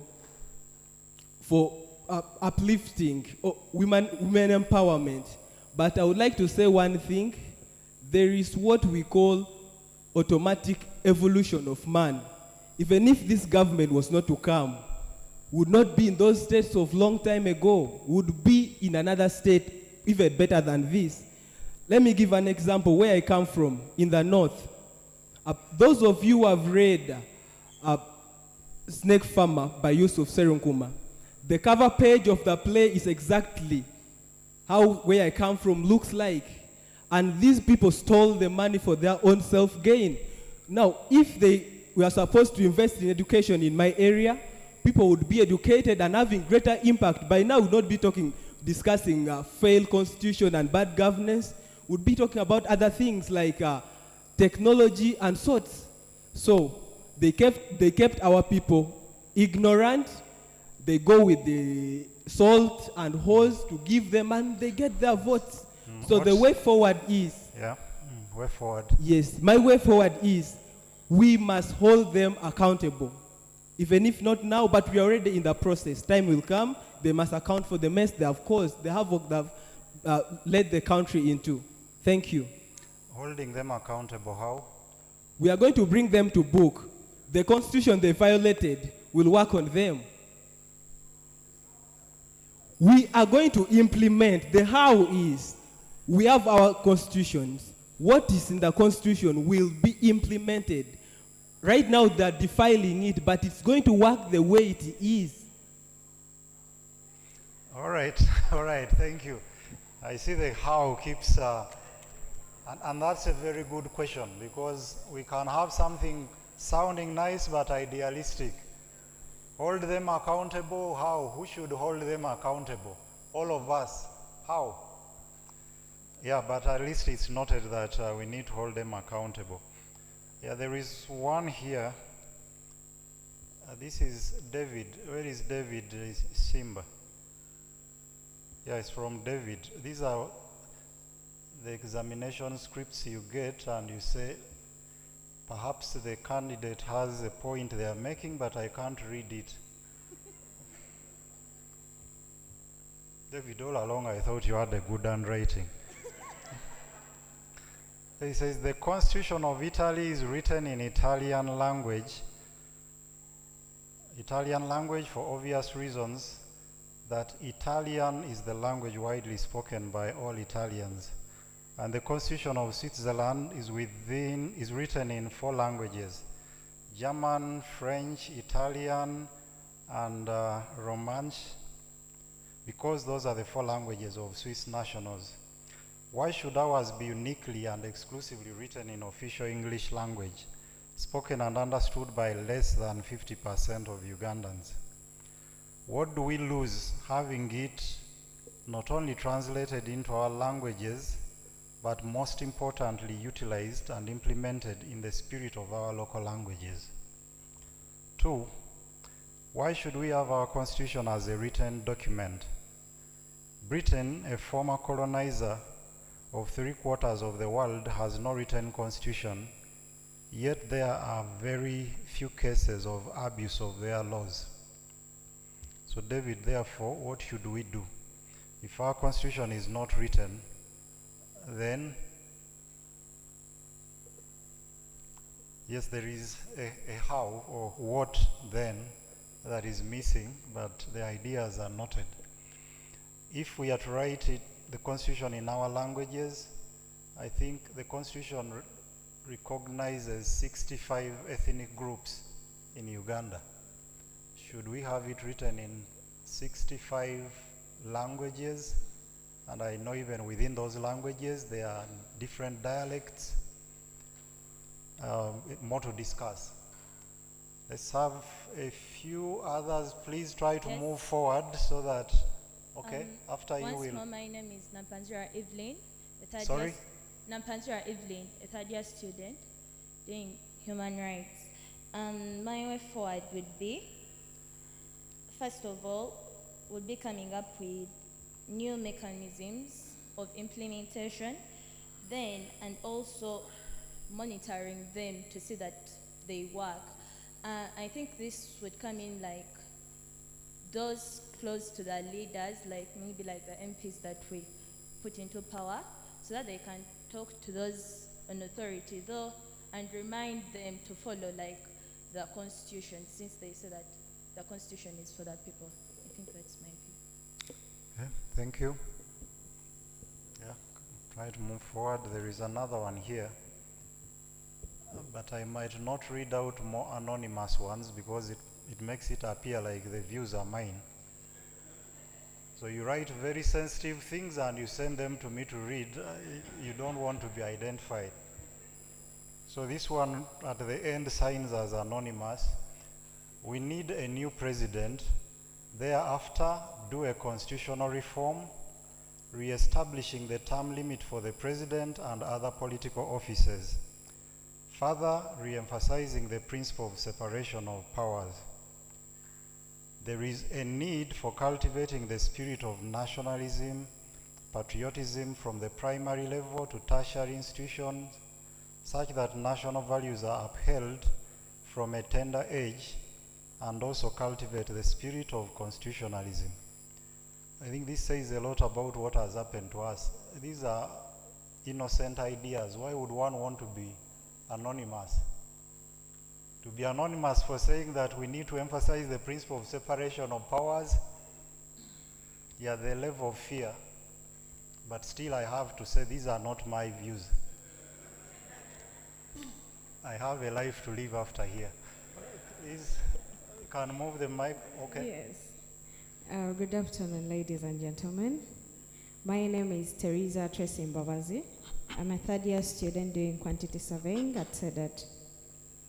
So the first thing I want to do is acknowledge the fact that no one is too good and no one is too bad. So to that, I would love to thank the government for what it has done, the good things they have done.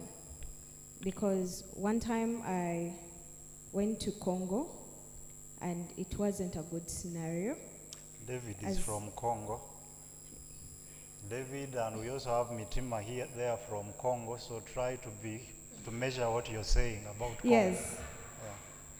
Yeah. No, I was placed in a position where there was a riot and people were fighting it.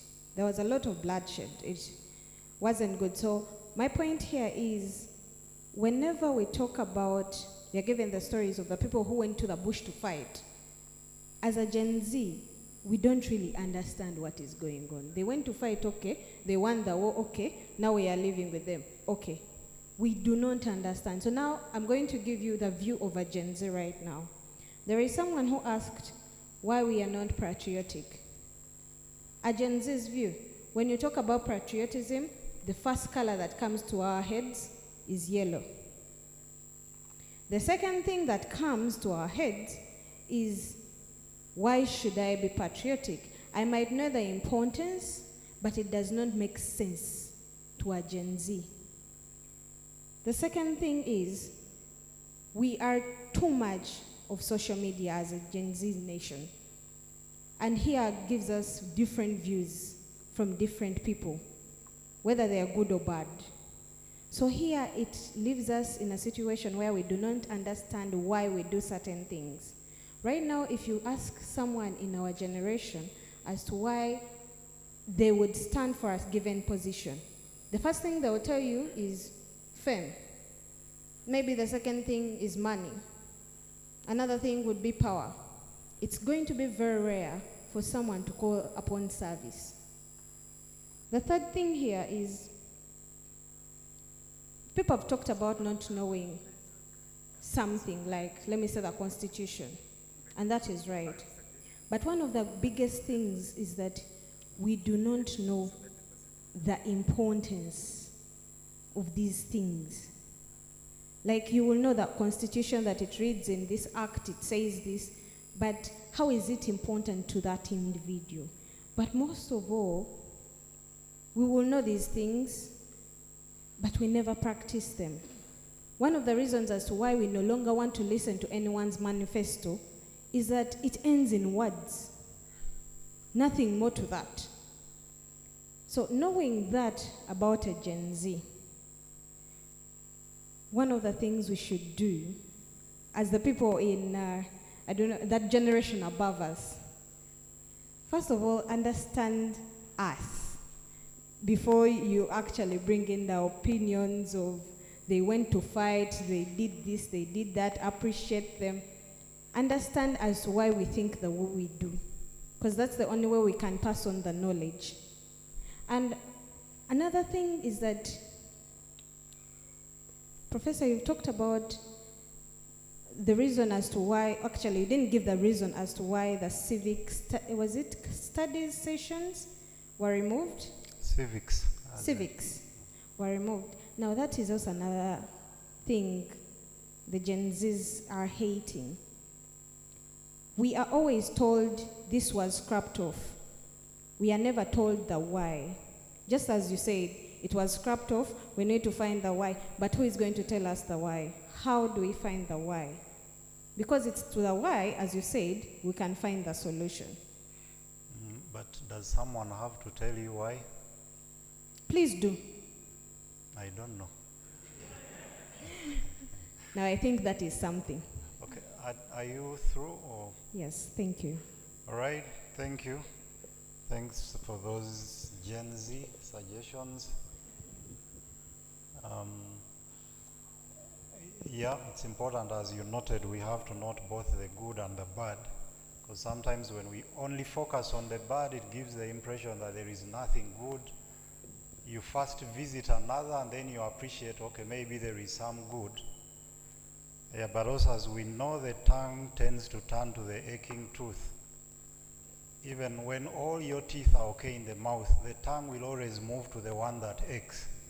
Why? Because it wants to fix it as well. I think that is the spirit, not that the good is not appreciated. Another one here from Stella Maris Nakalema. The elephant in the room is that constitutionalism only works when the government truly acts in the best interest of its citizens. Our value of Ubuntu must be revived. Again, the question would be how? If Mchaka Mchaka were revived to teach civic rights and patriotism to every Ugandan child in S6 vacation, this is a suggestion to revive Mchaka Mchaka. I don't know what others would think about that. And too often we hear repeated talks about reforms and holding government officials accountable that we risk sounding like broken records. For the Constitution to matter, we need patriotic leaders in Parliament, not comedians. I think this is an insult to comedians. Yes, comedians are very serious people, at least many of those that I know. So don't compare MPs to comedians. So we need patriotic leaders in Parliament and persons who are slaves to monetary rewards. This is the starting point, as such leaders will put state interests above personal and partisan interests, or maybe the other way around. only then can Uganda's constitutionalism move from theory to practice. Thank you. Who has the microphone as we move forward? Yes, and we are almost closing this session. I think we've had a number of interesting ideas. Yes, please. Thank you so much, Doctor, and the congregation. My name is Moses Serunjoji. I'm a journalist, and allow me at this point defy one of the mental constrictions that a journalist is rather supposed to be neutral and not speak out his mind. But in the first place, a journalist is also a human being, and we are also affected by bad governance and all, its vicious results. I want to say the notion that power belongs to the people is very true, and it is very right. But I think we as the people that the power belongs to, we tend to forget that the power truly belongs to us.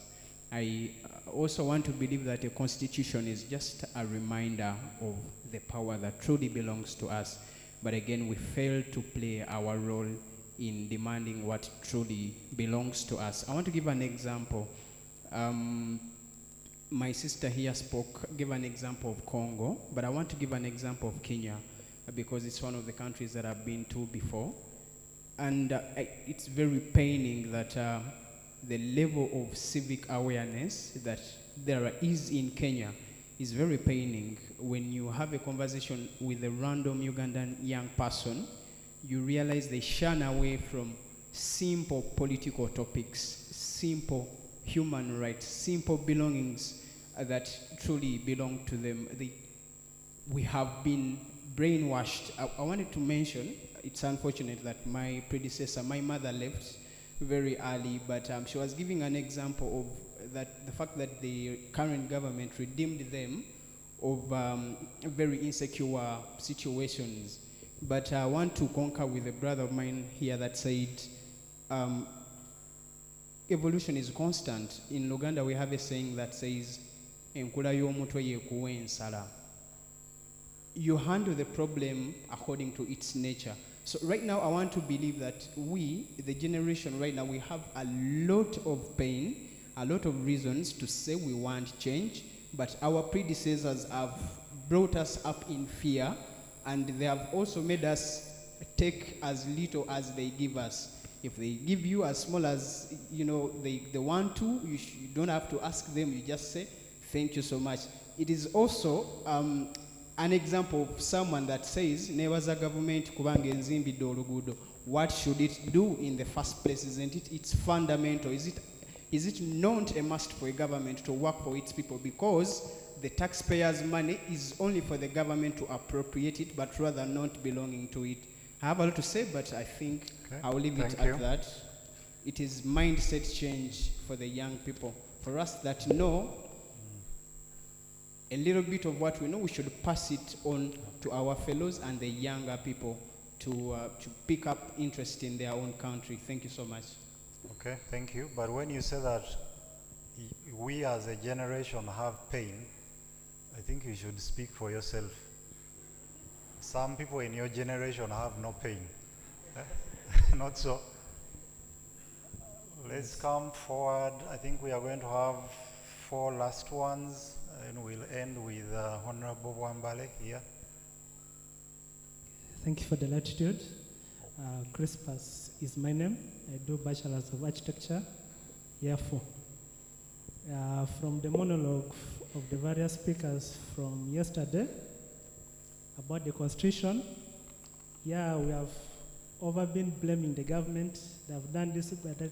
But my question is, we the electorate are the ones that bring those people to power. If you realize that the majority of the electorate are illiterate and not knowledgeable about the laws and the values. So my suggestion is that I can give an example of the US. They have the majority vote, and there's what? It's called the electoral colleges. Don't you think a country like Uganda needs such a system in a way that, yes, the leaders can easily fool these electorates who are not more knowledgeable about the law and the rest. And also we have this kind of like electoral colleges whereby people who are more informed can make proper decisions of the next leaders. Thank you. Okay, thank you. We have a few here. The first one, good evening, Professor Dr. Spire. Nchitwala mu linnya lya Yesu. Yes, Honorable Ken Luchamzi, someone has a question for you here. My question goes to Honorable Ken Luchamzi. Honorable Luchamzi, should I read it? My question goes to Honorable Ken Luchamzi, the man. What's with the greed of wanting to go back to Parliament? What does he want to do that he failed to do when he was there? I wanted to think that this is a personal question, but I think it is a public matter. That's why I read it. I will give you a chance to reply, but I'll also allow you a few minutes to reflect about it. I don't want to ambush you. Many people have come up to talk about the issue of retirement, which is a good idea, and I support it. We need the likes of, and the person lists 6 people. We need the likes of all those 6 contesting on leadership positions. They should embrace retirement. I will not read them. Thus, my way forward is the return of term limits on every leadership position, starting from local council and so on. This is from Chirabo Jacqueline. Chirabo, maybe when you get a chance, you could mention the names. I'm not going to mention them on your behalf. I will read these at a later point.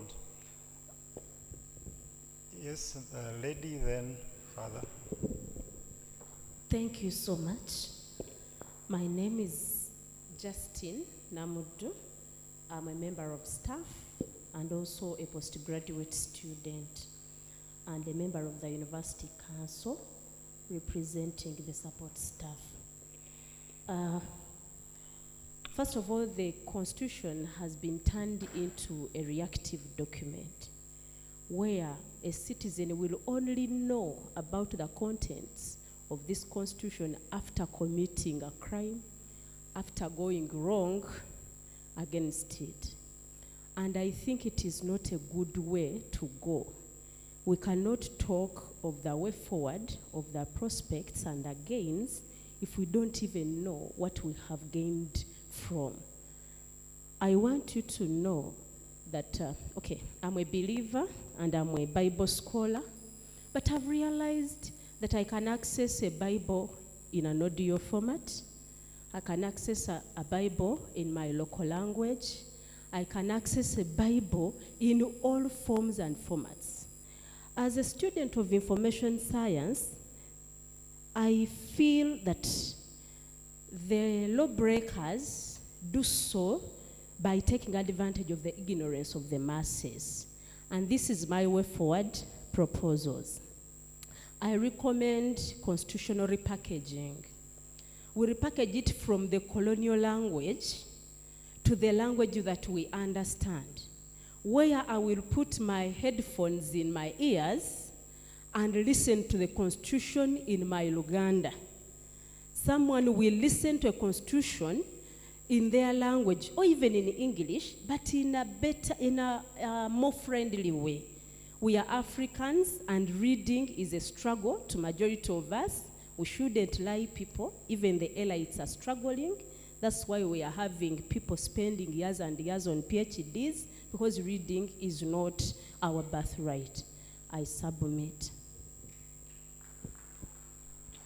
Let's have just 2 last ones, and very, very briefly, we don't want to hold, to take people's patience for granted. I know some people have to leave for other business. Manzi, I give you the the powers to select two submissions from that side. I would like to say thank you to the organizers and everybody who is behind this conference. I've noticed since yesterday and many discussions about the Constitution, one of my conclusion is there's probably nothing wrong with the Constitution, but the implementation. That is my take, that we do not need any kind of reform as such, but the implementation. So one of the philosophers, I'm coming from a philosophy background, that 2%, that's George Shaw, George S-H-A-W, George Shaw, you can Google it out. 2% think, 3% think they think, and 95% would rather die than think. Based on that, so my proposal would also go along with the veil of ignorance of John Rawls. I know Dr. Spire is here. We have been having contentious debate on that, on the veil of ignorance. Not until we can pretend that we don't know our positions, we can make a better reform as per se. But the implementation, so Dr. Wamamela presented about egocentrism. And sometimes we have the negative connotation of egocentrism. Egocentrism is very okay, it's very good actually. We are all egocentric in one way or the other. So if we can wear the veil of ignorance, pretend we don't know our position in our societies, and that's a problem we have to address. That is my suggestion. We need to wear the veil of ignorance if we need to be good citizens of Uganda. Thank you. Thank you. Could you give to Honorable Ken Luchams to answer his question? As we are telling the president to retire, why wouldn't you want to retire? First of all, I'm surprised that a question of that magnitude would come from the scholars. I am coming back because of public demand from Rubaga South. For 10 years, the constituency, which was once at the top of the mountain in contributions in Parliament, has been almost down, totally down. The person who brought that proposal should know that Parliament is a semblance of personalities, young and old people. I have the expertise and I have performed internationally, surprisingly. And many people think that we should not lose that potentiality in John Ken Lucham, the man. Secondly, I am coming back because a politician, a member of parliament is not a leader. He's a discussant. He's a representative of the people. If you can read from Edmund Burke, was once a great representative in the House of Commons. Onyango, who was once outstanding goalkeeper, recently came back and brought gains for the FUFA in a football match in Botswana. What are you talking about? Okay, thank you, Honorable. Lastly, I am particularly coming back to defend the phenomenon of regional representation in the Constitution. The way it was wiped out by Obote is still on people's minds. I'm trying to reflect on a scenario of competence and capability to cause the members of the next parliament accept that Uganda needs a federal system of governance, and I have the potentiality to defend it. Thank you very much. Thank you, Jacqueline Chirabiko Sindise Munyamusubi. Instead, you gave him an opportunity to campaign at our conference, and we should invoice him.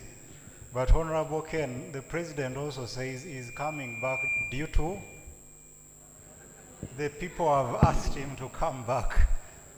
Yes, but thank you for those ideas. And we'll give Honorable Wambale one of the drafters, and perhaps to tell us what she thinks of how we can move forward, as had been suggested by Christine earlier. Thank you very much, Professor, for this opportunity again. I've deliberately stayed around after yesterday because I'm anxious to see the young generation, your time, how you take it forward from where we left it. So I'm around. Thank you very much. We have talked about sovereignty of the people. And Article 1 says you exercise it through regular elections, and the elected leaders take your power. That is a very important observation. The kind of leaders we elect into positions from LC1 up to the top have an impact on how the Constitution is implemented. What I would suggest as a way forward is that this conference had a secretariat, and we had presenters and panelists expound and present papers, and some of them made pertinent recommendations to this conference.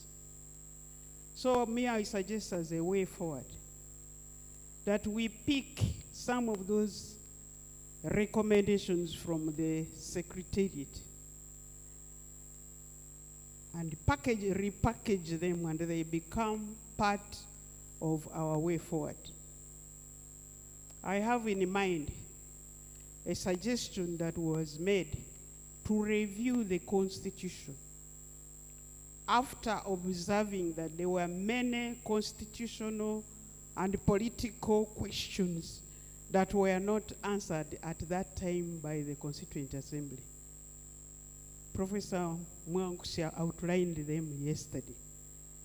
The question Honorable Ken Luchams is talking about, the Buganda question, the Rwenzori region question, the land issues. Even we in the Constitution, we acknowledged that some of the highly contentious issues, and we listed them out, were not completed. So such a recommendation, I would appeal to the Secretariat and the organizers, take it on, tease it, and see what is possible, and we take it on. Other recommendations that I remember of CAF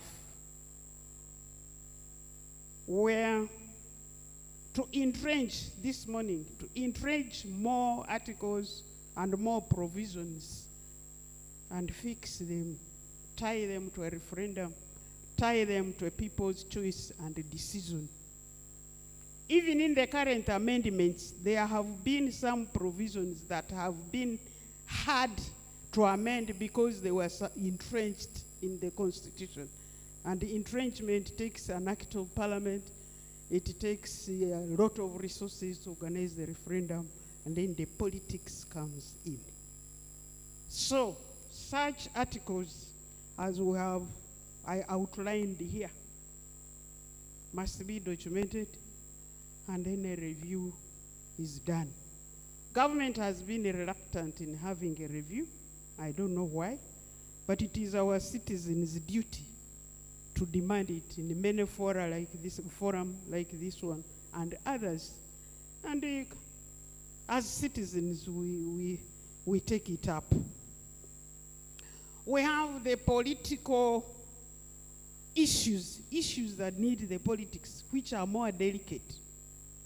But you, the technocrats, your department and other interdepartmental work from this conference can pick up those recommendations and document them, and combined with the civic education and the rest, they will be able to take us forward. Me, I have left active politics. Yes, I did what I did. I got satisfied with it. I did the implementation in the ministry, partly, and back home and in civil society. I'm now back home. And the people asking you to come back? They asked me, I said, but having been a headmistress of a secondary school for over 30 years, now, haven't I produced those who would succeed me? Those of you who may remember me well, I had a young girl who was one of the students I brought up in a active peace building workshops called Winnie Kiza. I met her, the leader of opposition under NRM. And when time came, she said, "You have danced enough.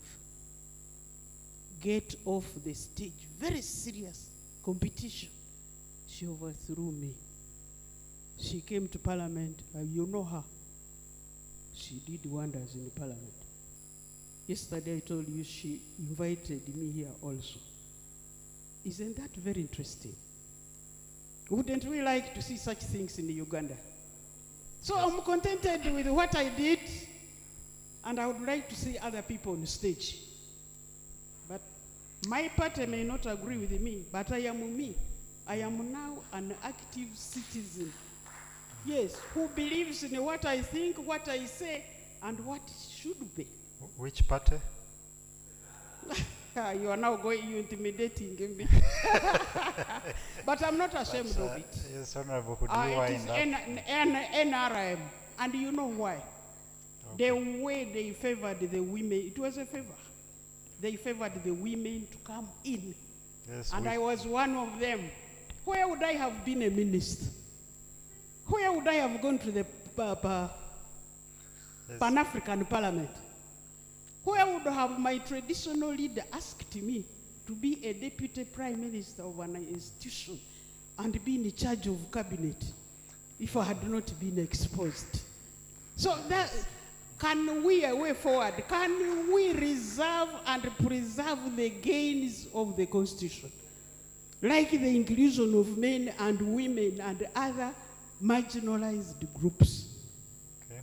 And then go for the pitfalls as exposed. Let us sieve out the pitfalls and be firm and strong about it, because it is your time. Stop blaming us.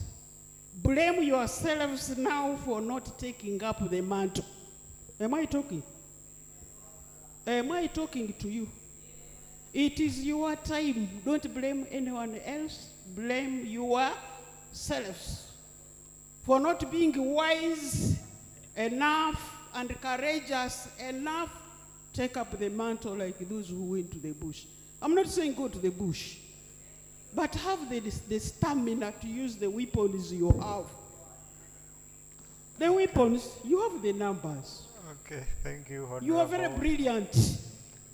Thank you, Honorable. You are in the positions of decision making. Now don't take me back to politics. I've already left the place. So I practically believe that even the president, His Excellency Kaguta Yoweri Museveni, can still be talked to. So I recommend dialogue. He still has his cadres, as they were called. I have seen cadre General Kahindo Tafire regret some acts of government. That is a cadre we can use.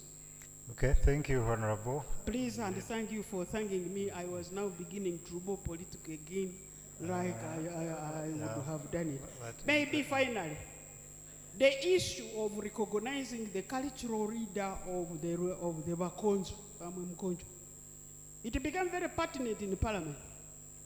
And one of the strong cadres of NRM opposed it. I was a mere woman, but I supported it. And at the end of the day, His Excellency the President, who was not even for it, accepted, and we have that leader in place. I have the same inspiration that this generation can do something. And I call upon you to take the bull by the horns, but don't be injured in the struggle. Thank you. Thank you, thank you.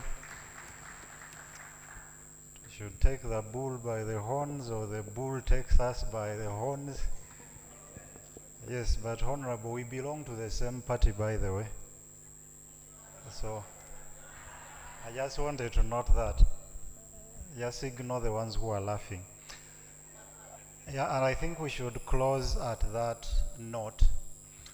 And as she has said, as we blame everyone else, and noting all the issues that have come up and the way forward suggestions, the question each person should live with, what are you going to do about it? You're making all these recommendations to others. How about you? What are you going to do? There is that song, is it called We Are the World?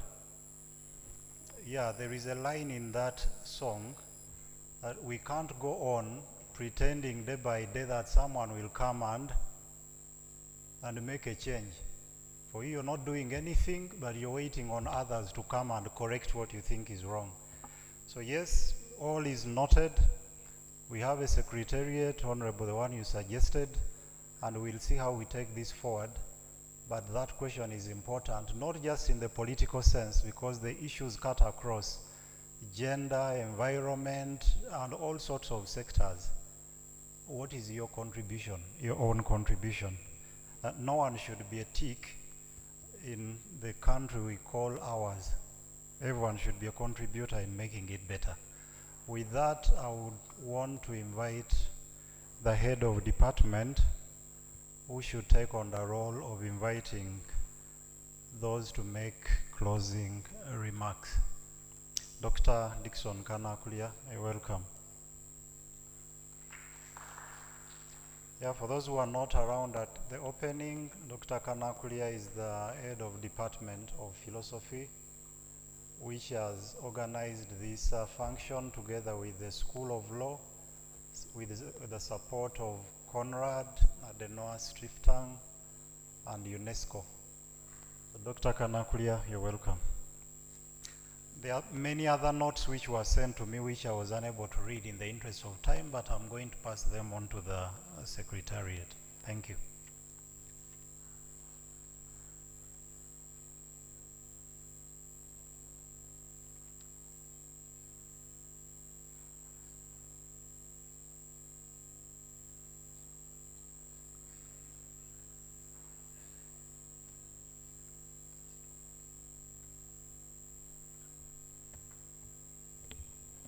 Once again, good evening, everyone. We thank all of you who have stayed up to this late hour of this conference. But I want us to first of all give another round of applause to everyone who has participated in this conference.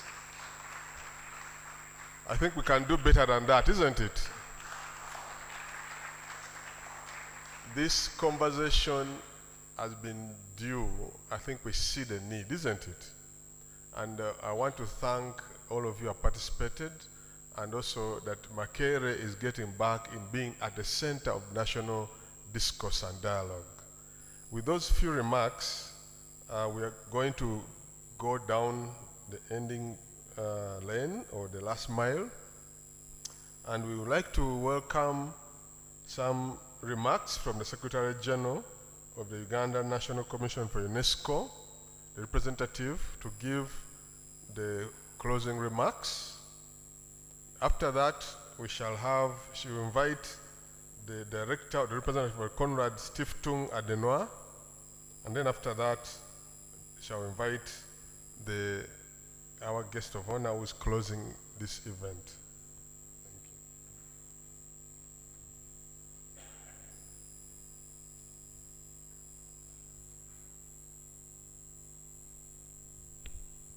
Yes, good evening, everybody. Thank you for being around. And I know the 2 days has been very successful to all of us. Let me reintroduce myself again. My name is Pauline Achola. I work with the Uganda National Commission for UNESCO. Our details are there, the vision, the mission, and our mandate in that blue banner. I work as the Assistant Secretary General in charge of social and human science, where philosophy directly falls. We are based at the Ministry of Education and Sports as a department. That is where we have been mainstream, but it's okay, we are working well. I bring you greetings from my Secretary General, Dr. Rosia Goy, who was supposed to be here, but she's engaged. The PS gave her another assignment that she went for from Wednesday. But here I am. I've learned a lot as myself from the different presenters, the guest speakers, and from you, the participants. Hoping to continue being here, being around. And I want to thank Makerere for always being there and starting this process. I think we are partnered with Makerere for almost 4 years now, or even more, but the ones I remember are 4 years. And since I'm directly now handling this program, we are going to continue being in touch, work together.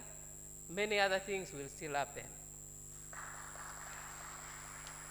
Now, on behalf of my Secretary General, I'm going to read our remarks. All protocol observed, as has been said from yesterday. Ladies and gentlemen,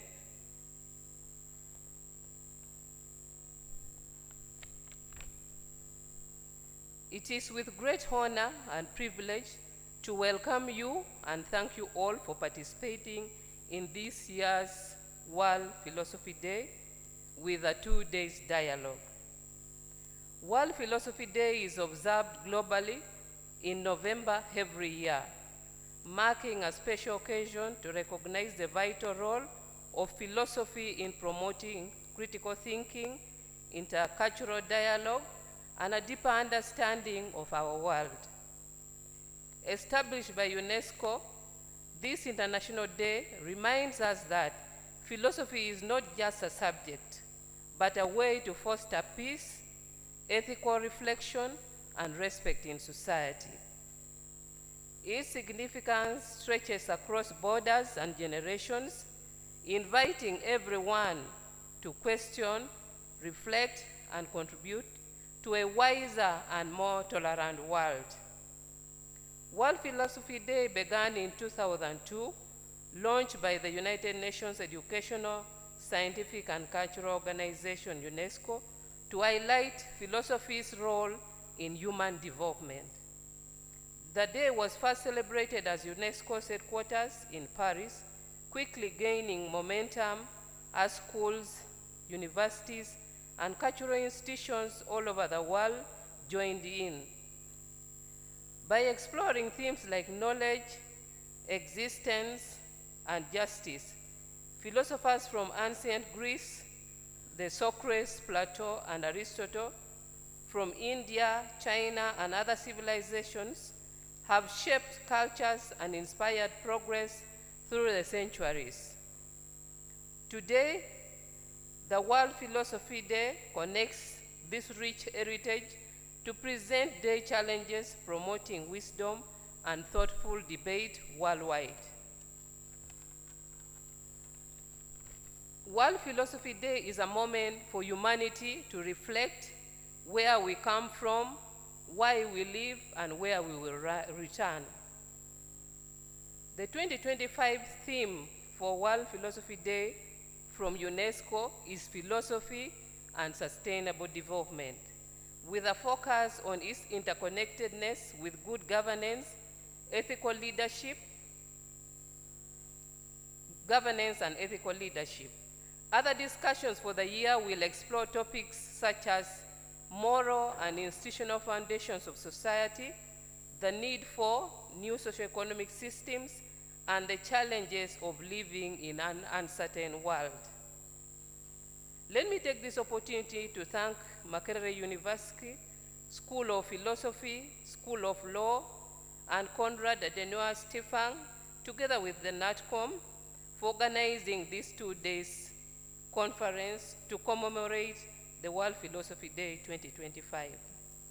With the dialogue theme, 30 years of the 1995 Constitution, gains, pitfalls, and prospects, we as stakeholders have been given an opportunity to make reflections on our Constitution, dissecting the good, the bad, and the ugly, so that as the Plato and Aristotle of our time here in Uganda, we can come up with new issues, ideas for discussions, and have resolutions towards sustainable development for our people, with policies formed out of research and backed with knowledge and understanding. As I conclude, I'm calling upon all of us here present today to continue with these discussions and engagements to enable us to address the gaps that was not addressed by members of the Constituent Assembly and loopholes that has been created, and also appreciate the gains that has been achieved. And as I said earlier, as the National Commission for UNESCO, we will continue budgeting for the commemoration of this day on a yearly basis. I thank you all for listening. I say all this for God and my country. Thank you.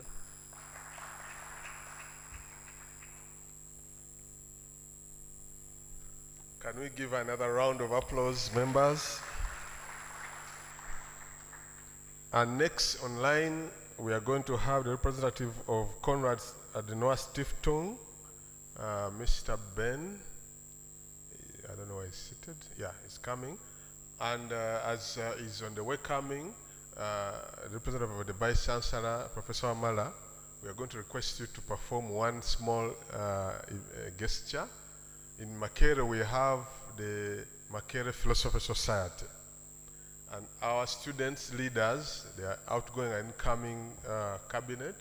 Some of them, I think, they're still around. We shall not give them a certificate because of time, but maybe 2 of them will represent and just hand over one as a representative for all of them. So please, those who are in the Philosophy Society, please get ready. We shall give you 1 or 2 minutes to do that. Thank you.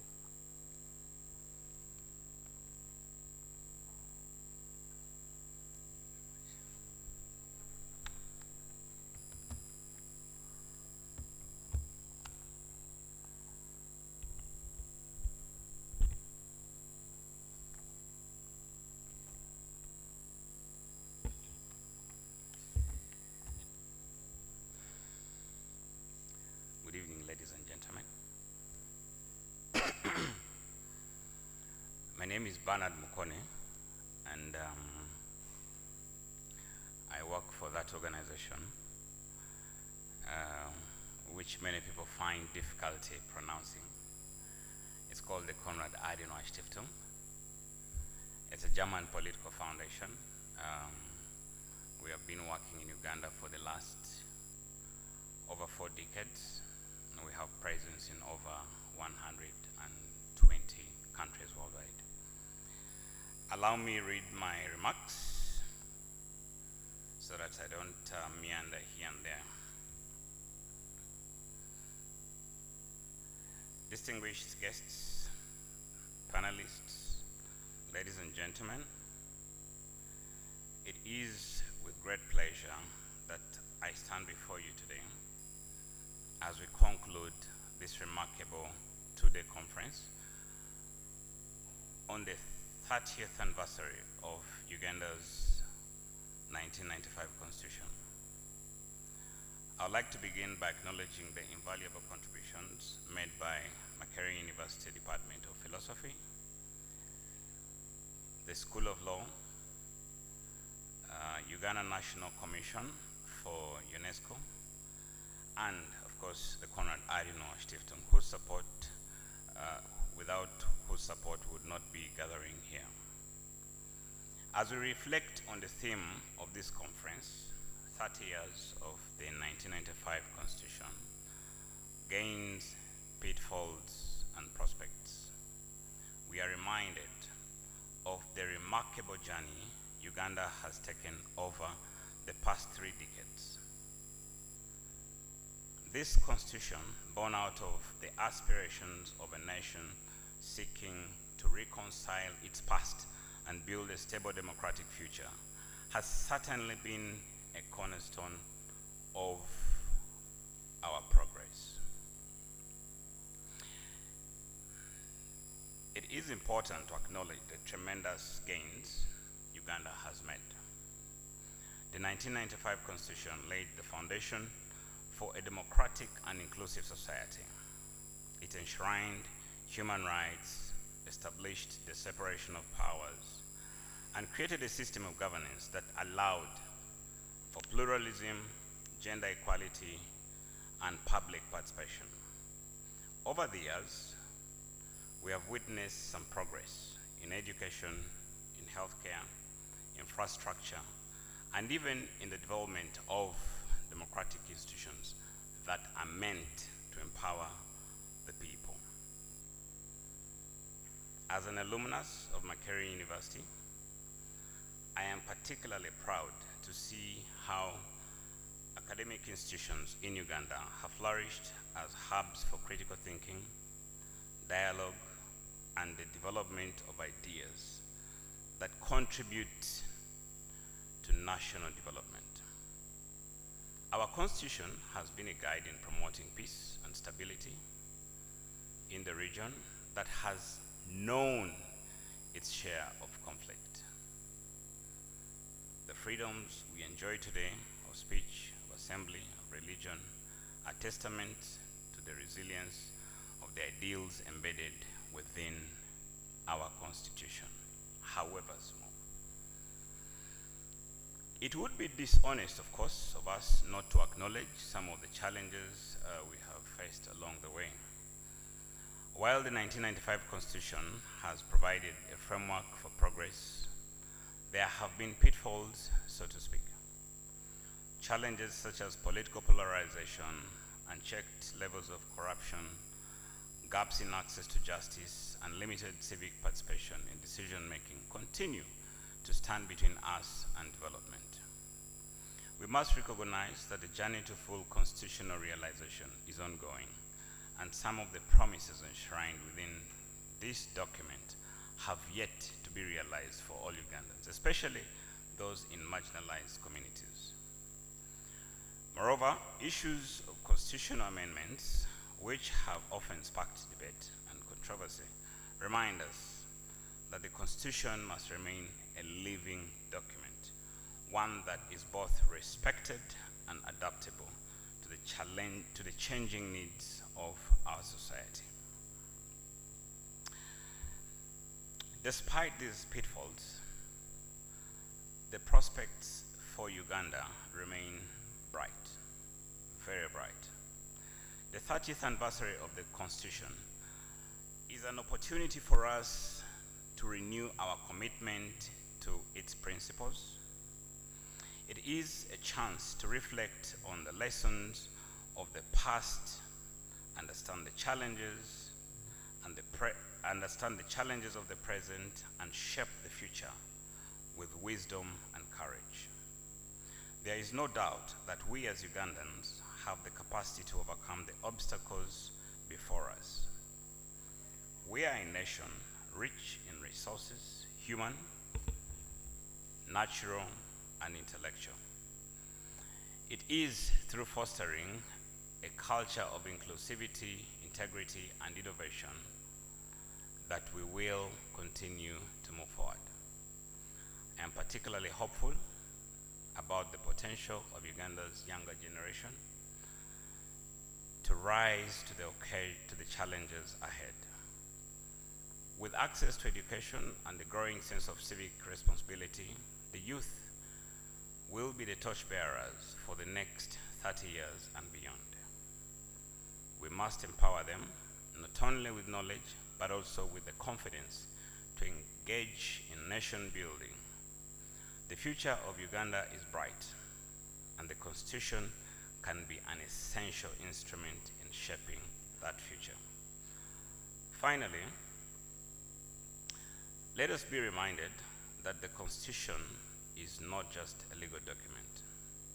It is the collective will of the people, an enduring promise to uphold justice, equality, and peace. As we move into the next chapter of Uganda's history, let us work together.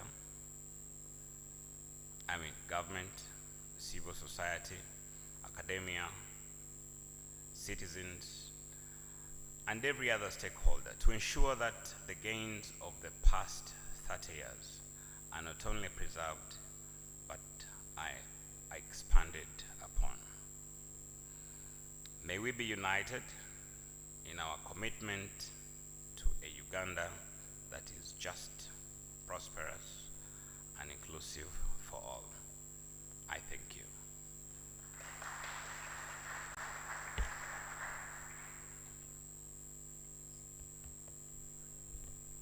So I'm requesting him to remain behind here and take a seat as we do the final bit of the conference.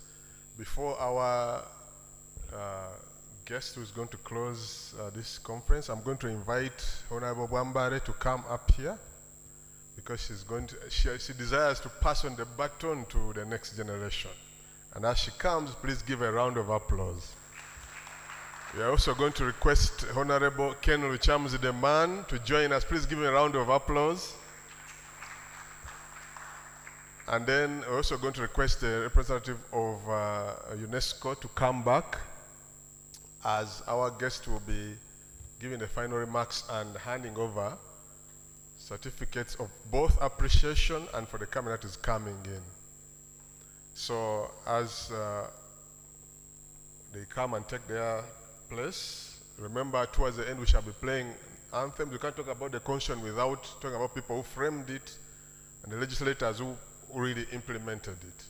To be an honor for us to see them before us. So the person who's going to give us the closing remarks is none other than Professor Robert Wamala. He's the director of the Directorate of Innovation, Development and Planning. Professor, I'm sorry if I've mixed the words. They just changed the directorates recently. He's standing in for the DVC academics and Vice Chancellor. He's representing the university. And as a sign of appreciation to the university, let's give him a round of applause as he comes forward to give his final remarks.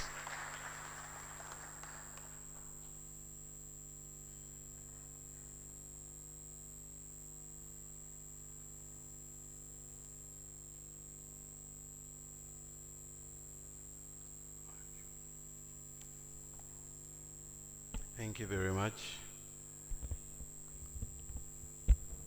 Our distinguished mentors, if I may call you so, Honorable Bila Bambale and Honorable Ken Luchamuzi, our partners and sponsors, Conrad and UNESCO, our senior colleagues from administration and colleagues in teaching, the students, ladies and gentlemen, allow me to say good evening. Good evening. As we draw this conference to a close, I would like to sincerely thank each of you for your active participation and the insightful discussion that we've shared across the 2 days, and in particular today. Our deliberations have underscored the continued relevance of the 1995 Constitution in guiding governance, human rights, and social justice in Uganda, while also highlighting the invaluable role of philosophy in shaping critical thoughts, ethical reasoning, and human civilization. Today's commemoration of the World Philosophy Day, in which Makerere University and the Uganda Philosophy Society have partnered with UNESCO reminds us of the central place of philosophical inquiry in understanding our world and informing our policies, governance, and civic life, like has been said. You will agree with me that it is through reflections, debates like what we've had today, and dialogue that society deepens their commitment to justice, equity, and human rights, among others. This conference not only provides a platform for reflection on our national legal and philosophical heritage, but also strengthens, or has strengthened, if I may actually use the term, Makerere University's role as a leading hub for research, dialogue, and intellectual leadership in Uganda and beyond. And so by fostering critical debate and knowledge exchange, we do continue to position the university as a center for shaping informed, responsible, and engaged citizens, like I've seen this afternoon.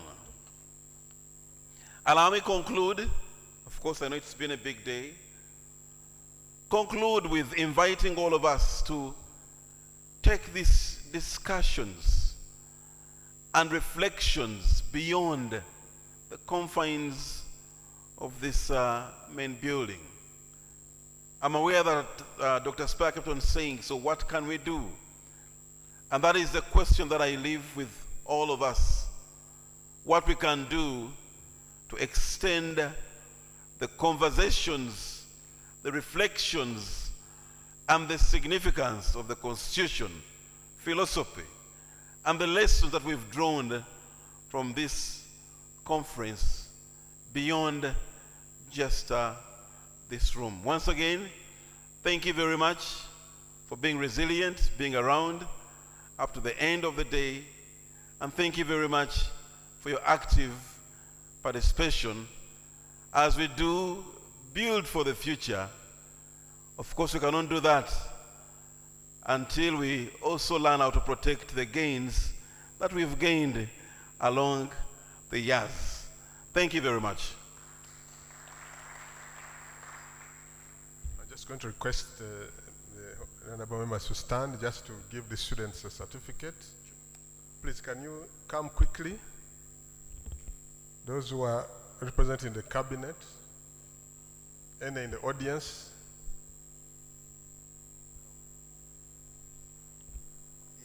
Greetings. We are going to invite the patron to come and join them.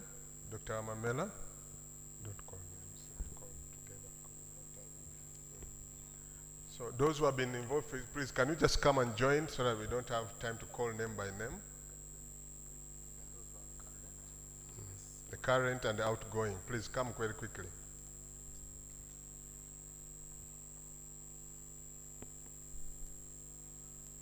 Okay, those who represent, please come first so that we can do this.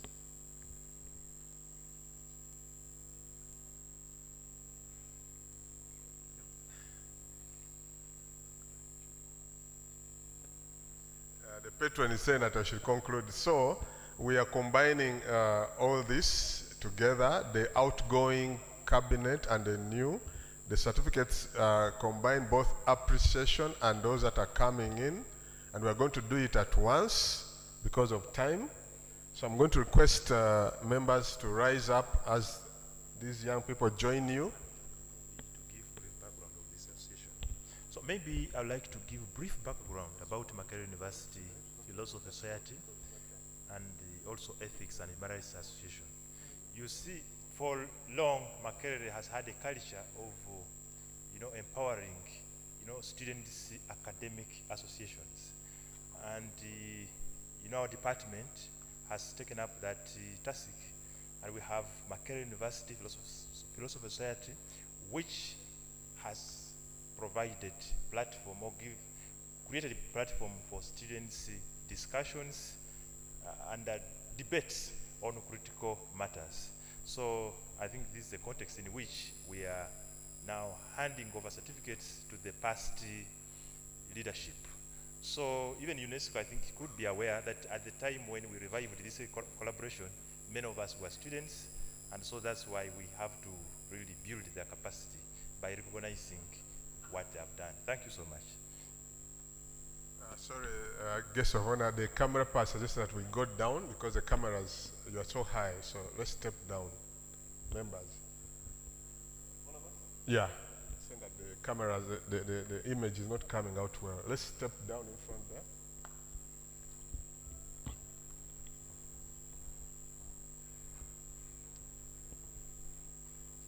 Patron, join them. Please, camera person, show them where exactly they should stand, where, so that.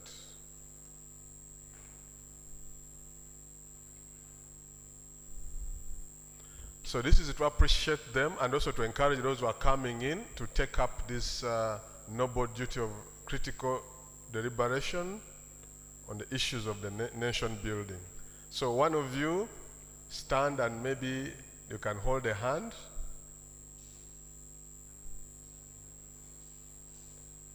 Make sure that your face is seen.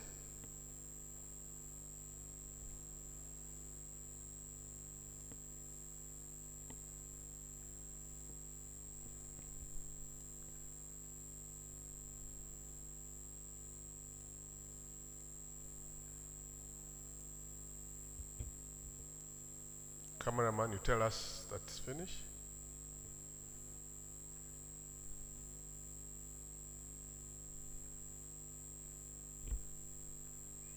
Okay, I will ask all of us to rise for the national anthems and other anthems. All of us in the audience, please rise.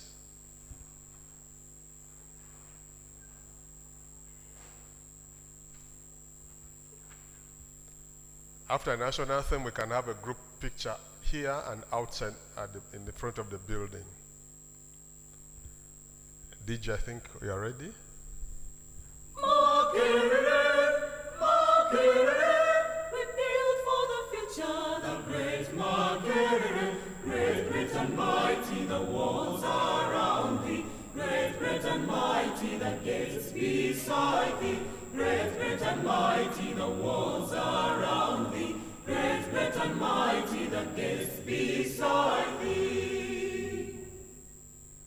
From east and west, from north and south, all voices singing arise, Makerere.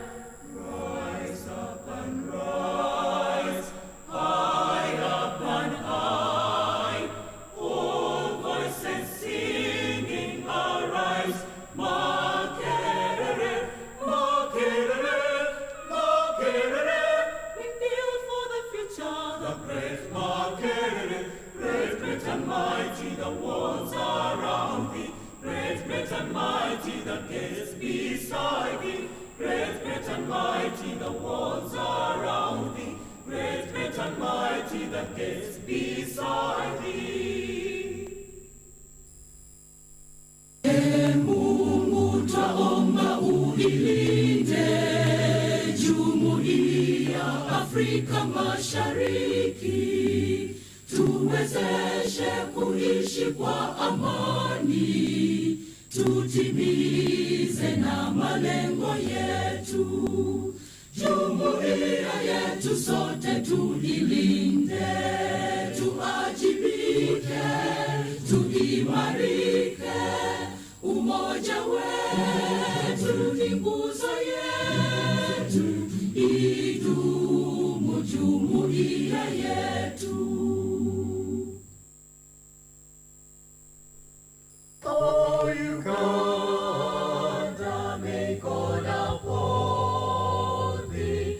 We lay our future in thy hands. Unite